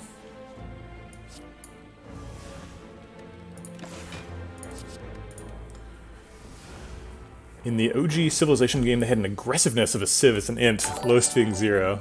Gandhi started with 0, and picking the democracy tree lowers it by 1, so Gandhi would end up with 255 aggro and nuke everybody, yep. Oh, hey, thanks for the subscription, I am ZH. Thanks for baking with me, appreciate it.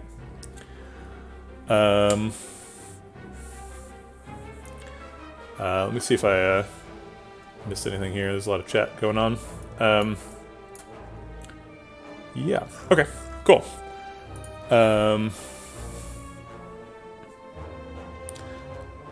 Okay, so we combo this turn, right?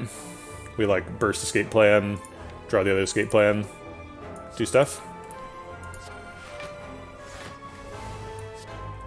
Looks like.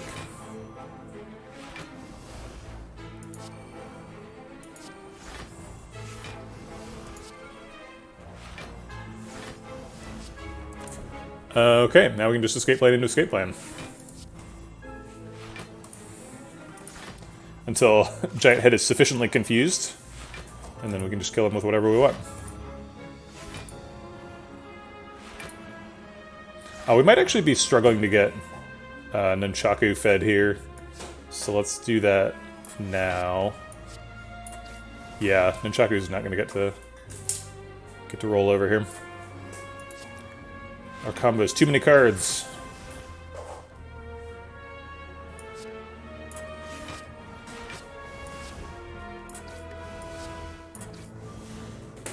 Might get there, actually. We need to mix in an acrobatics because I played other cards. And we have to burst escape plan so we don't mess up.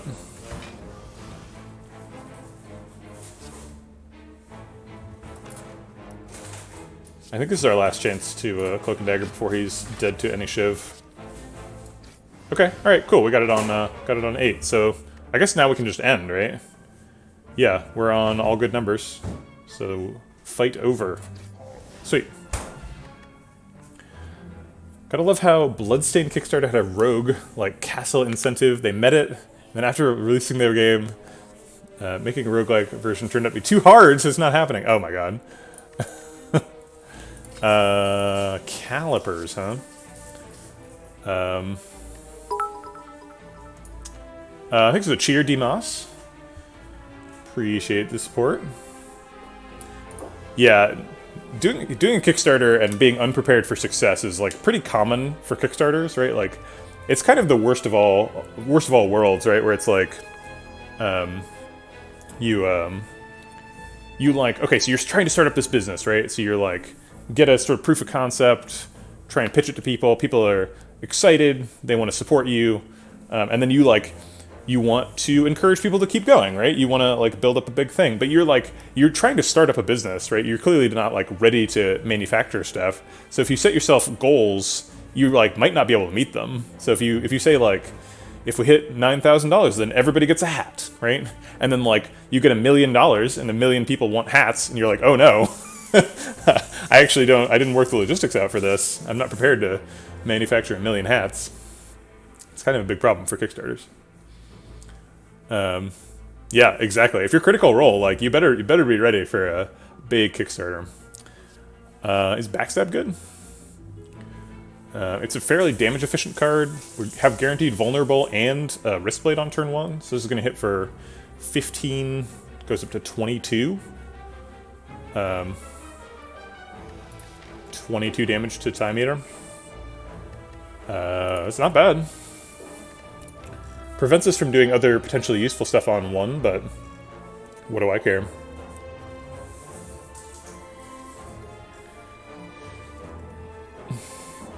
Now, if we beat Time Eater, we win the run, right? So let's beat Time Eater. I think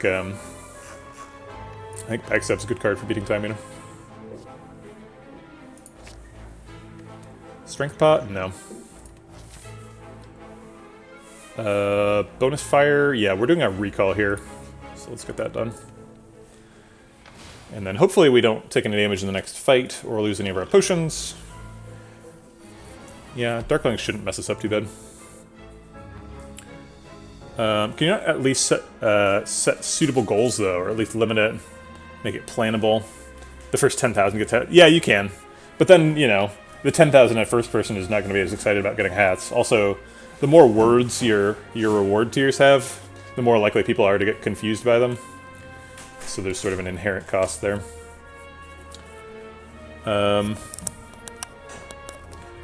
We can't play Wraithform and Well-Laid Plans, so we should just play Panic Button and then play Wraithform later. I guess we can play Wraithform and Well-Laid Plans if we want to.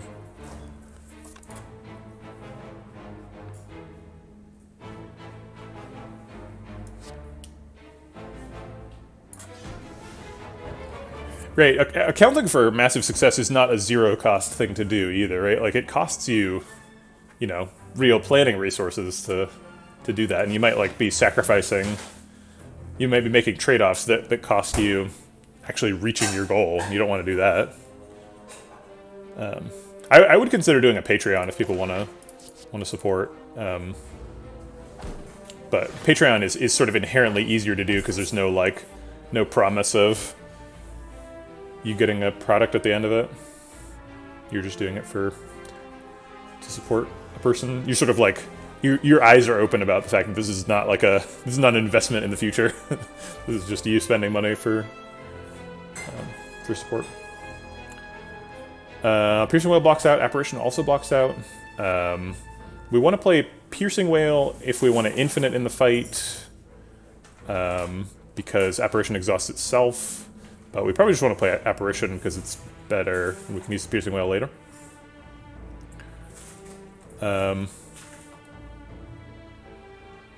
Yeah, exactly. It's sort of just like baked into the expectations for Patreon. It's just like people just aren't expecting to be paid back the thing. I think I'm just going to do like Accuracy Blade Dance Apparition.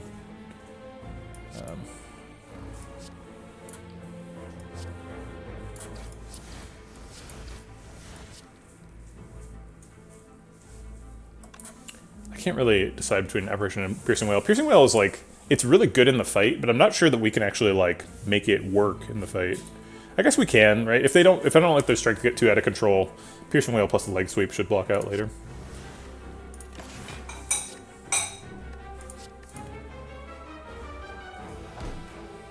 And none of them currently have any strength except for the middle one.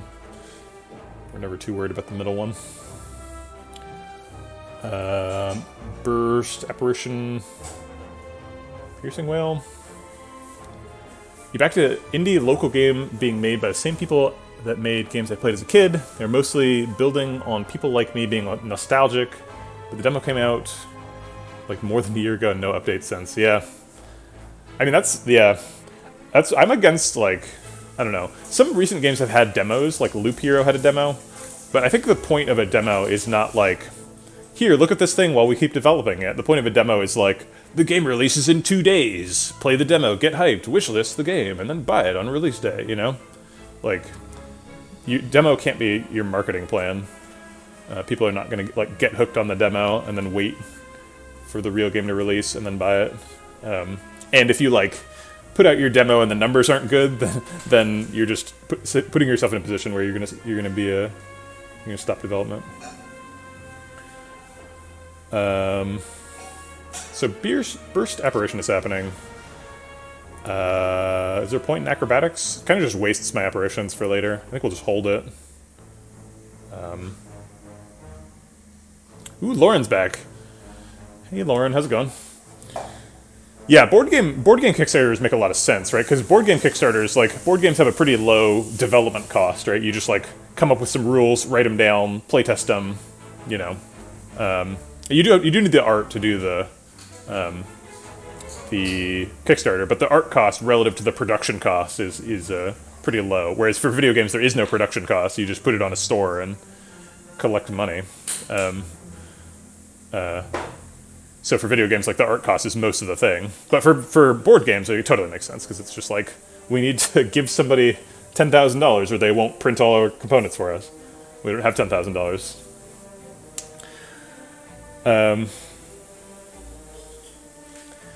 Yeah, I mean, demos are useful, but I think demos are useful only if the game is available now or available very soon. The Hateful Nate, the game is being developed in Unity. Not for any particular, like, brand loyalty reason. I'm not like a big, like, Unity pusher. I think people can use whatever engine they want. It's mostly just written in my own engine that just, like, is using C#, and Unity is doing the rendering. But Unity is something I'm very comfortable in, so might as well use that.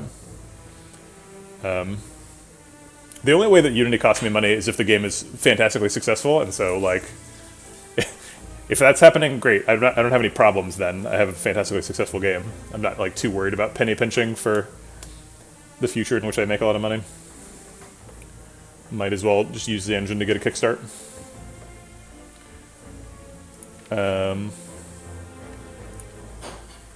Okay, we don't want more potions, and we don't need more healing, so I'm just going to burn the Alchemars.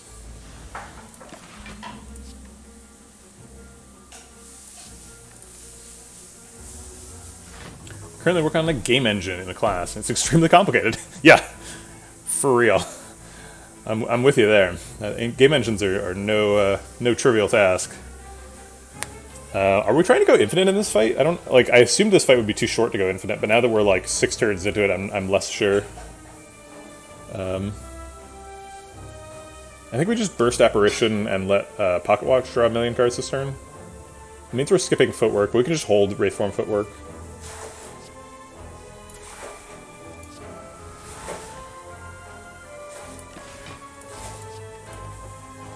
Okay.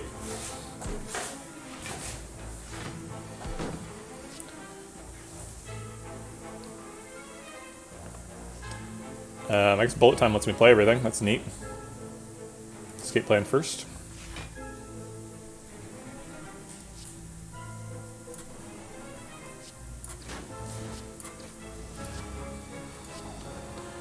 We can clear out a panic button if we want. I'd be more comfortable if, like, Burst Acrobatics was in my hand. I could miss that, and then we're in a little bit of trouble next turn. We're never really going to be in trouble because we have Wraith Form. I think we just dump stuff here. I'll hold the leg sweep so I don't have to redraw it.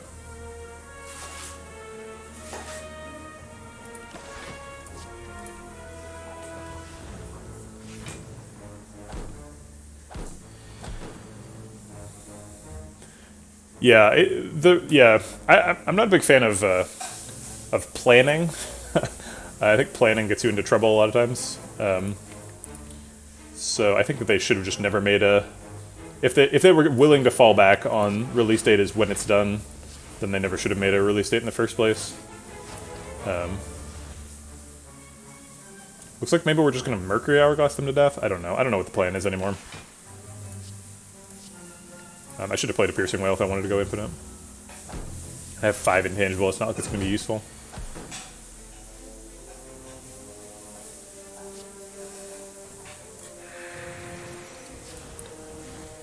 It's going to be difficult to get a Nunchaku setup in this fight, because they only have like 8 health left. But I do want that Nunchaku setup, because the next fight is Time Eater. So I think we're going to be in this fight for a bit.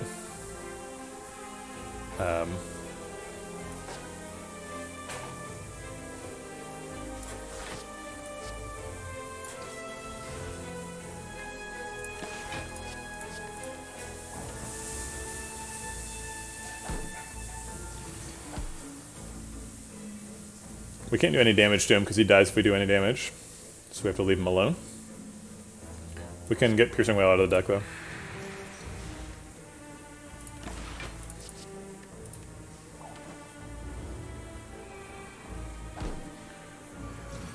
Alright, Sundial setup. Can we win with 9 attacks this turn? We can Bullet Time, play a bunch of cards, generate 9 Shivs. I think the Shivs do too much damage. They do, what, 16 apiece? So we do 5 attacks, get this up to 6. It's not quite good enough.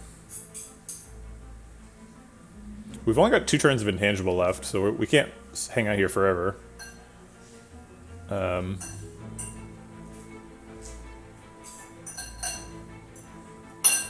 Because we didn't buy the Abacus! Ah! Ruined. I guess we can just generate infinite block right now. That's true, we don't need Nunchaku to be on 9.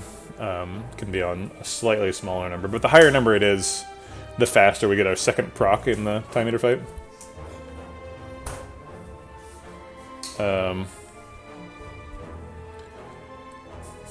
Also, this infinite block is 1 at a time, so that's pretty obnoxious. I kind of wish I could generate infinite block and then just wait for Calipers, so we can technically hang out here forever. But the minus dex is a real bummer here. Not a good plan. I'm gonna keep doing this while I think about how do we finish this fight.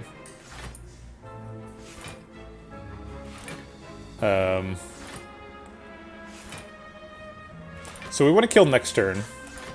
If we kill anybody this turn, they won't be back up next turn. I guess we could plan on killing in 3 turns. So if we plan on killing in 3 turns, we're taking 4 this turn, and then we lose 15 to the Calipers, and then they can't multi-attack twice in a row, right?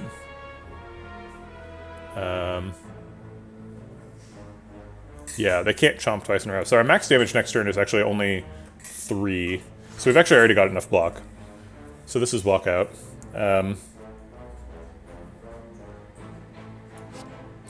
So... okay.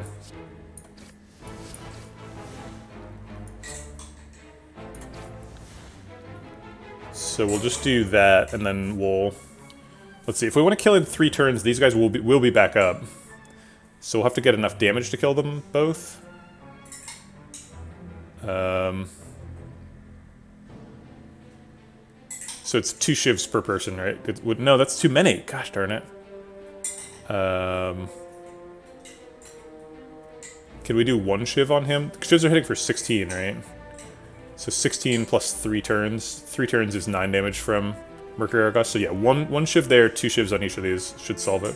Okay. And we do have to watch Sundial as well. But that should be easy to set up.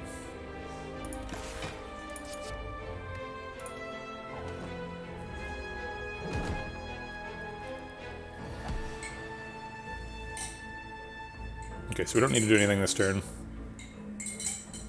And then next turn we kill.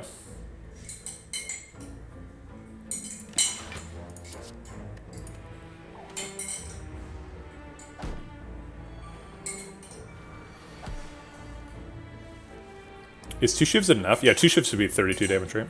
Okay. Got your first forced infinite win. Nice. I generally don't encourage people to force infinites, because unless you have Pandora's Box, it's hard to get a time when infinite's correct. It can be if you get Empty Cage too, but usually infinites are a little bit suspect. Let's go ahead and get some energy.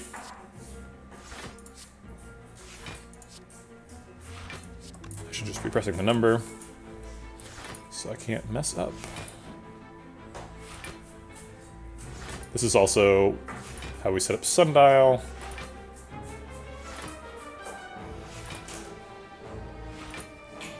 Okay, that should be plenty of energy. And then shivs do 16, so 2 on you, 2 on you, 1 on you. Yep.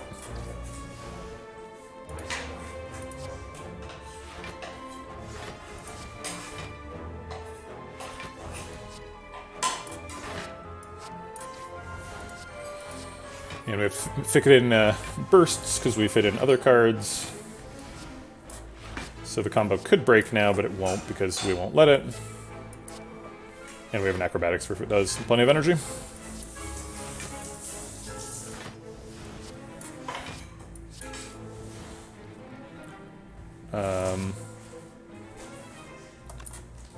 Let's see, so we have Sundial on 1, so we want to fix that. Okay, so now it's on 2, so we just need one more attack and then we're good. Okay, got all the setups. 43 cards played that turn.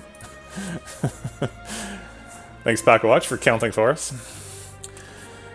Okay. That wasn't even a complicated turn. That was a pre-calculated turn. Crazy you don't use the bullet time beta art. I'm always down to learn about new beta arts that I don't know are awesome. Oh, I hate this one. Yeah, this is not exciting to me. Also, why is it Donu? No, I think this one's pretty badass looking. Also, why are they different scenes and both of them are scenes from the Matrix? I don't get it. I mean, I guess both of them are scenes in which the bullet time thing is happening, but why not just do the same scene in both? These are obviously bad. Caltrops is scaling our damage, we don't need that. Deadly Poison prepared, nope. Speed Pot, could take Speed Pot with Ancient Pot. Makes us a little bit more efficient for Time Meter. I think we're, +5 dex is a bit better than just Gambler's Brew in case of an emergency. Okay, let's do that. I was going to save the Ancient Pot for the heart, but I think I'm more worried about Time Meter than the heart anyway. So let's optimize for next floor. Smith or Dig. Thanks for the follow, Joasis. I love that name, Joasis. We're all in a desert of Joe until we find a Joasis. There's no Joes around here. Anyone named Joe is a inherent Joasis. That's true. Yeah, I think when you think bullet time... Well, for me, I think not Mad Max. Max Payne. Max Payne is the first video game I played that had bullet time. Which made way more of an impact on me than The Matrix, but I do like The Matrix.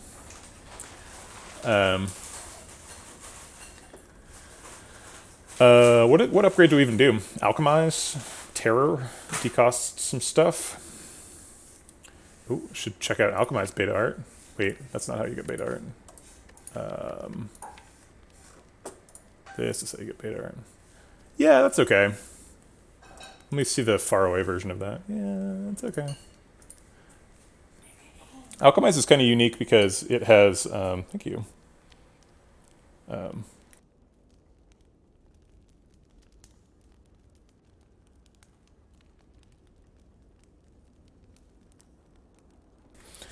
Alchemize is kind of unique for Slay the Spire card art because most cards just have a gradient in the background. Whereas Alchemize has a lot of sort of complicated stuff happening in the background. Like if you look at like acrobatics, it's just like light blue up here, dark blue down here, done. And like accuracy, it's like brownish gray over here, reddish gray over here, done. You know, well laid plans. Dark on top, light on bottom. Next card. But like Alchemize is like there's just a lot of action in the background, little goo droplets and smoke clouds and whatever. What even is this? Leaves.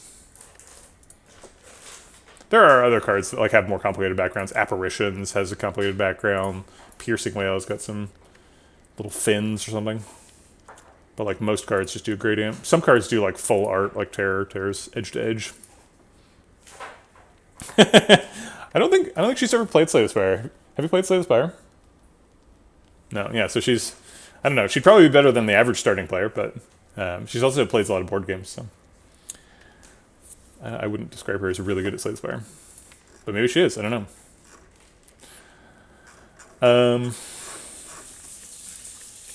So yeah, I don't think Smith really has anything going for it here. Probably we go Alchemize or Terror, one of the ways to save energy. Doesn't seem very compelling. Let's dig. Oh, Fossilized Helix. That one is a good outcome.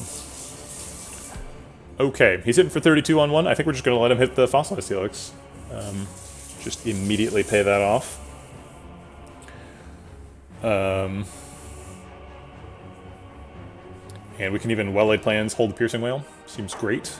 I will get rid of these cards. It's important that we don't stack up any unnecessary nonsense here. And I think I'm going to go ahead and Speed Pot on one. Well, I guess we don't need it right now. Oh wait, no, he's actually debuffing. So if we don't use it now, he will... I guess we can do it whenever. I was thinking that it was like a Clockwork Souvenir where we already have the artifact charge, but we don't. It's a potion, so we can use it whenever we want.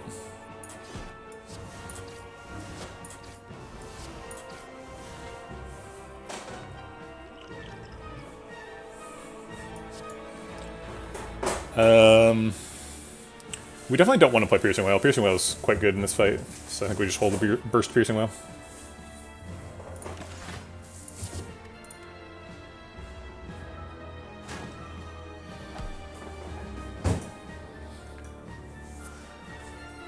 Piercing Whale blocks out this turn, so we can play like, or we can play Apparition. Apparition also blocks out this turn. I guess Apparition is the resource that gets consumed either way. So we probably just Apparition, Terror, Accuracy this turn. Puts us on 8 on the clock. I think that's fine. Developing Accuracy is really big.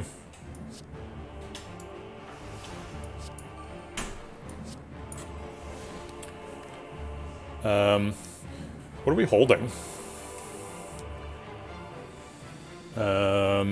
Burst is not great in the fight. I guess we just hold Piercing Whale Wraith Form.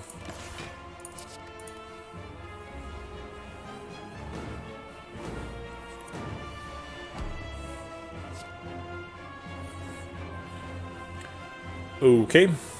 He's hitting for 32 again. We don't have a leg sweep. We can Panic Button, though. So this turn's Accuracy, Panic Button, double Endless Agony.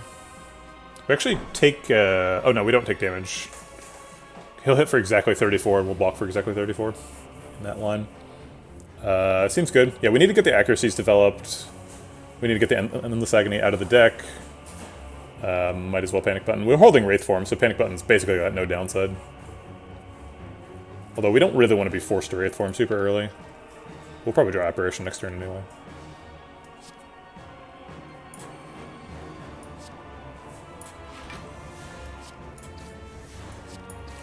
It also gets some damage. Let's hold the Piercing Whale. I guess the Piercing Whales are mostly useful for when he splits. I guess also when he multi-attacks though, right? So hold one. I could have hold the Acrobatics though. But we're gonna get an Apparition. We don't need to look for one.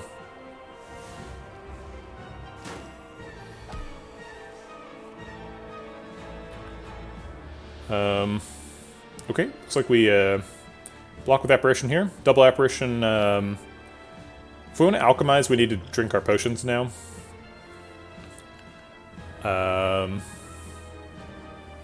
Seems like a fine time to Alchemize.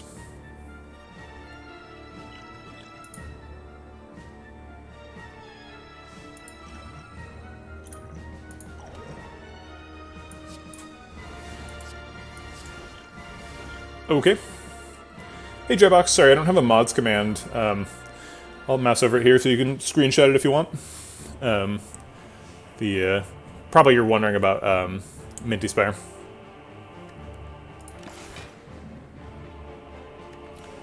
Cloak and Dagger or Piercing Whale? Or we could just hold both. Get rid of Wraith Form. Doesn't look like we're going to need Wraith Form immediately. Yeah, let's do that.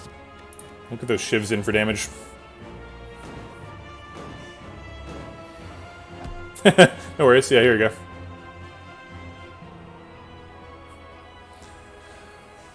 Let's see.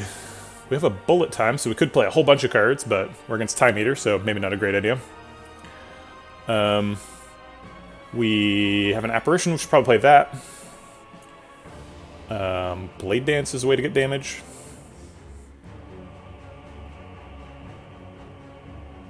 I think we do play 9 cards this turn, probably. So like 1 plus 4 is 5, plus 2 is 7. So then 2 more cards is like Footwork and Escape Plan, maybe? No, Footwork, because Escape Plan shuffles too early. We want to shuffle next turn for Sundial.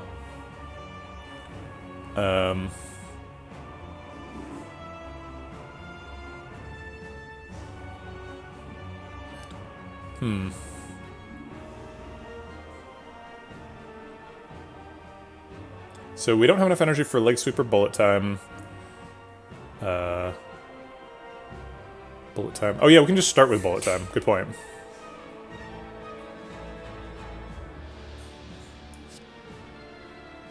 I was like, we don't have enough energy for Bullet Time, but we clearly do, because Bullet Time makes everything else cost 0.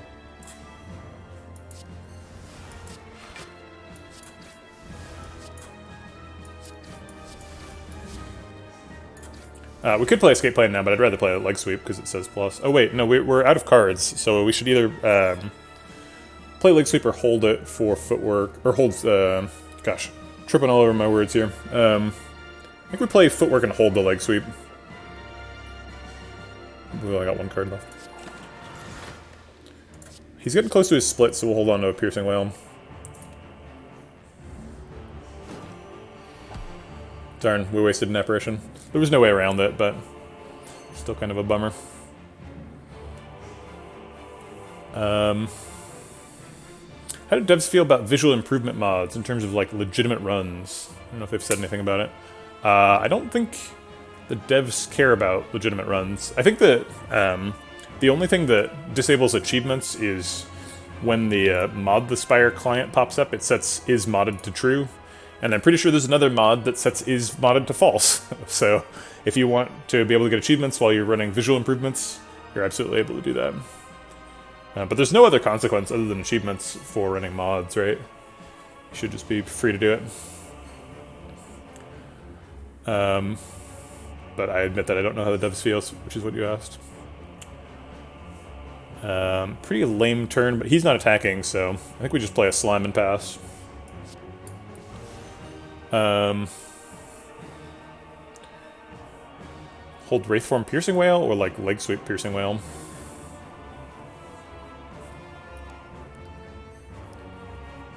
We're out of Apparitions, so Wraithform seems like a good hold. Leg Sweep's usually enough though, right?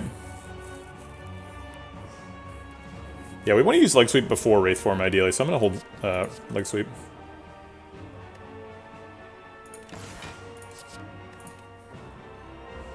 Screen is covered. Oh shit, sorry. Let's see, how does this work? I don't remember how to make this go. Hold on. What? There we go. Sorry about that. Yeah, I can't open mod the Spire on stream or else it'll break everything.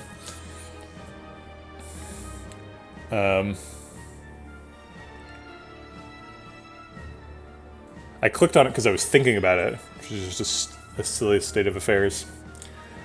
Can we split this turn? If we burst Piercing Wail, Cloak and Dagger, double hit with the Cloak and Dagger? We might need a Flex Pot, but I'm willing to give it a Flex Pot if that's what it takes. We can also play Bullet Time if we're running out of energy. So double Piercing Wail would definitely... Oh wait, it doesn't actually remove all the damage. Oh wait, it does, yeah. He's only doing 15 because we're vulnerable. He's only hitting for 10.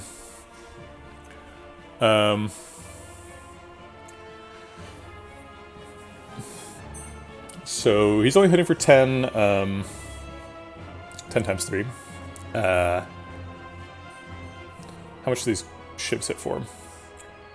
Should hit for 16. He's vulnerable, so they're hitting for an additional 8. So it's 24. If we do 4 of them, it's 48. He is 38 above his split point, but then he's got 17 armor. So we would need this flex spot to split this turn. That seems fine, though. Oh, wait, we don't want a Piercing Whale if we're splitting this turn, right? We want a Piercing Whale next turn. But that's fine. We should be able to burst Leg Sweep to block out this turn. Does that work? Let's pull out the calculator here. 10 times 1.5 times 0.75 is 11. So we'd be hitting for 33, we'd be blocking for 34.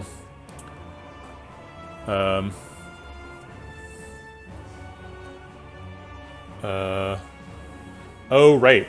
Good point. So his natural is 8 times 3. So yeah, he's actually hitting for 12. Good point, good point. Okay, so it's 12 times 1.25, which is vulnerable after Mushroom, right? Yeah, 1.25 times 0.75. So it's still 11, but it's 11 for a different reason. It's proportional, so it's roughly what you would expect, but the rounding could have been different. Okay, so he's hitting for 33, we'd be blocking for 34. He'd actually be higher on strength, though, right? So he'd actually have 6 strength, because we'd be proccing him this turn, right? We only proc him if we play 11 cards. It seems like a lot of cards. But Burst is a lot of cards. So it'd be 1, 2, 3, 4, 5, 6, 7 cards minimum. And we'd probably play a Slime too. So he'd play 8 cards, hold 2 Slimes, he'd be on 9. And then we would Slime, Piercing Whale next turn. Seems like a pretty outstanding little series. But wait, there's 1 extra card. We have to play Bullet Time if we want to do that. So we don't get to play one of the Slimes. Block from Cloak also. What's Cloak? Are you talking about Thread Needle? What in the world is Cloak? Oh, Cloak and Dagger. Yeah. Good point. Duh.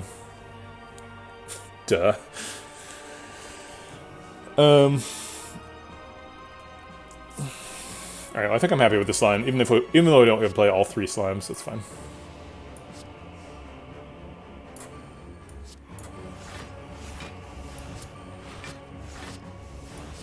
Oops, we need to Flex Spot before we do that. Oh, we're weak. Does Flex Spot actually split? So these do 16 naturally. So it would be really getting out the calculator a lot on this fight. 21 times 0.75 times 1.5. So does 23. So it's 46 total. He's 38 above. 38 plus 17 is 55, so it doesn't split. So suddenly this line is terrible. Darn.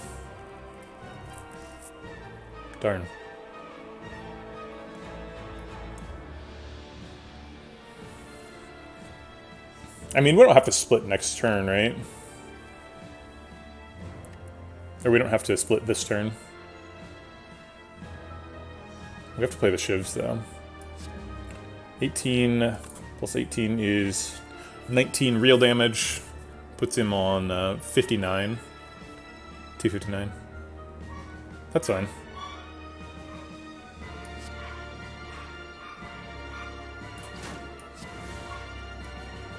So now we just play all the Slimes, right? Because if he gets too stronger, he's not hitting us. And we need to get rid of Slimes. Okay.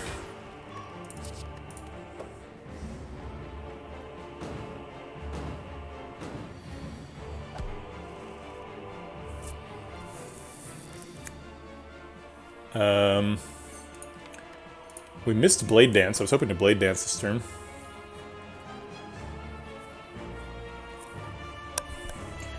We can just block out with Panic Button here and split with the Blade Dance. So it's like Acrobatics, Panic Button, Blade Dance, Slimes. Panic Button's always good here because he's not attacking next turn. because he's split.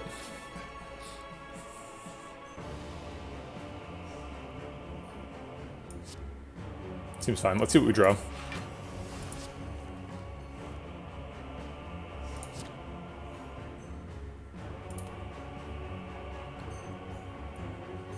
Do we ever burst the Blade Dance? I don't see why. That's a lot of shivs. Okay, he's already split. And we've already blocked out.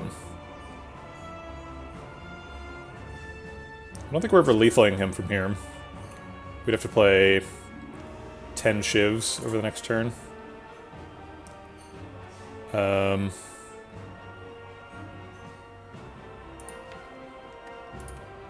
Yeah, it's not possible. So I think we play a Slime double shiv. He goes up to 7. We hold Slime and Piercing Whale. We play Piercing Whale is up to 8, 9, something else from next turn. Thanks for the follow, Crowned Idiot. Appreciate the support. Welcome to the Vegetable Patch. Maybe we burst the Piercing Whale next turn, because he'll be up to 8 strength if we proc him. Yeah, that seems okay.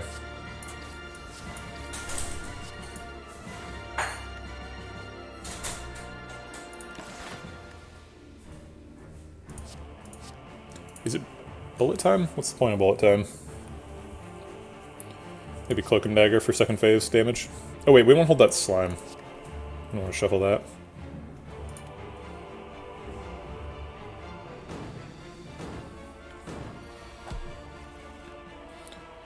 Okay, we'll go ahead and burst Whale because we're splitting this turn, so he'll go up to 8 strength and then back down to 0.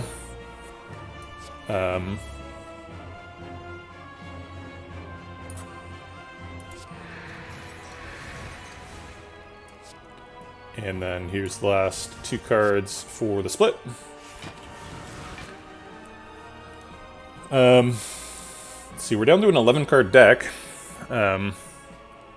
So we can theoretically do the infinite, although, you know, 12 cards at a time. It seems wise to hold on to these cards. I guess we still want to leg sweep before we Wraith form, because he's back to 0 strength, so... I think we should be able to block out with leg sweep instead of Wraith form. On the big attack turn. Headbutt, I believe it's called. So foolish. You really got me. Burst Cloak and Dagger blocks out. And then what? We like hold the shivs for when he's no armor next turn? Doesn't seem great. I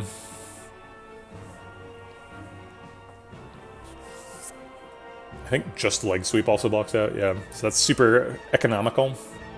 I guess super economical is a pretty good place to be. Weakens him for later. If we burst Cloak and Dagger, we actually save a bunch of block with Calipers. But we don't do very much damage.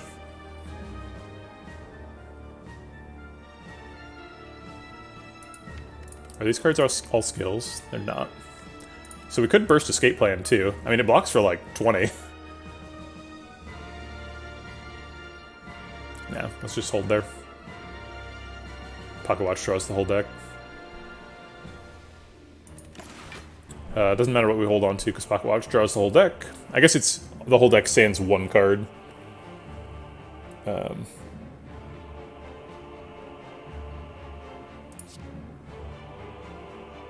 Sure.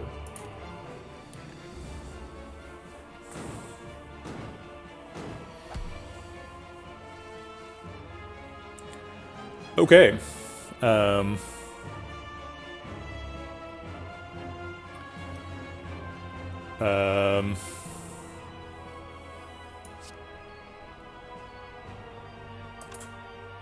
I don't know. I guess we just start shivving him to death.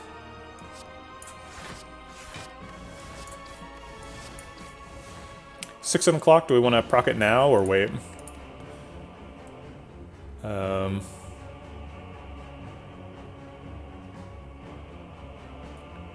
Let's just proc it now.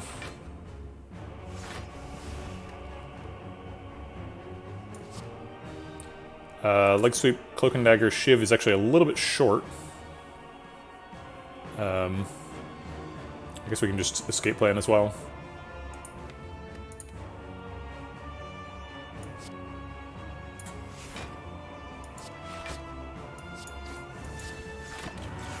Block for 94. Your move, Time Eater.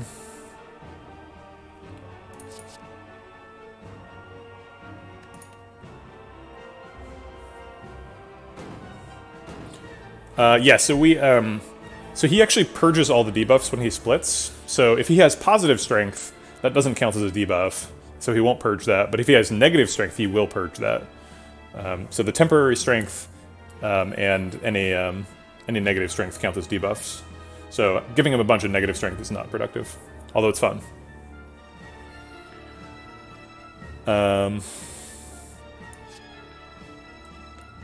Blade Dance is how we win the game. Just hitting him with a bunch of shivs until then. Burst Leg Sweep blocks for a ton. And we've already broken Pocket Watch this turn, so we might as well.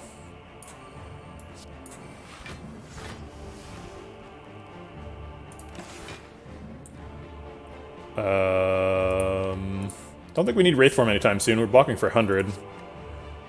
Just hold these two.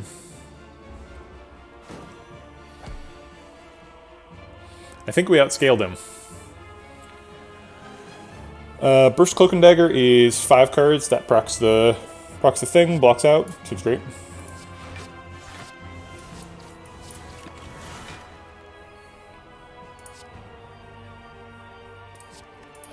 There's no world where this decision matters,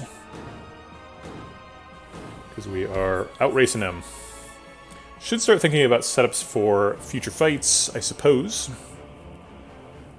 If we slime Burst Blade Dance, is it lethal now? No, they hit for 16, right? Yeah, 16, and we get 6 of them, so it's 72 damage. 6, 7, 8, 9, 10. So we'd have to Burst Escape Plan as well. It'd also be 6 shivs, so put Nunchaku on 8. So we'd want to kill him in 1 more attack. We're not going to get Nunchaku set up, unfortunately. There's no point in thinking about that.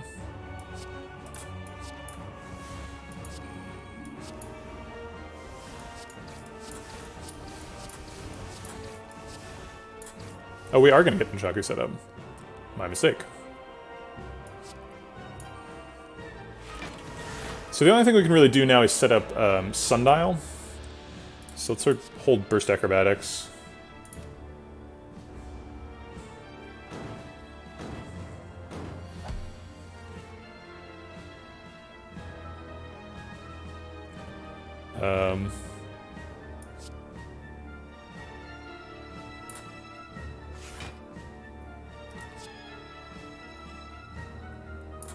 Can we do it?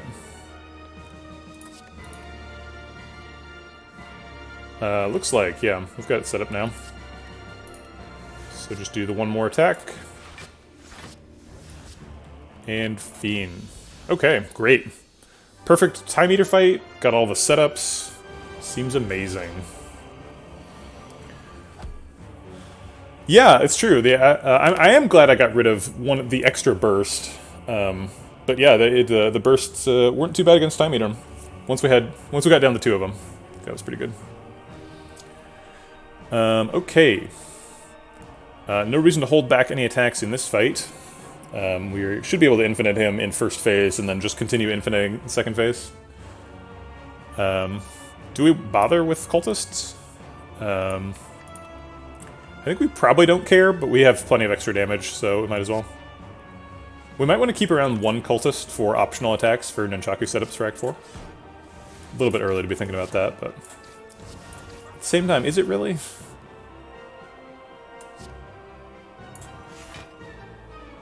Could try to Burst Alchemize to get a better potion than Flexpot. Not super offended by Flexpot. It's not like it's terrible.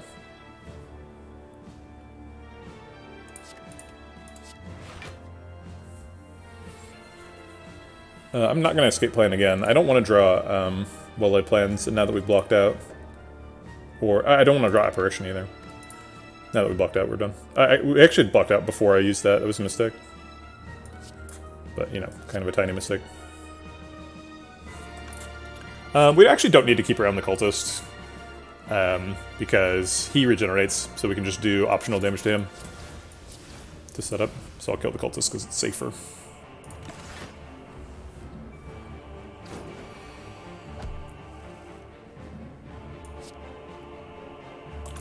Burst Double Apparition actually removes my buffer. We only get 4 end of turn block. So we... It's an awkward turn. I guess we just Piercing Wail Well-Laid Plans. Lose both apparitions, hold the burst.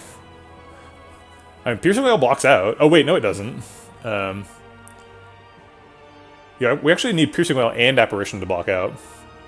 Because after we Well-Laid Plans, he'll get 2 strength, so it'll be at 8 times 4. But Piercing Wail Apparition does block out. Okay.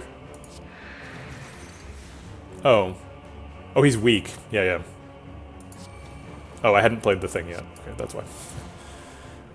Weak was the reason the math was different, but... whatever.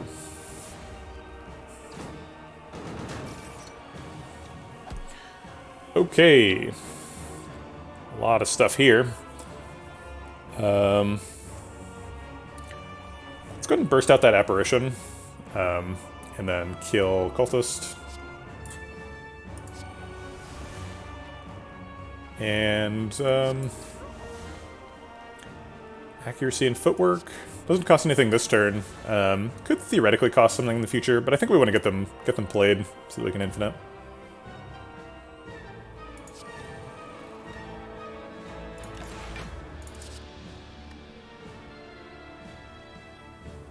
I'll actually hold a panic button just in case.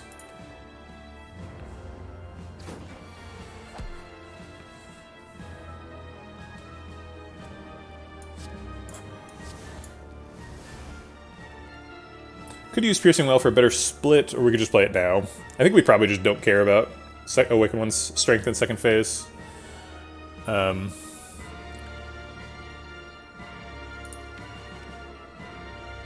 we're just going to have infinite. I think we just play Piercing Wail and Panic Button so that we can retain both powers.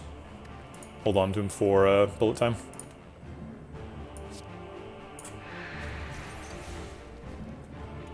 Next turn block never matters because we're intangible next turn.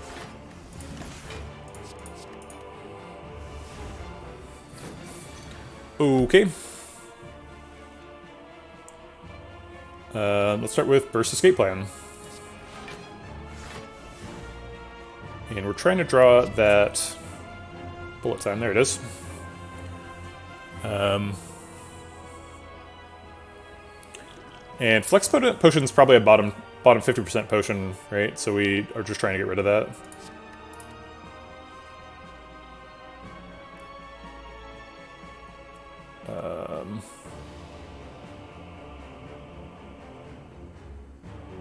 Whoa! Everything in hand needs to stay. Escape plan needs to stay because burst. Oh wait, we can't combo this turn because we're gonna play bullet time this turn.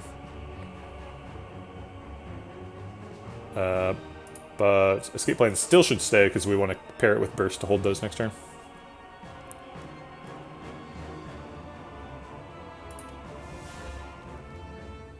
I guess I should just play it. Okay.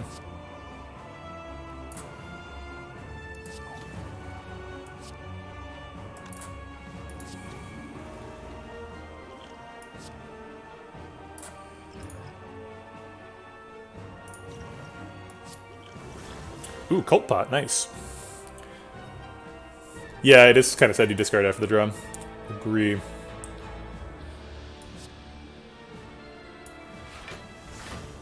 Oh, we have no draw for, or no block for 5 turns. A little bit more than I planned on. Should have double played the Blade Dance. Oh well. Do we hold Wraith Form or play it? I kind of just want to play it just to get it out of the way. We're infiniting next turn, killing him next turn, and then killing him the turn after that. I guess we might care about waiting for Nunchaku. Alright, I'll hold Wraith Form just in case. It shouldn't cost us anything, right? We have a 10-card deck, so...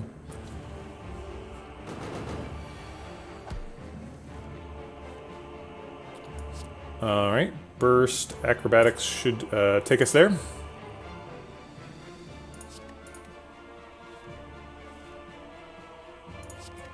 need 2 bursts.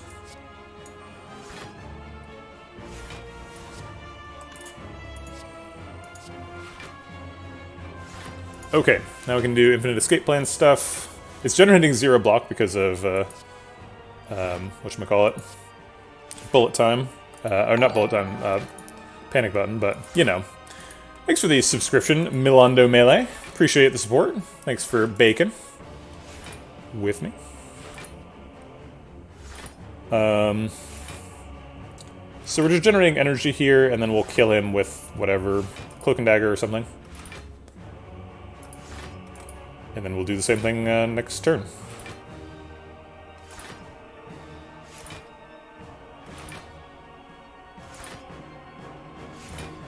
Alright, 20 should be plenty.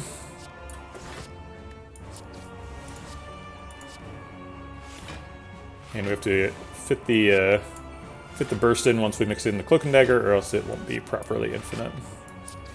And even then it can mess up sometimes now.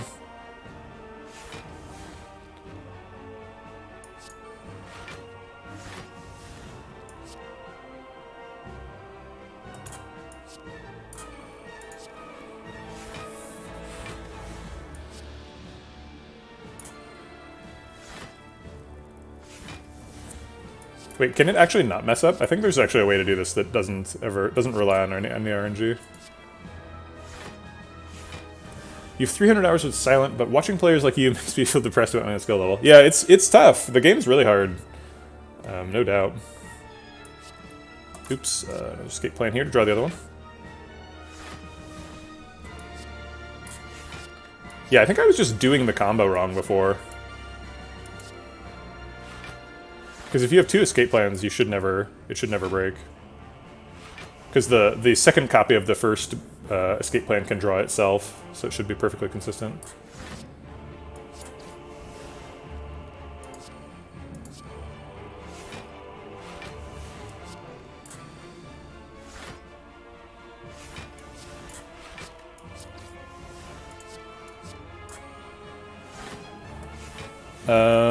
Yeah, I think probably the most useful thing that I do on the stream is talk about my mistakes, right? Like, if you're hearing me talk about my mistakes, like, assuming that I am better than you at Slay the Spire, then, like, if you don't make mistakes that I'm making, then you're going to be in really good shape.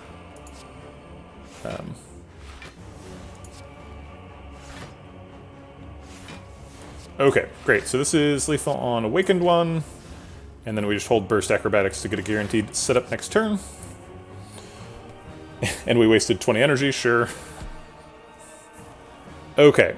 And the only thing we're worried about is Nunchaku and Sundial setups for next act.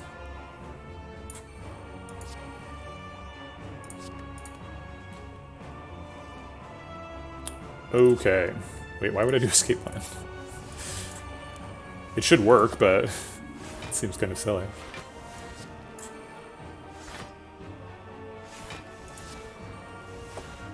Ooh, this is a better way to do it. If you leave residual burst, then you build up burst per cycle, too.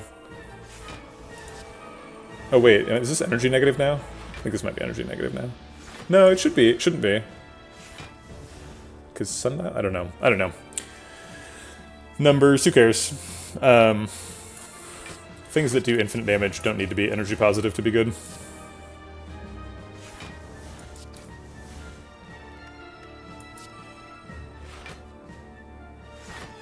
I'm getting a little bit lost with all these burst charges, so I'm just going to get rid of them. I don't really want the Cloak and Dagger double casting. It's funny how we don't have Ice Cream, but we do have Calipers, so like all the standard Calipers would be good here. It's like, well, Calipers it's here, it's okay.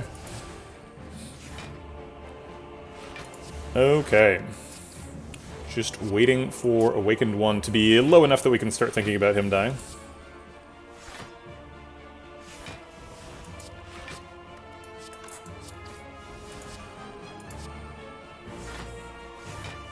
Yeah, it doesn't really feel like a 3 energy run because we got Nunchaku right from the beginning. Nunchaku and Shivs is a little different, so Sundial.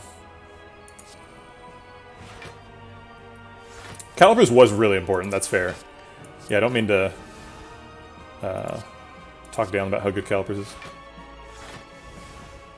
And that's like, it's the most important fight in the game for this deck, so I was definitely happy to have the option.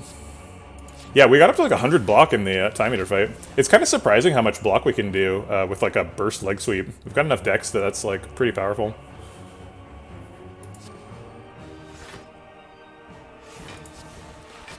One Shiv at a time. We'll get you Awaken 1.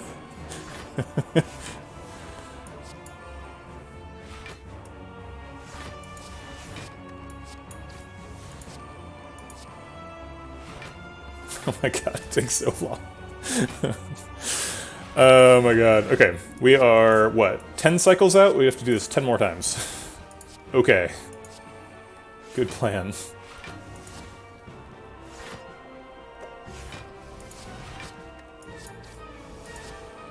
It's a how many card cycle? It's Cloak and Dagger, Burst, Escape Plan, Escape Plan. So it's a 4-card cycle, but it ends up feeling like a 6-card cycle because 2 of them get double played. Oh wait, there's a Shiv in there too, right? So it's like a 9-card or a 7-card cycle.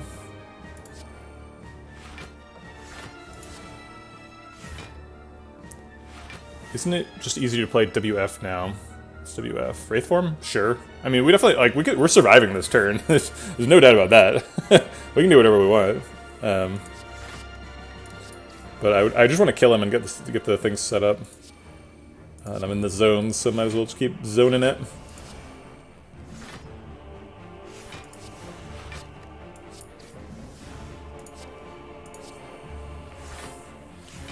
I mean, it's not like it's fewer clicks, right? We still have to play all the cards.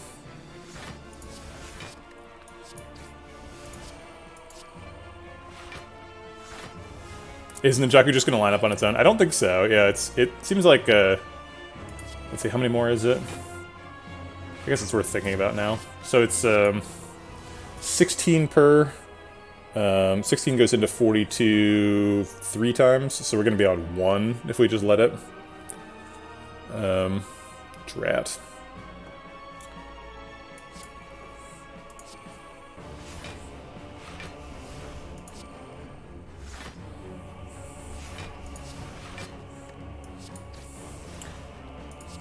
Yeah, Awaken One's pretty weak to any combo deck. He really doesn't scale very much at all. And if you're able to, you know, beat him up before he gets a bunch of strength that kills you, it's kind of a trivial fight.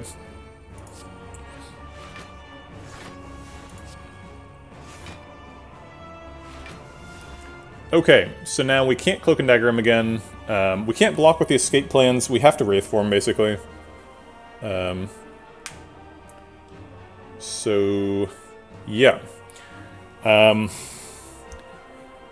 think we're only going to be able to get up to like 6 or something, maybe 7. Ended up doing 150 cards.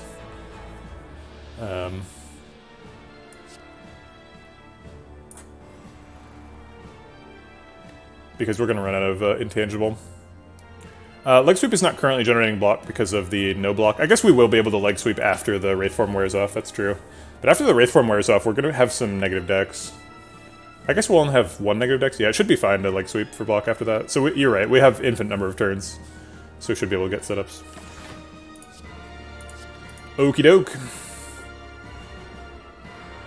Yeah, but Panic Button's going to wear off at the same time as Wraith form, so we will get there. I think I'm just going to press end turn a couple times. Just because what we care about is his health, so we're just waiting for him to regen it.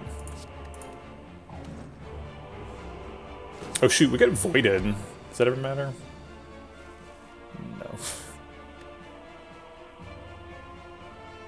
Yeah, we're going to be able to force it to 9. Just going to skip to the action here.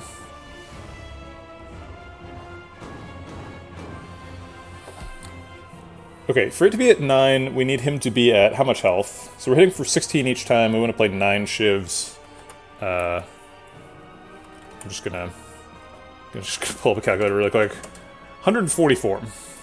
So we're just gonna do silly stuff to block until he's up to 144 damage.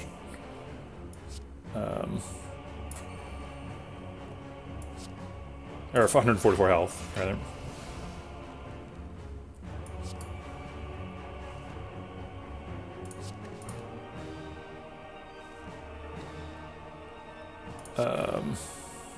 We do still have a buffer, that is true. So it's a sign that we've perfected the fight. We don't have to check. We know.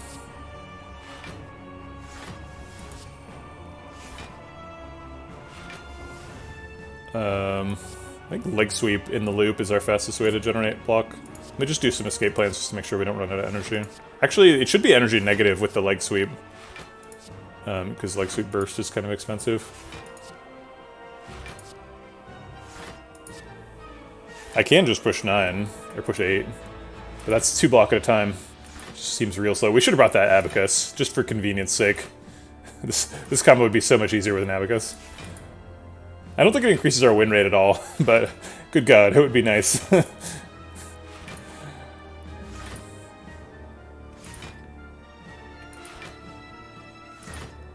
Okay, we got 20 energy, let's get some leg sweeps. Alright, that's plenty of block for now. But I guess we might as well just like build up some calipers block, since we've got the energy at the moment. Is your finger still intact? Yeah, at the moment.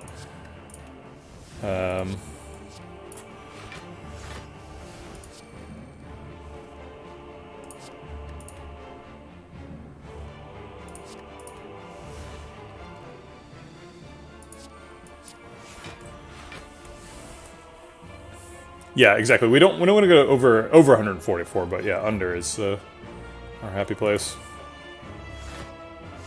Oops, I did escape plan instead. I don't know how much block we need. I don't imagine it's this much, but you know, we've got some extra energy, so might as well spend it.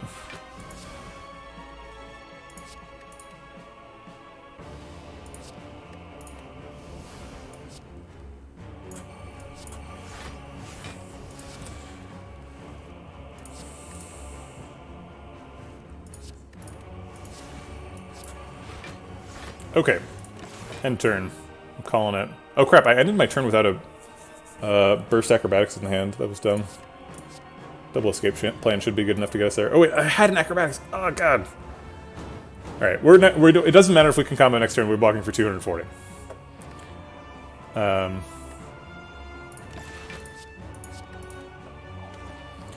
Plus end turn a bit.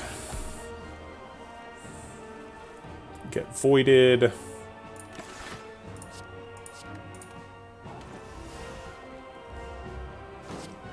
Voided again. It's only 45, that's fine.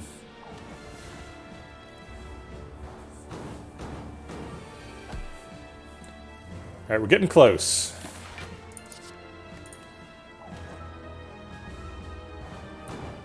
We might have generated enough block in that one loop cycle. It looks like not. Looks like we'll have to do one more set of leg sweeps here. Maybe not. Yeah, 121 is too low according to Pexi 1023's math. I'm gonna real quick just do my own math just to make sure. 16 times 8. We're not weak, are we? Yeah, we can't be weak in this fight. So yeah, 128 is the min. Oh yeah, good point. If we run out now, we are actually screwed. Okay, but it looks like we did it perfectly, or we did it fine. So we get to play 9 shivs next turn. Ran out at the perfect moment. Okay. So... wait, every card is in hand. Let's just do some escape plan shenanigans to get energy.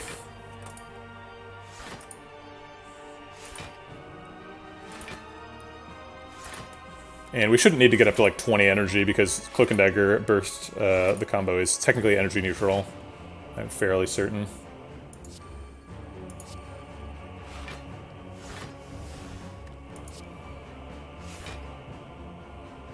And then we should be able to get some shivs in there. Okay, now we're back into our loop. We might have to play extra escape plans to make sure Sundial's set up at the end, but that's fine.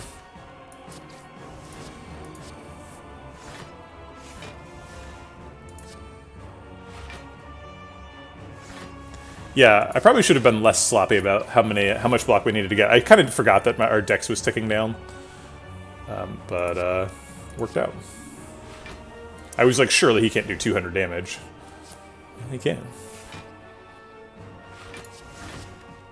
I like doing infinites with a void in my hand too. That's just fun.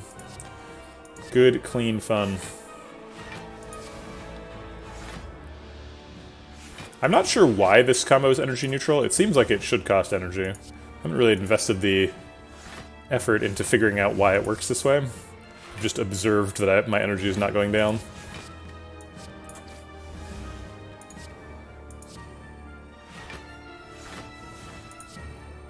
Sundial is a very weird relic with lots of weird little edge cases, so it might be kind of hard to think about.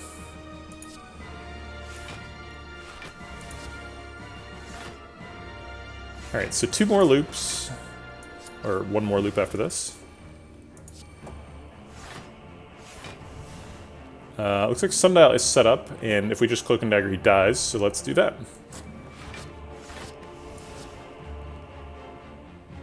Okay, sweet. Bit of a marathon there. I think we played like 600 cards in the Awaken 1 fight alone. You know what, whatever.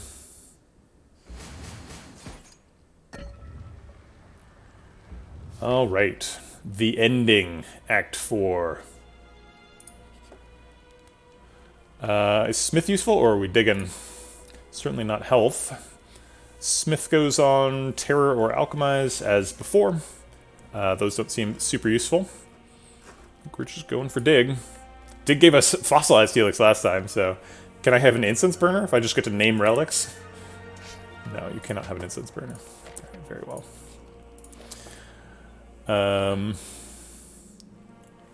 Tactician... what about Mummified Hand? Mummified Hand makes us go real fast, right? We've got 2 accuracies and a footwork, as well as a wraith form.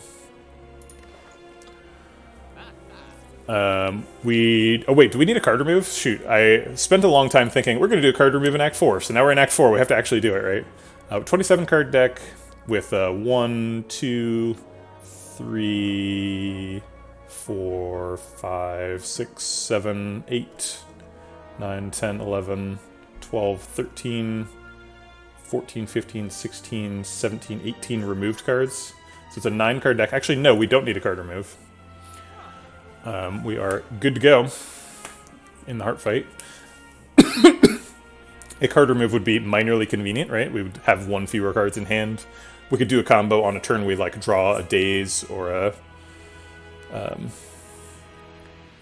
whatchamacallit, Void or Slime, or we could just never play the Slime if the energy is inconvenient for some reason.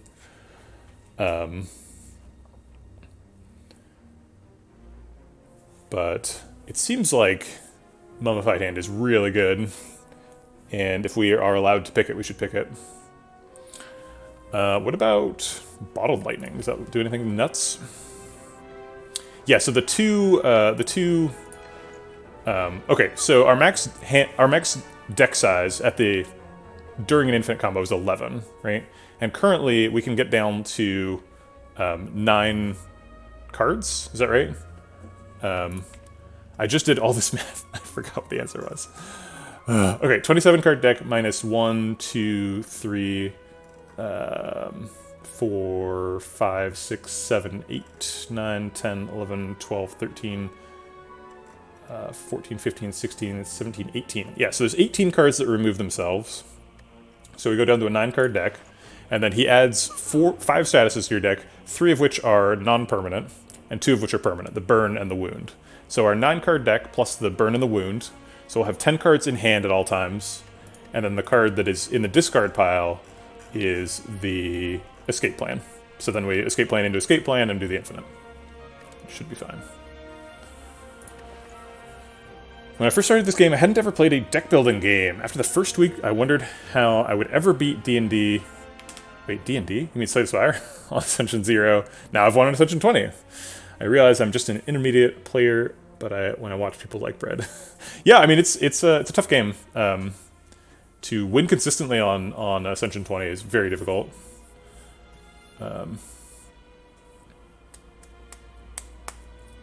We can't bottle well-laid plans with this. This is skills only. That's a power. Oh, I see. You asked that question. I insufficiently read chat.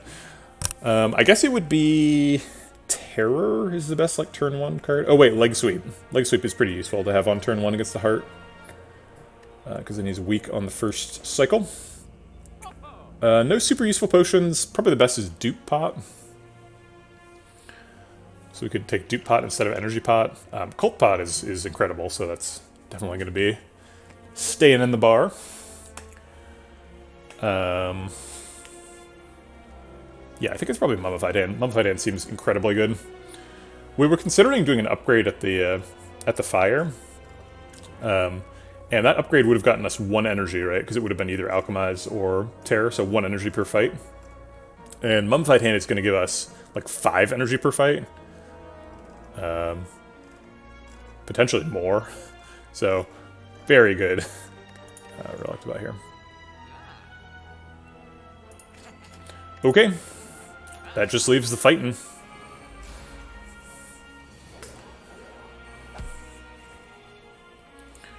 Apparition blocks out this turn. Actually, Panic Button blocks out this turn too, but we might as well use the Apparition while we got it. Do we care about which target is first? No, we don't. Kind of a disappointing turn 1. We could get screwed here. We only draw 3 real cards next turn, 3 real cards and 2 burns. So maybe we panic Cult Pot here. I was planning on the Cult Pot for the Heart fight, but we don't exactly need it. We might let the Spire Shield hit the buffer next turn. So I think we want to stay facing towards Spire Spear. Kind of a waste of our Nunchaku setup too.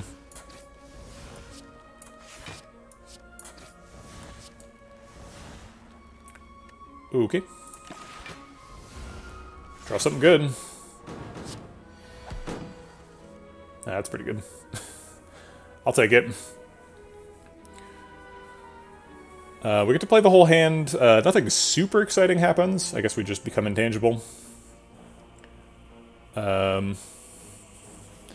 Okay, is it time for Cult Pot? If we have Dex down ticking,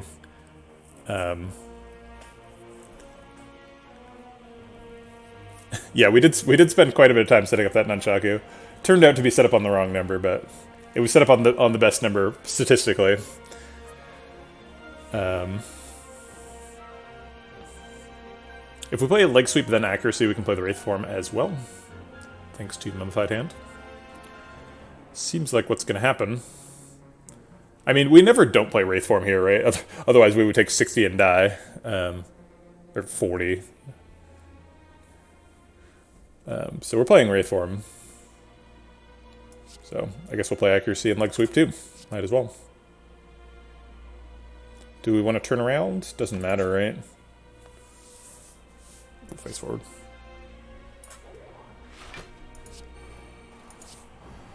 Okay.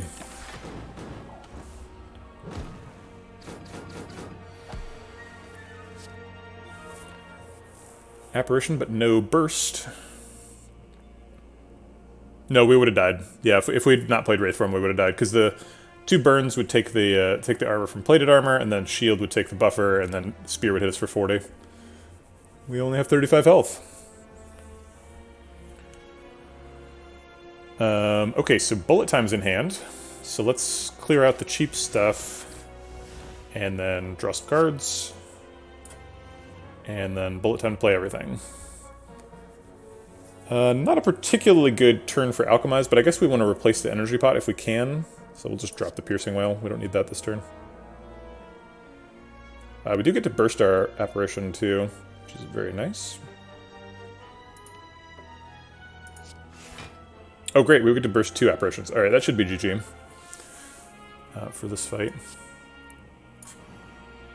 Let's just go ahead and toss this energy pot. We're going to alchemize this turn.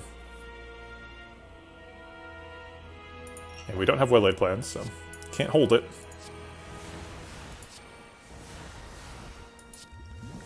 Explosive pot versus the heart. Incredible. Can't hold it. Don't want to redraw it. Piercing Well, be gone.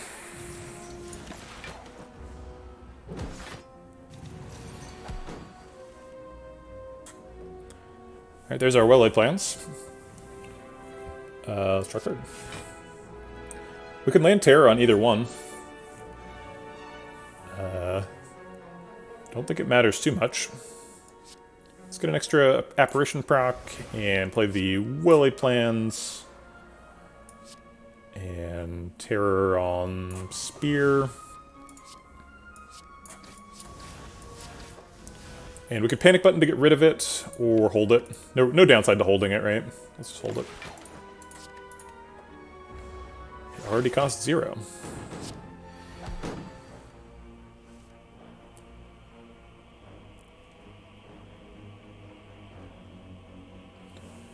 We do have to Panic Button or Escape Plan if we want to block out this turn.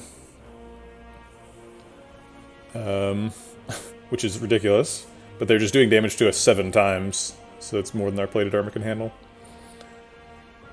We'd have to burst the Escape Plan. I kind of want to hold the burst, so I'm just going to Panic Button. And then we'll draw 8 cards next turn.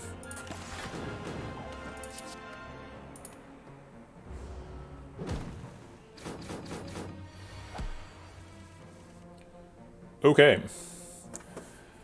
We're not going to be able to go infinite because of the burns. So we do have to kill them in the next 4 turns, or else our apparition runs out and we die.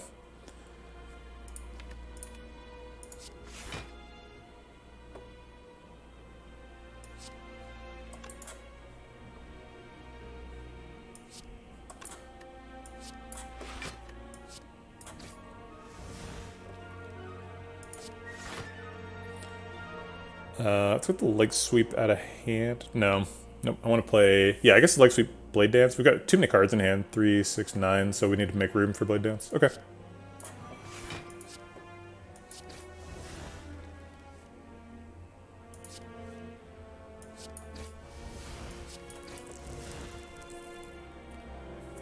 Okay.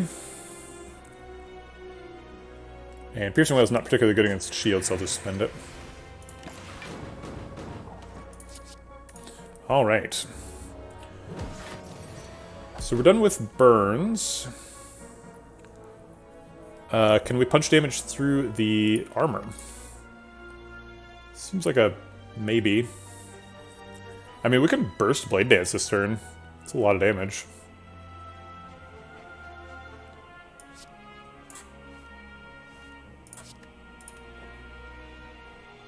Yeah, if we bullet time, we can burst on Blade Dance and Cloak and Dagger. Let's do this first. Useful. Okay.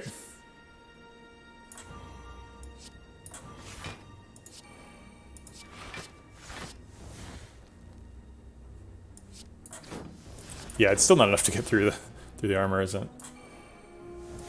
I guess it gets a little bit of damage through. Probably should be thinking about Nunchaku.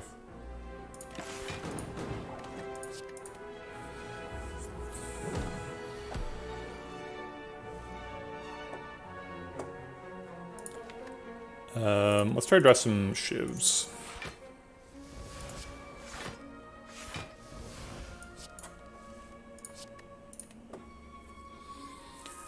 No more card draw. So let's play Bullet Time to decrease the hand size, then get lethal. I don't think we can really afford to sandbag this fight too much since we're about to run out of apparitions. We have lethal. Yeah, it should be Nunchaku on a somewhat reasonable number. We actually don't care that much about the Sundial setup. 6. I guess we can save. We can get one more Sundial proc and let's see. This is his team block 30 turn, so he'll only have 30 armor next turn. We should be able to get through it still. Yeah, 39. Yeah, this is perfect actually. Hey, Akpi, how's it going?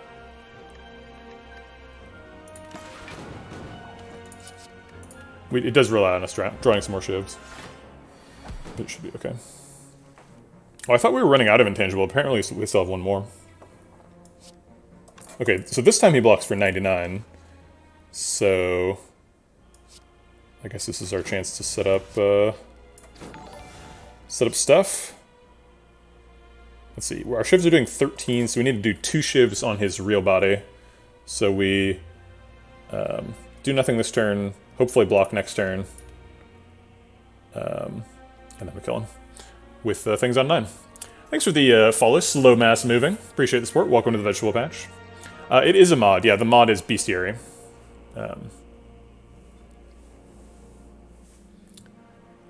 Interesting point. Yeah, we could explosive pot kill right now.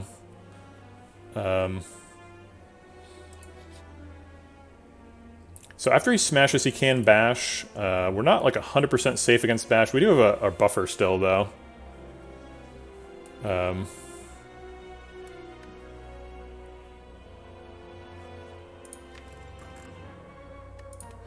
That's fair. Explosive Shiv now is pretty reasonable. That does get us a turn 1 kill on the heart. And I don't think we're relying on Sundial.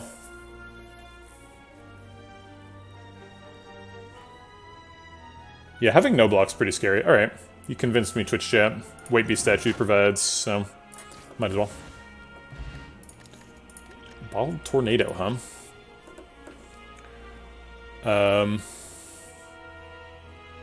These are obviously dead. Bottled Tornado's gotta be good, right? Accuracy. Or well-laid plans.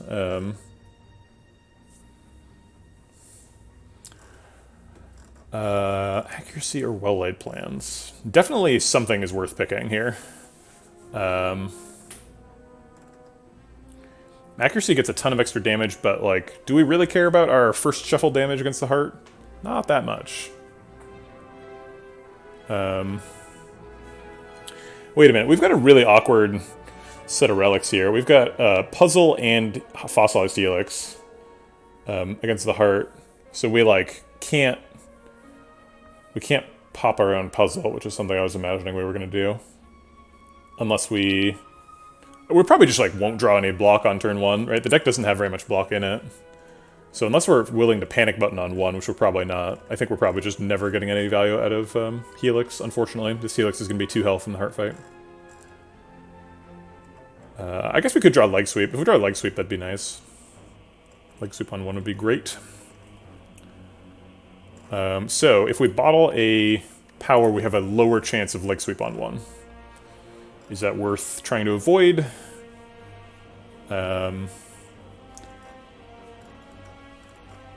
Or do we just pick well-laid plans? I think we just pick well-laid plans. I don't think we really care about accuracy setups that much.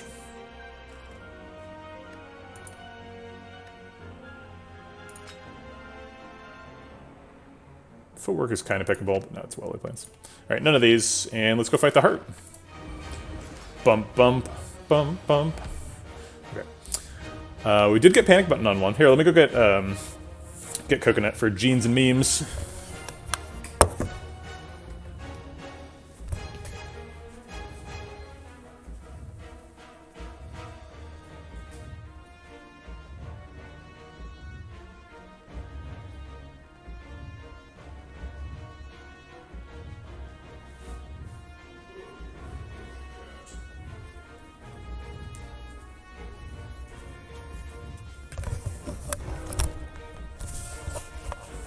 Oh, sorry, jeans and memes. No, you're fine.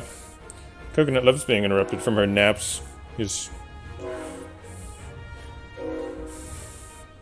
Yeah, Bendy Padawan with anything that's doing infinites always takes me forever because I have to just click through it. Click through all the buttons.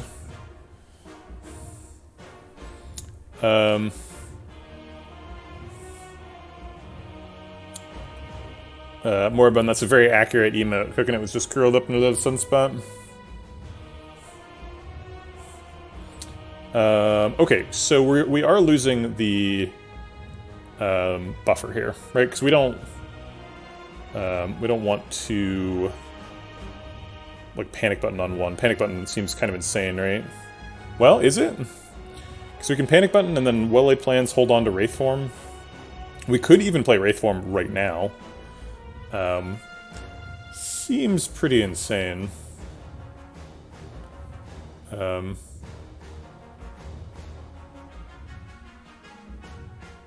Yeah, I think we're just going to play the attacks and end the turn. Hold the Wraith Form and the panic button. That seems like the sane thing to do. Let me turn on your little heat pad there, Coconut. Be just like you're sitting in a sunspot. Yeah, definitely drinking the cult pot, no doubt about that. Let's just do that now. Well, I guess theoretically we could wait until we take damage. We do theoretically have Burst Alchemize for 10 healing.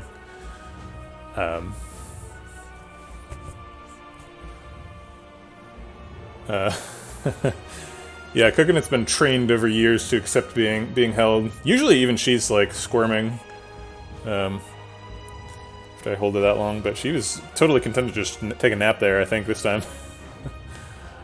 I think I'm going to drink a cold pot. Having it on 1 is more valuable than 5 health, I'm almost certain. You know what, actually, sorry, I'm going to restart the fight. We're going to take damage this turn, so I'm going to take the damage first and then drink the cold pot. So we're going to take damage to proc Centennial Puzzle, and then we'll drink the cold pot at the end of the turn. Alright, here goes the buffer. Oof. And then this procs Puzzle. Okay, so now we have 2 apparitions.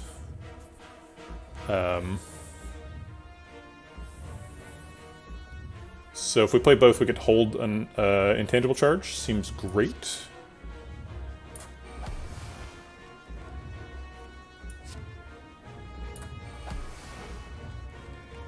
Should have played well-laid plans first, because we don't want it to hit Wraith Form this turn. I don't think we're playing Wraith Form right now. Alright, so now we'll heal for 5 with the Cult Pot. Technically, we could have saved 1 health if we'd played our other intangible first, but we didn't know we had 2 intangibles, so I didn't know that it was valuable. It's not really a mistake, it's a choice. Okay, it did hit Wraith Form.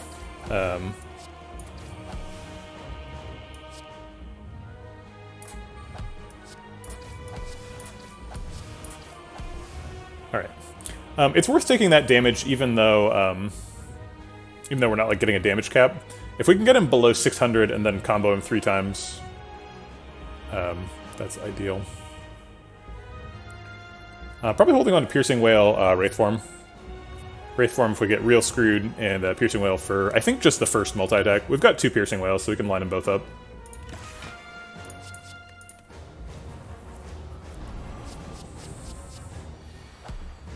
Okay, it's the big attack first, which is great for us.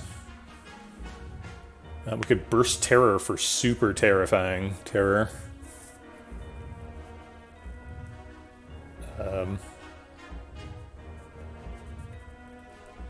I kind of want to proc Pocket Watch this turn. So, like, accuracy, definitely. Terror seems pretty obvious. And then do we play 1 Endless Agony and hold the other one? And so then we're holding, like, Endless Agony Piercing Wail.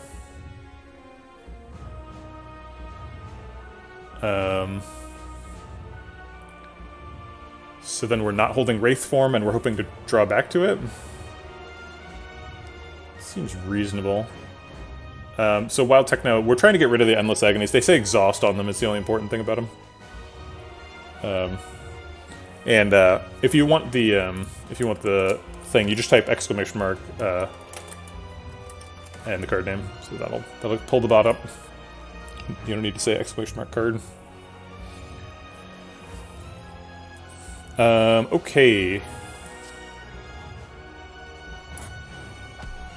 Kind of a strange line, though.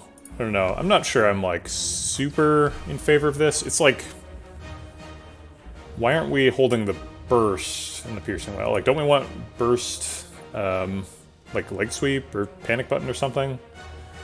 Acrobatics? Seems like there are better things to hold on to than Endless Agony.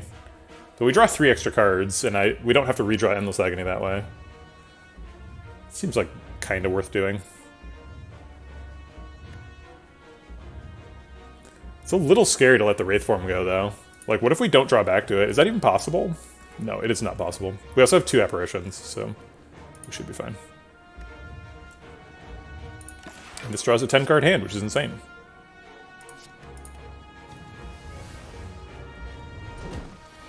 Also, if we hold it an extra turn, it does an extra damage, because we have a Cult Pot.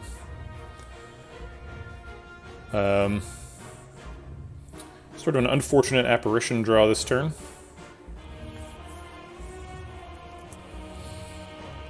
I think it might be like Bullet Time here, so Bullet Time, Cloak and Dagger, or Bullet Time, Apparition, Cloak and Dagger, Piercing Wail.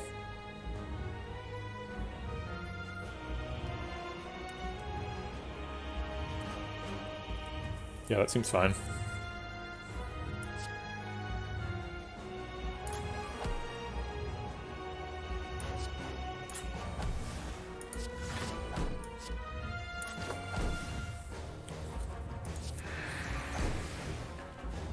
And then we can play Endless Agony for free now. And hold on to the 2 that are actual cards, and not a wound.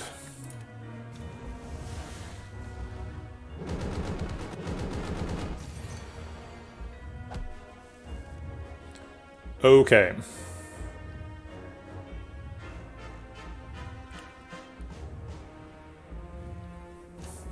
Looks like a pretty free turn. We could, like, drink a Flex Pot and then Burst Alchemize. And hold, like Leg Sweep Piercing Wail, or Panic Button Piercing Wail, maybe?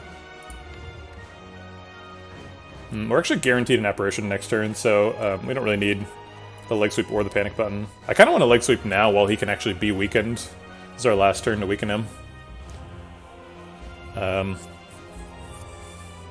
But unless the Alchemize pulls a Power Pot, doesn't seem like it's worth doing. Burst Alchemize also only plays 3 cards, so we get to draw a 10-card hand, which is super nice.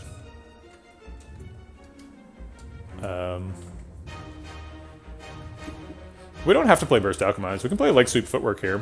It's a pretty nice turn. Leg Sweep Footwork and then Alchemize if it's free. We don't really need 2 potions, right? And I'd kind of like to hold Burst. Hold Burst, draw a 10-card hand. Seems like a formula for victory. We can use Burst Apparition to, like, guarantee block the whole next heart cycle. That sounds great. Let's do that. Alchemize is free. Okay. Sure. Definitely holding Burst, and then Piercing Wail just to hold something. We're going to shuffle soon, so every card we hold is a card we don't have to draw again. But we don't care about playing it. We don't care about playing either. Okay. Are these all skills? No, there's only 1 miss, and it's Wound. I guess Wraith Form is a miss, too. So we can Escape Plan for block, and then Burst Apparition.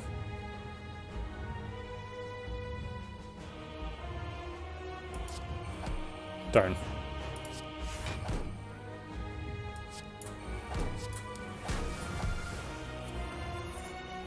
And accuracy to get it out of the way. Oh wait, we have to play Piercing Wail here, huh? Oh no, he's got, shoot. Is this a Panic Button situation? It seems like it might be. He's hitting us for like 15 real damage here, and he's got an artifact charge, so the Piercing Wail doesn't hit him. I do think we are probably going to Panic Button here, so I should Panic Button before I take beat damage.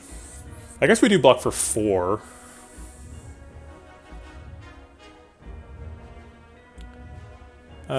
Yeah, we could pot for something to artifact away, but like Panic Button is like obviously good here, right? Because it blocks this turn, and then next turn he's hitting for 1, and 1 we can just hit with the plated armor. So this seems like a fine Panic Button. Oh crap, I forgot we were still bursting. should be okay. Definitely not ideal.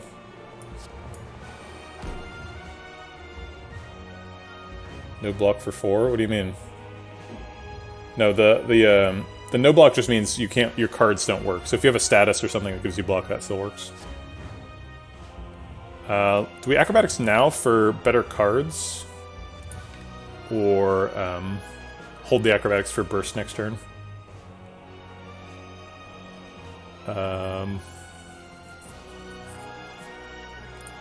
Yeah, it was clearly a mistake to burst a panic button.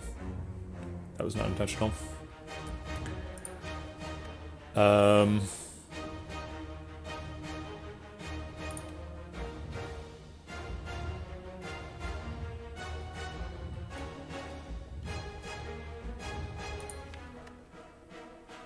Yeah, actually, do need to restart the fight. I think we might need to restart the fight, because that's, so 4 turns... Yeah, because 4 turns might include... So it's this turn, and the next heart attack turn, and then the rest turn, and then the following turn. So if he multi-attacks first turn next cycle, we die because we made that mistake. Although, we could theoretically line up Piercing Wail. We should be infinite by then.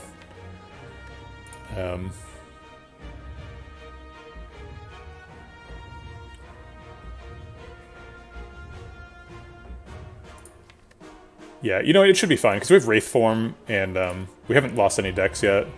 So, like, Wraith Form, the intangible, at the very least, should carry us through, so we should be fine.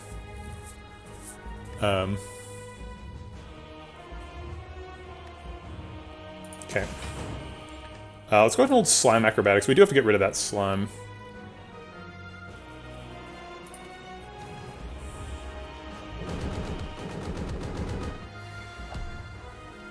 Don't you need to block to infinite? Yeah, we do.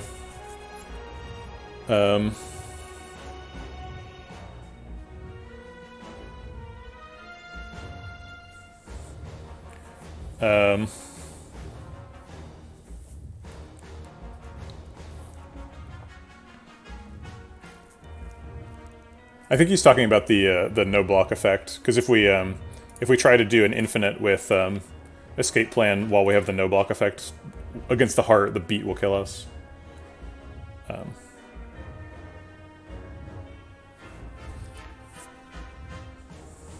But that just means we have to play Wraith Form, like, I don't know, early next cycle or something, right?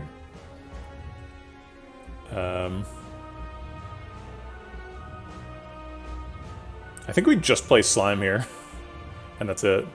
None of the other cards we need to get rid of. No, we don't want to play it now, because he doesn't attack next turn, so we want to wait until that turn is over.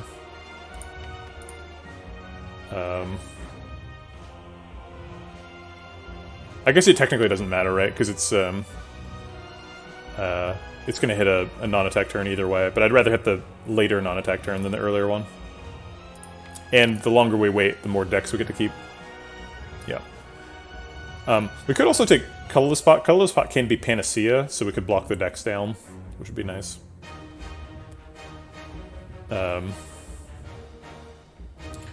Yeah, it'd be nice to play a Leg Sweep, but then we take a damage. I guess we've already lost the buffer, so that doesn't really matter.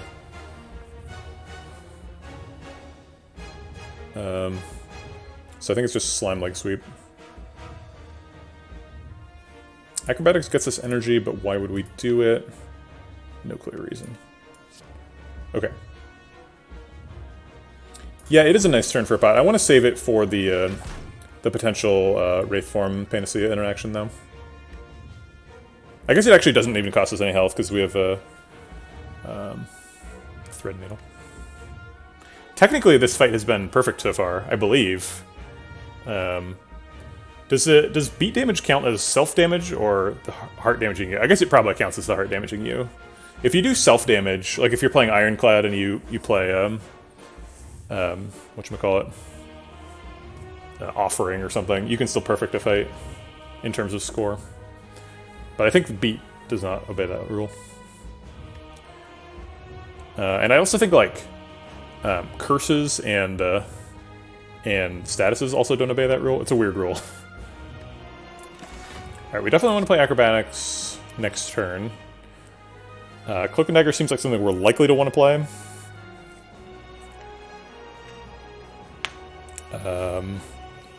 We're probably just not playing anything next turn, huh? I guess I'll just hold Wraith Form because I can.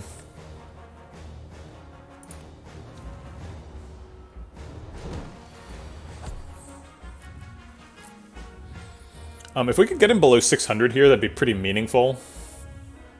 Because if we get him below 600, then we can infinite 3 times and kill him. Whereas if we can't do that, we can't do that. We'd have to infinite 4 times. But we can't block this turn, which is awkward.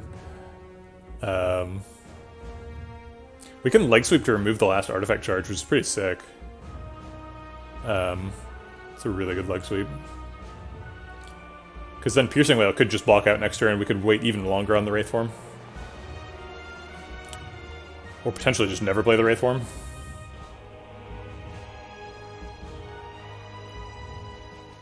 I guess we actually have to play the Wraith Form, right? Because otherwise we have too many cards in hand. That's kind of funny.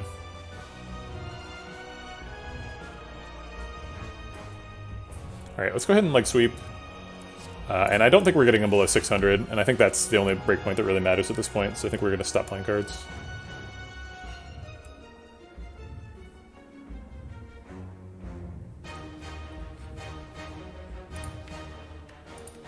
Seems like the next turn might be a good bullet time turn.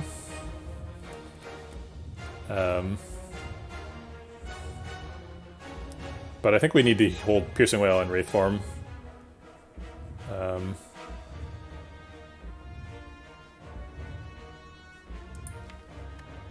We're drawing a burst, so we don't need to hold that.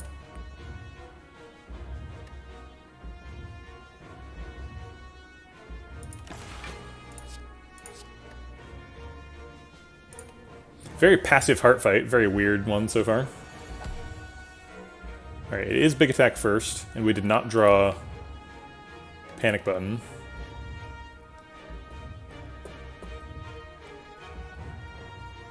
So I guess we just Wraith Form now. But we need to see the colorless spot. How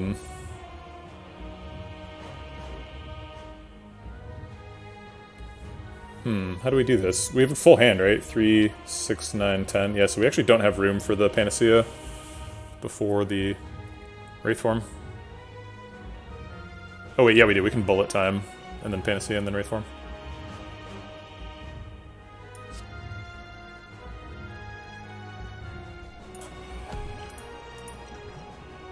Alright, no Panacea. Deep Breath is kind of sick, but it adds a card to the deck, so we have to pick Panic Button. Thanks for the follow, Learning Lab. Appreciate the support. Welcome to the Vegetable Patch. Alright, so I'll pick Panic Button.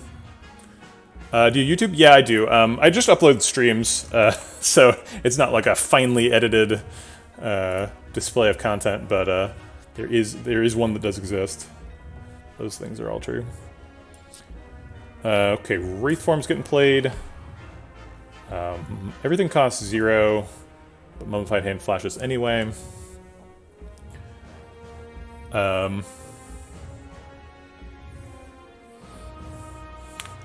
You can skip colorless, yeah. You're allowed to skip.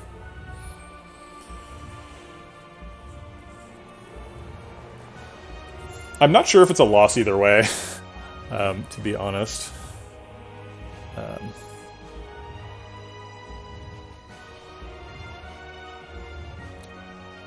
So, we don't really need Piercing Wail ever again.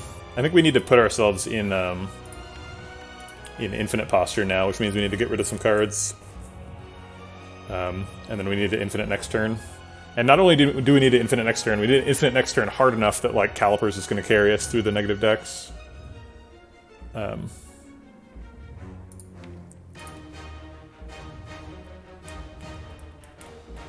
So yeah, I think we need a Piercing Wail and Panic Button. I guess I should have skipped the Panic Button, right? Because it's just...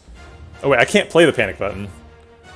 Because then I can't generate block from comboing next turn. We need to combo next turn. So we actually got checkmated by these Panic Buttons, I think. We're kind of in a bad situation here.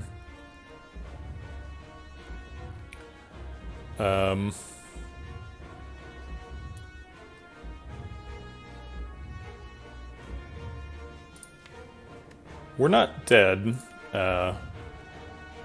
And just to be consistent with previous decisions, I am going to time you out for that Bishop Stars. Need to maintain a positive attitude, but you'll be back in a couple minutes.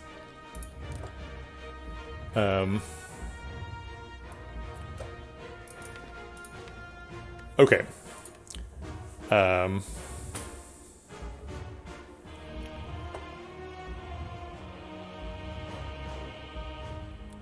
So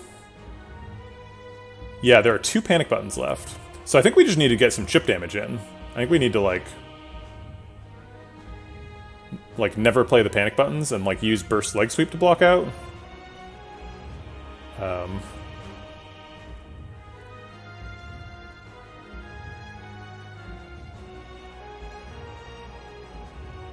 So the 2 panic buttons, they are going to give us at least 4 turns of no block. And during that time, we're going to lose 4 decks. So we're going to be down to -2. So can we combo such that we are energy neutral and block positive with leg sweep? We cannot infinite with 1 panic. We have the maximum number of cards.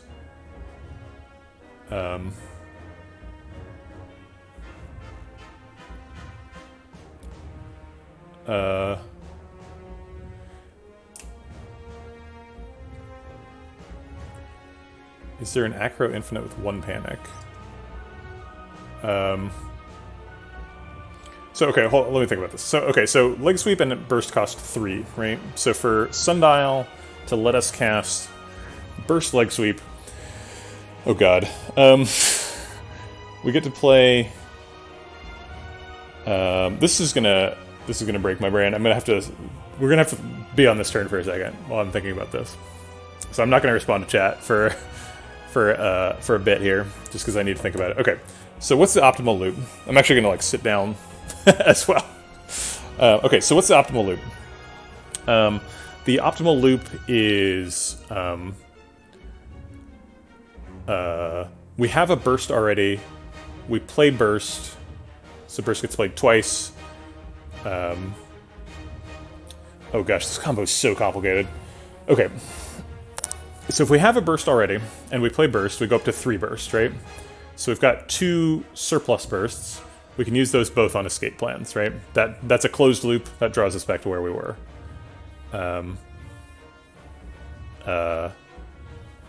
That's interesting. So it doesn't actually matter if you have a burst when you play burst or not. So we shouldn't have a burst when we play burst because it costs us an extra card. It costs us 1 health. Okay. So we have 0 burst, we play burst, and then we play both escape plans. The first escape plan has a burst in the discard, which we draw, and then it has an escape plan in the discard, which we draw. So that's actually 2 shuffles, because we have 0 cards in the draw pile, so we shuffle just the burst over, and we draw that, and then we shuffle just the escape plan over, and we draw that.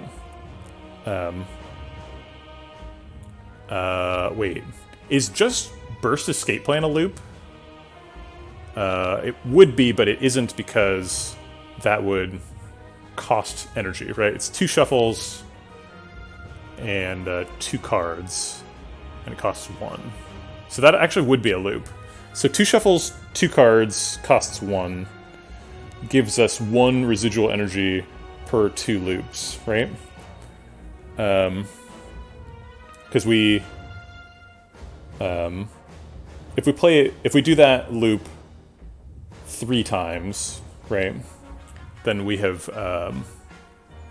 shuffled 6 times and paid 3 energy, and Sundial has procced 2 times, so we've gotten 1 energy back. Okay, so is that the best way to get energy? Play 6 cards, get +1 energy. Seems really bad. If that's costing us health, that's death. Okay, so we can't do that. Okay, so what about burst double escape plan? Burst double escape plan. The first burst escape plan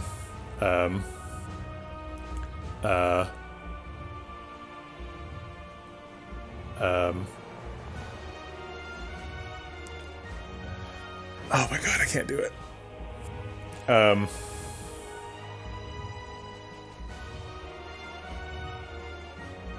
Okay, I'm gonna restart this fight. I apologize to everyone in chat. It's too hard to think about, and we made some obvious mistakes, so I'm gonna redo it. So we're this time we're just not gonna burst a we're not gonna burst a panic button, and we're probably not gonna pick the panic button out of the colorless spot either. Okay, sorry we're going like way back here, but I think we do have to do it. Oh my God, Sherwins! I think I've already done the bulk of the lifting for the talk about X. I'm literally getting a headache here. Here, I think let's take a coconut break, and then I'll talk more about this loop. I'll explain the loop one more time since Sherwin I think just got here. Okay, so hold on just a second.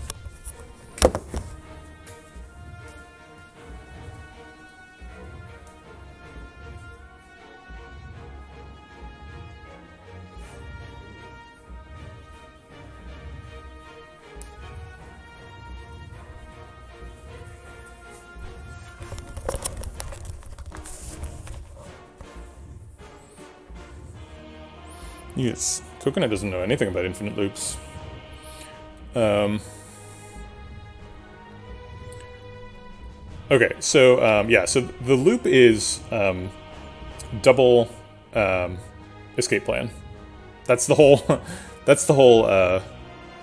plan for escape plan. It's just double escape plan. Get down to 11 cards. One of them, 10 cards in hand. Escape plan in hand and escape plan in the discard. So then we escape plan into escape plan and escape plan into escape plan. Yeah, no worries, Bishop Stars, it's fine. Yeah, and then there's lots of variations on that because we have Sundial, so it's energy positive, so we want to fit in things that do damage. And in that case, we wanted to get things that do damage so that we could use, like... Yeah, I'm not sure what the... Alright, I don't want to talk about the previous attempt anymore. Okay. Oh, that's right. Since we were so dex negative, the escape plans were blocking for 1, and so we needed more block from other sources, so we needed the energy positivity to balance out playing an occasional burst leg sweep to do actual block positive stuff. Okay. So this time, we're going to do it all right. We're going to go super slow. We're not going to restart this fight again. Okay. We're going to drink Cult Pot this turn, but we're going to do it after we take damage. We're going to take the minimum amount of damage by playing Apparition first. Oh, wait, no.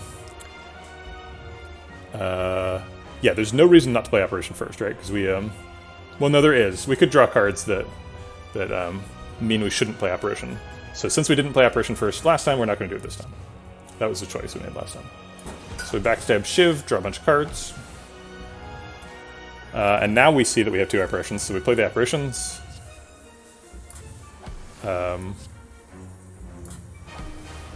And we play Waylaid Plans. We're supposed to play Waylaid Plans before the Apparitions, but we're going to repeat that mistake because that's not why we're restarting the fight. Okay. So we got the decost on Wraith form just like last time. We have to play the Shivs to get rid of them. We held Piercing Whale Wraith form, I'm fairly sure. So do we play Blade? Did we play Blade Dance last time? Unclear.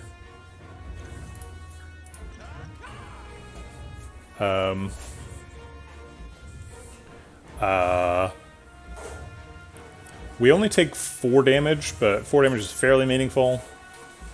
Yeah, it does seem bad, right? It seems really unnecessary. All right, I'm not trying to change the past, but I don't remember if I played it or not, so I'm going to not play it this time.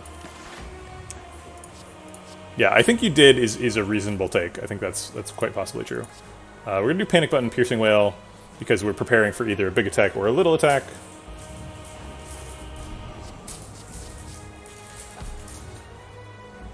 Okay, it's a big attack, so we've already blocked it out.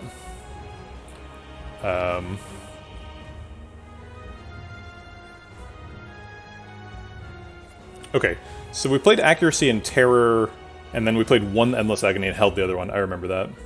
Yeah, I believe that we played the Blade Dance. That makes sense. I apologize for changing the past. So accuracy gets played,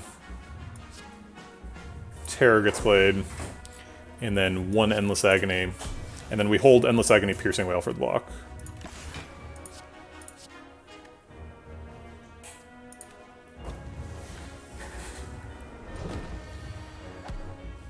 Okay. So this time we apparition first to prevent losing extra health to the beat. Oh wait, we can't do that because we have to bullet time first, right?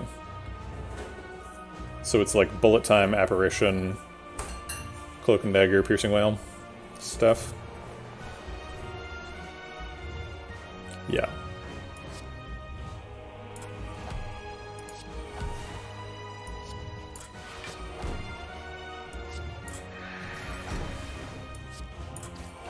And we can fit in the extra endless agony, because we have an extra block.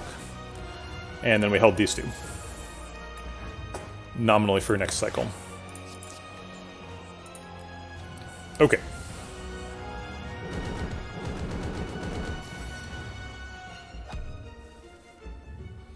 Alright, here's where we accidentally bursted the panic button? No, that must have been in the future. Did we burst Alchemize here? Oh crap, I remember this turn. I think we ended up leg sweep footworking. Oh yeah, and then footwork hits Alchemize, and then we played Alchemize. Okay.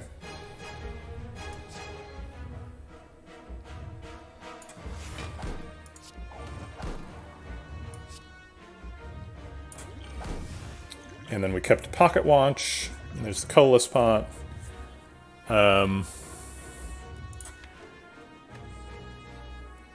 think we held Burst here for the Burst Apparition. So we probably held Burst Piercing Wail. This might have been the turn when we Burst Panic Buttoned. I'm losing the thread a little bit. I don't remember exactly how the fight went. I can't imagine not holding Burst for the Apparition. Oh, maybe we just held Burst Panic Button, because he's about to get Artifact Charges, so Piercing Wail won't work. Yeah, I think that's probably what happened. Okay.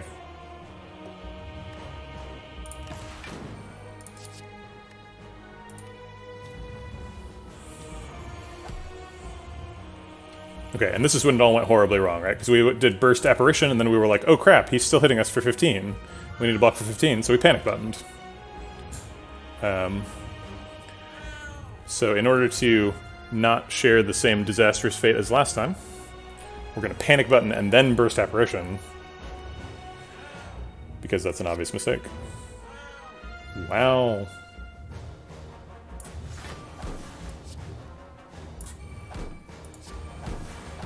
Okay. And we've already broken Pocket Watch, so we're free to play more stuff. Classic panic button. Yeah, it is. That's what the card is designed to do, right? It's like, are you currently panicking? Great. Now you've made a mistake. I want to play accuracy. And I want accuracy to hit something other than Wraith Form, ideally. So we want to draw a bunch of cards with Escape Plan. Ideally get Bullet Time and then accuracy into Bullet Time, and then we can play Slimed. I do want to call out that we are now unbound by what we did before. We don't have to repeat stuff anymore, because now we're in a different place. Okay.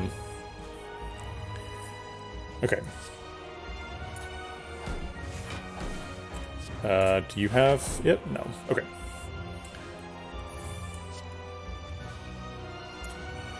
Alright, hit Piercing Wail. Do we play Piercing Wail just to get rid of it?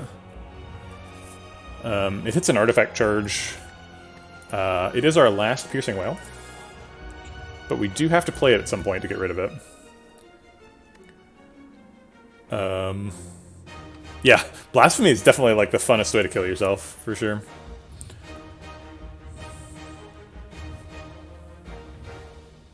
I think we're going to hold the Piercing Wail. The fight ends up being a little bit longer than we're comfortable with, because we've still got the other panic button.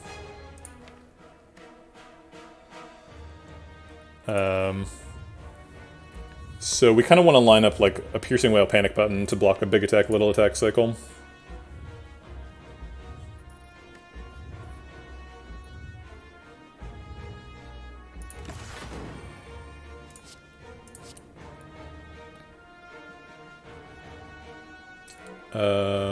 Actually, I'll hold the Slime. I think think that's more likely to get played than Blade Dance. We can't block next turn, so we're not going to be playing too many attacks.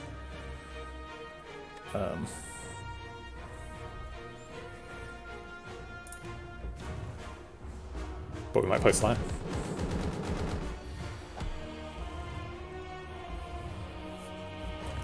Okay. So we can't block, but he's only hitting for 1. What an idiot. Do we just play Slime?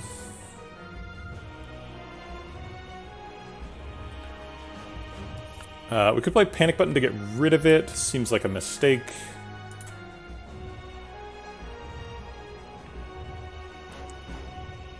I think Slime is always happening. Let's just do that.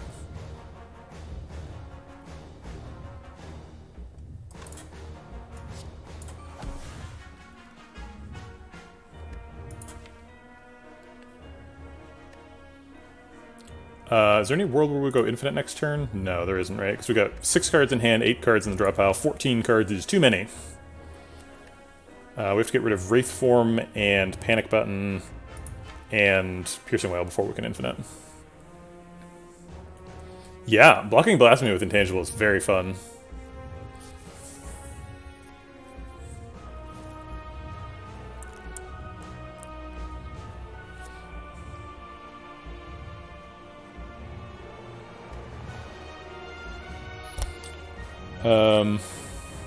Do we leg sweep just for a week? Yeah, I think we do. If we want to land that that Piercing Wail, we need a leg sweep now. So I think I will. We still get to draw 8 cards, so. Okay. And then we'll hold what? Burst Acro? I mean, we're going to draw 10 cards next turn, so playing Acrobatics is probably not necessary. Let's play a Bullet Time, and there's actually nothing left that's really good to burst.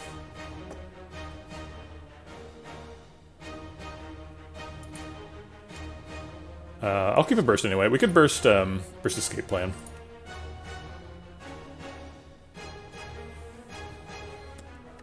Okay.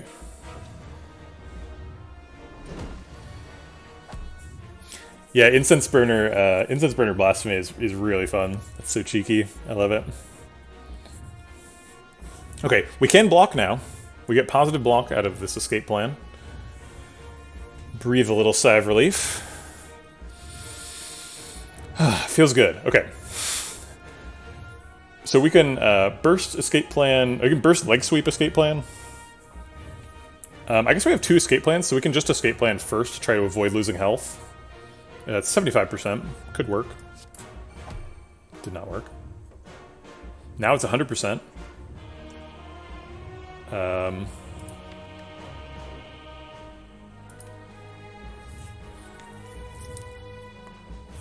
If the turn is escape plan, leg sweep, I'm not, like, crying.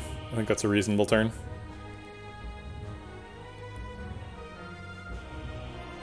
Because then we pocket watch. Okay. So now he's out of artifact charges, so we can hold Piercing Wail and guaranteed draw Panic Button. And so we're prepared for either half. I guess maybe we should have bursted the leg sweep to get weak, but it honestly doesn't matter that much.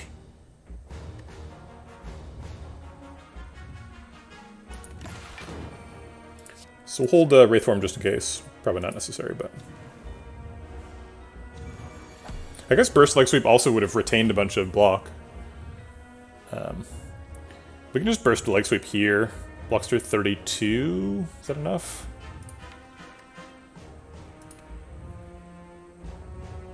Burst leg sweep, escape plan. Could block for up to 10. But we're playing 5 cards, so we'd end up blocking for 32 and taking 17. Oh wait, he's going to be weak though. 49 with weak is minus 13.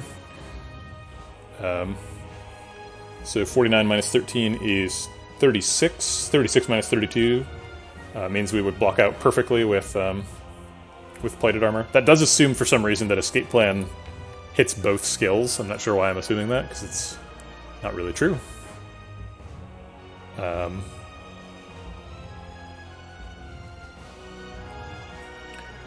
Let's use the panic button. We have to get the panic button out of the deck. This is the perfect time for it. Let's get rid of this thing.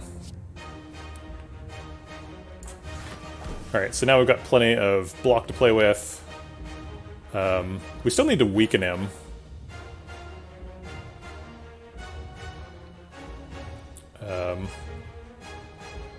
Yeah, I guess let's just leg sweep then.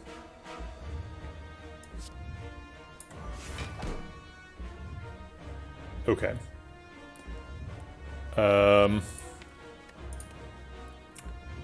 And it's turn 8. Is he attacking next turn? I've forgotten where we are in the cycle. It's turn 8. First cycle's 3, then 3, so that'd be 6. So this is 2 cards into the second cycle, so he's not attacking next turn. But shouldn't he be?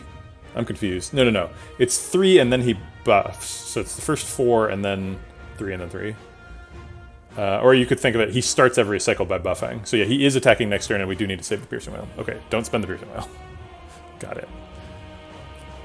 We do take damage here and we lose a plated armor. It's not a big deal. Take 2.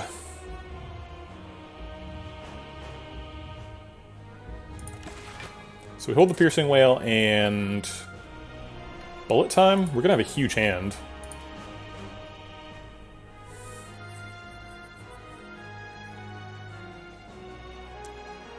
Once we play Wraithform and Piercing Wail, we are good to go in terms of doing the infinite. So we could potentially infinite next turn if we. So maybe we just play. Oh no, we can't infinite next turn because we have no block. Okay. So we don't want to play like. I guess we could just play Wraithform next turn though. If we can play Piercing Wail Wraithform, I guess we should do it, and then do the infinite with minus 1 dex.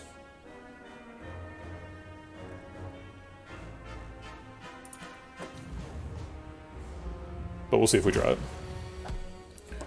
Okay. Here's the Piercing Wail turn. Yeah, obviously, yeah, you can't bullet time in infinite. That's a good point. I was talking about specifically doing that, right?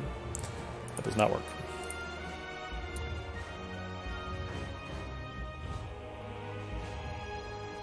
So I think we just play Piercing Wail this turn.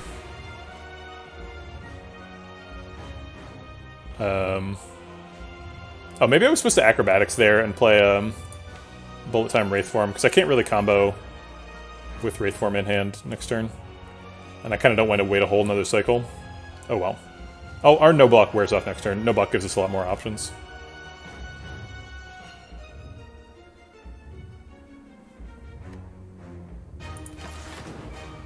Let's hold a leg sweep Acrobatics. Or maybe like... Let's hold Cloak and Dagger. Cloak and Dagger blocks for 6, so that should give us room to play Acrobatics. We'll probably redraw a burst.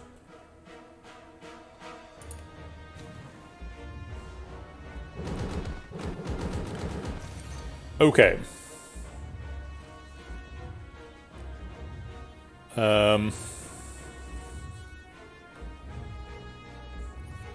Alright, so now we can actually do damage. Hopefully getting him below 600 would be nice here. Could play... Actually, I think we can infinite this turn, right? Because we could Wraithform and then Burst Escape Plan. Yeah, Burst Escape Plan should be infinite here. Okay, so yeah. Thanks for the follow. Pepe Sylvia 333. Appreciate the support. Welcome to the Vegetable Patch. Okay, so we... can we play Cloak and Dagger before Wraithform? I believe we can. Cloak and Dagger, Wraithform, Shiv, Burst Escape Plan. Escape Plan? Yeah, sorry, Evil Cod, we're right at the end here. Okay, so Cloak and Dagger saves us some health. Let's see, if we infinite now, do we win? We infinite this turn and get 5 block per card, and then we get 4 block per card. So he has 200, right? So we have to, or we can't do more than 200 a turn. Blah. So we have to infinite 4 times. So we do it with 5 block, 4, 3, and 2. 2 should be sort of borderline, but should work. So it would be better if we took no damage this turn and got him below 600 and didn't play Wraith Form, and then we played Wraith Form on the first combo turn. Can we do that? Saber Spank, thanks for the follow. Appreciate the support, and welcome to the Vegetable Hatch. These shivs hit for 16. He's vulnerable, so it's 24. So if we want to do 72 damage, that's exactly 24 times 3. So it's actually pretty easy to get him below 600 this turn. So let's do that. And we can develop some weak for later.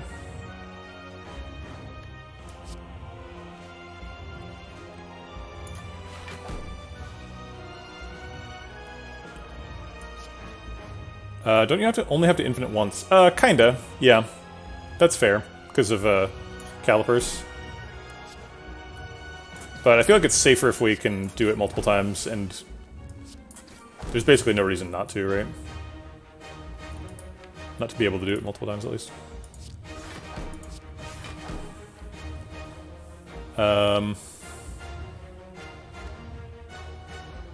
Okay. Whole burst acro to make sure we can get stuff happening next turn.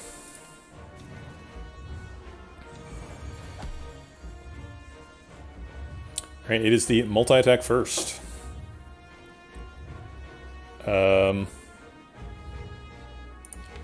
So we can't infinite.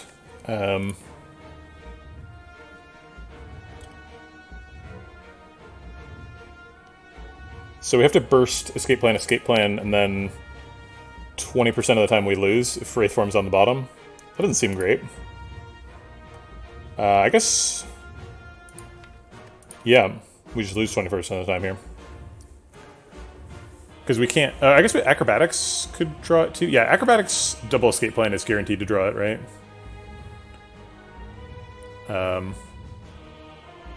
It blocks for less, but it's safer.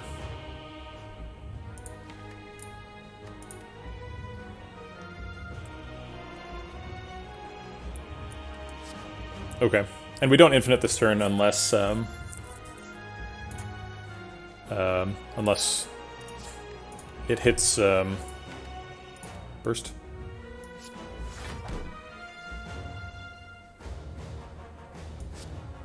All right, so we have to bullet time it out. Does the block matter if you have intangible? Sure.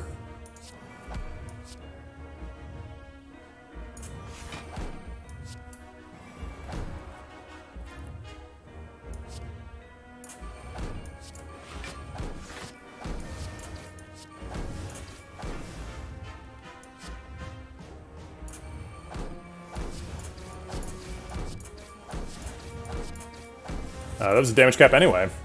We didn't even infinite. We'll hold on to the wound, because every card we hold is a card we don't have to draw.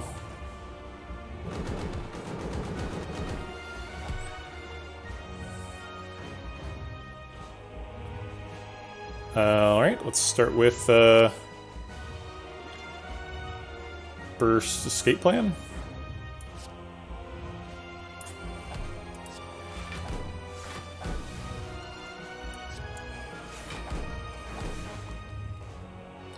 Okay. I guess Acrobatics draws everything. Let's see. 3, 6, 8 cards in hands. Acrobatics draws up to 10. Yeah, everything except for Acrobatics. Oh, we want to put a skill in the discard.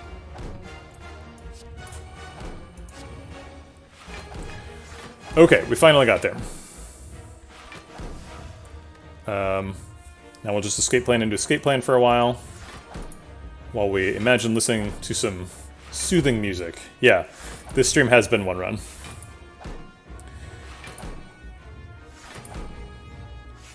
Very, very stressful. I have a huge headache. But, we did the thing. Okay.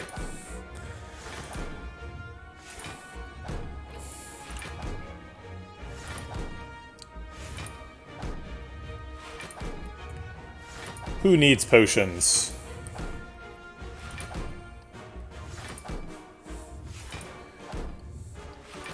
Alright, how much block do we want here?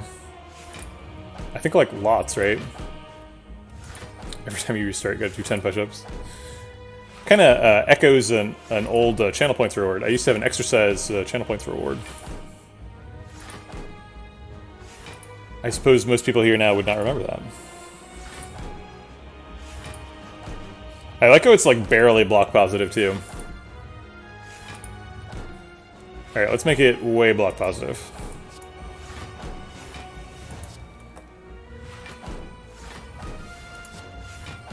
But also more complicated. Oh, what?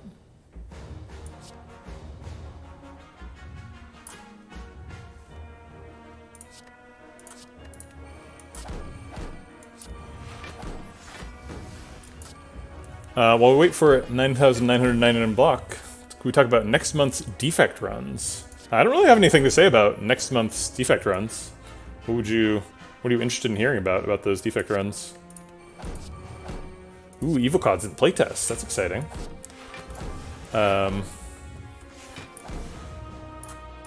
So I've played some Defect recently. I played it on Switch and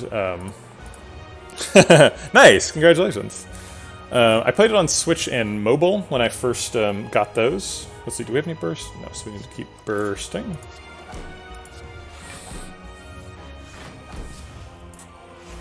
There we go, and now we're... Oh, our hand gets full, right? We can only do... I forgot. I got used to doing the sort of lazy version in other fights where our hand doesn't get full, but... I think for Defect, I really like doing high energy stuff. So like Dark Orb multicast, or like Meteor stuff. Those are sort of my jam.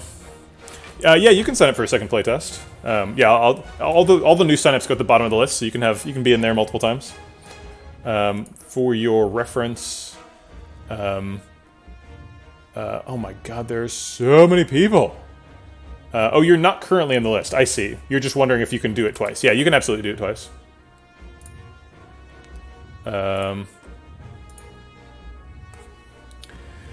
Yeah, Fusion Ores, Reprogram. I do love Reprogram, but it's very difficult to get yourself in a position where Reprogram is correct, unfortunately.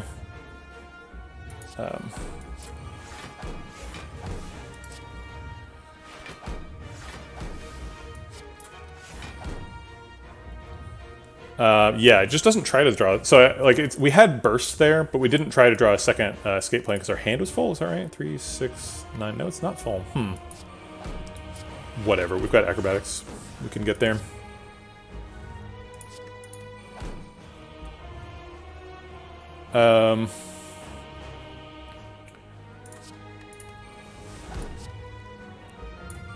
Is it more block to loop in the...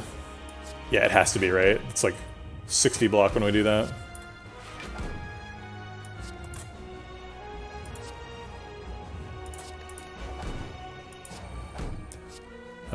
I guess it's only 30. And it was already 2 per card. Why are we still getting block? We have calipers, so we kind of want to get to 9s, just to make sure that we don't die in the future. I mean, we're probably killing him next turn, right? So I guess this is a little bit much, right? So I guess we can just move on to the killing him portion. Yeah, 400's plenty, now that you bring it up. 3, 6, 8, so this is safe.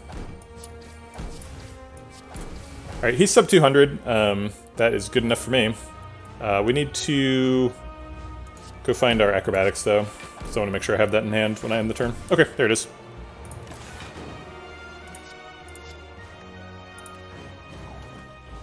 No. This is not the big multis yet.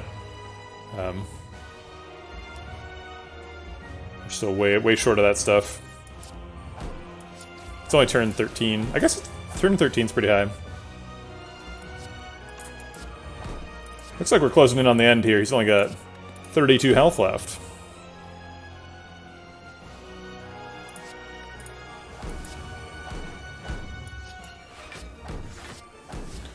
Alright, we got him.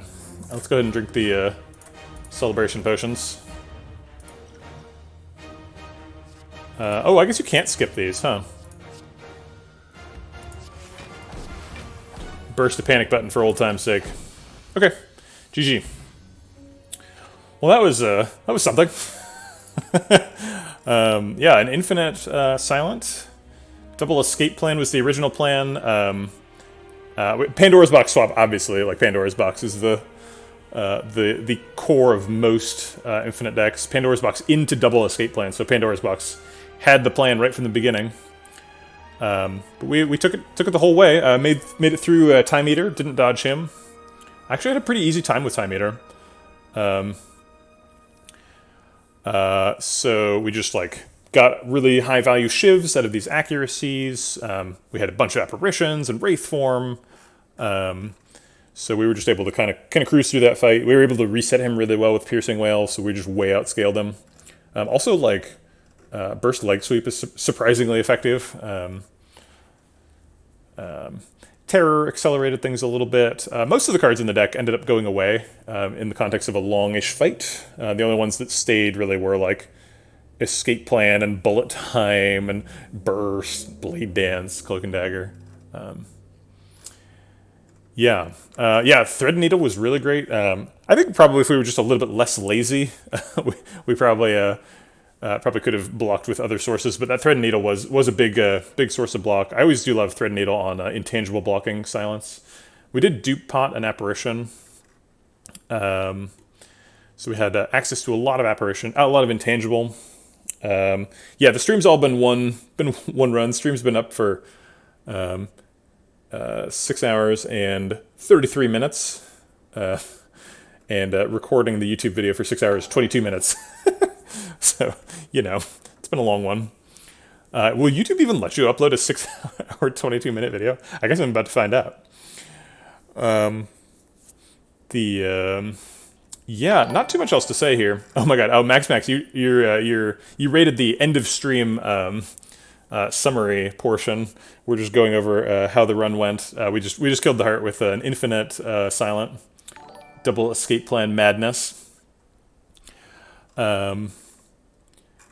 Yeah, well-laid plans helped us line up like burst and acrobatics to get our full hand. Where's that acrobatics? There it is.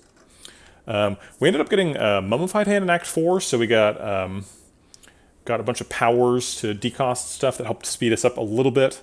These panic buttons really caused us some problems in the heart fight. We were trying to exhaust down to 11 cards, which was a little bit tricky. And having 2 panic buttons meant we had a lot of turns where we weren't allowed to block. So how much total energy did Sundial give us? 340. Yeah, the Sundial wasn't originally part of the plan. We were just gonna double escape plan was the plan, and then just do whatever for damage. But since we had a Sundial, we could do infinite damage too. So we did. We spent a lot of time setting up Nunchaku and Sundial because like we had so much control over fights that we ended up like infiniting multiple turns in a row just to set these things up, particularly Nunchaku. Like waiting for enemies to regenerate or waiting for Darklings to respawn so that we can kill them to get Nunchaku on 9. That was irritating. We also had Calipers, so occasionally, particularly in the Awakened One fight, we generated a whole bunch of block and then waited for his health to come back up so that we could Nunchaku him to death. That was pretty fun. Yeah, pretty solid run. All right.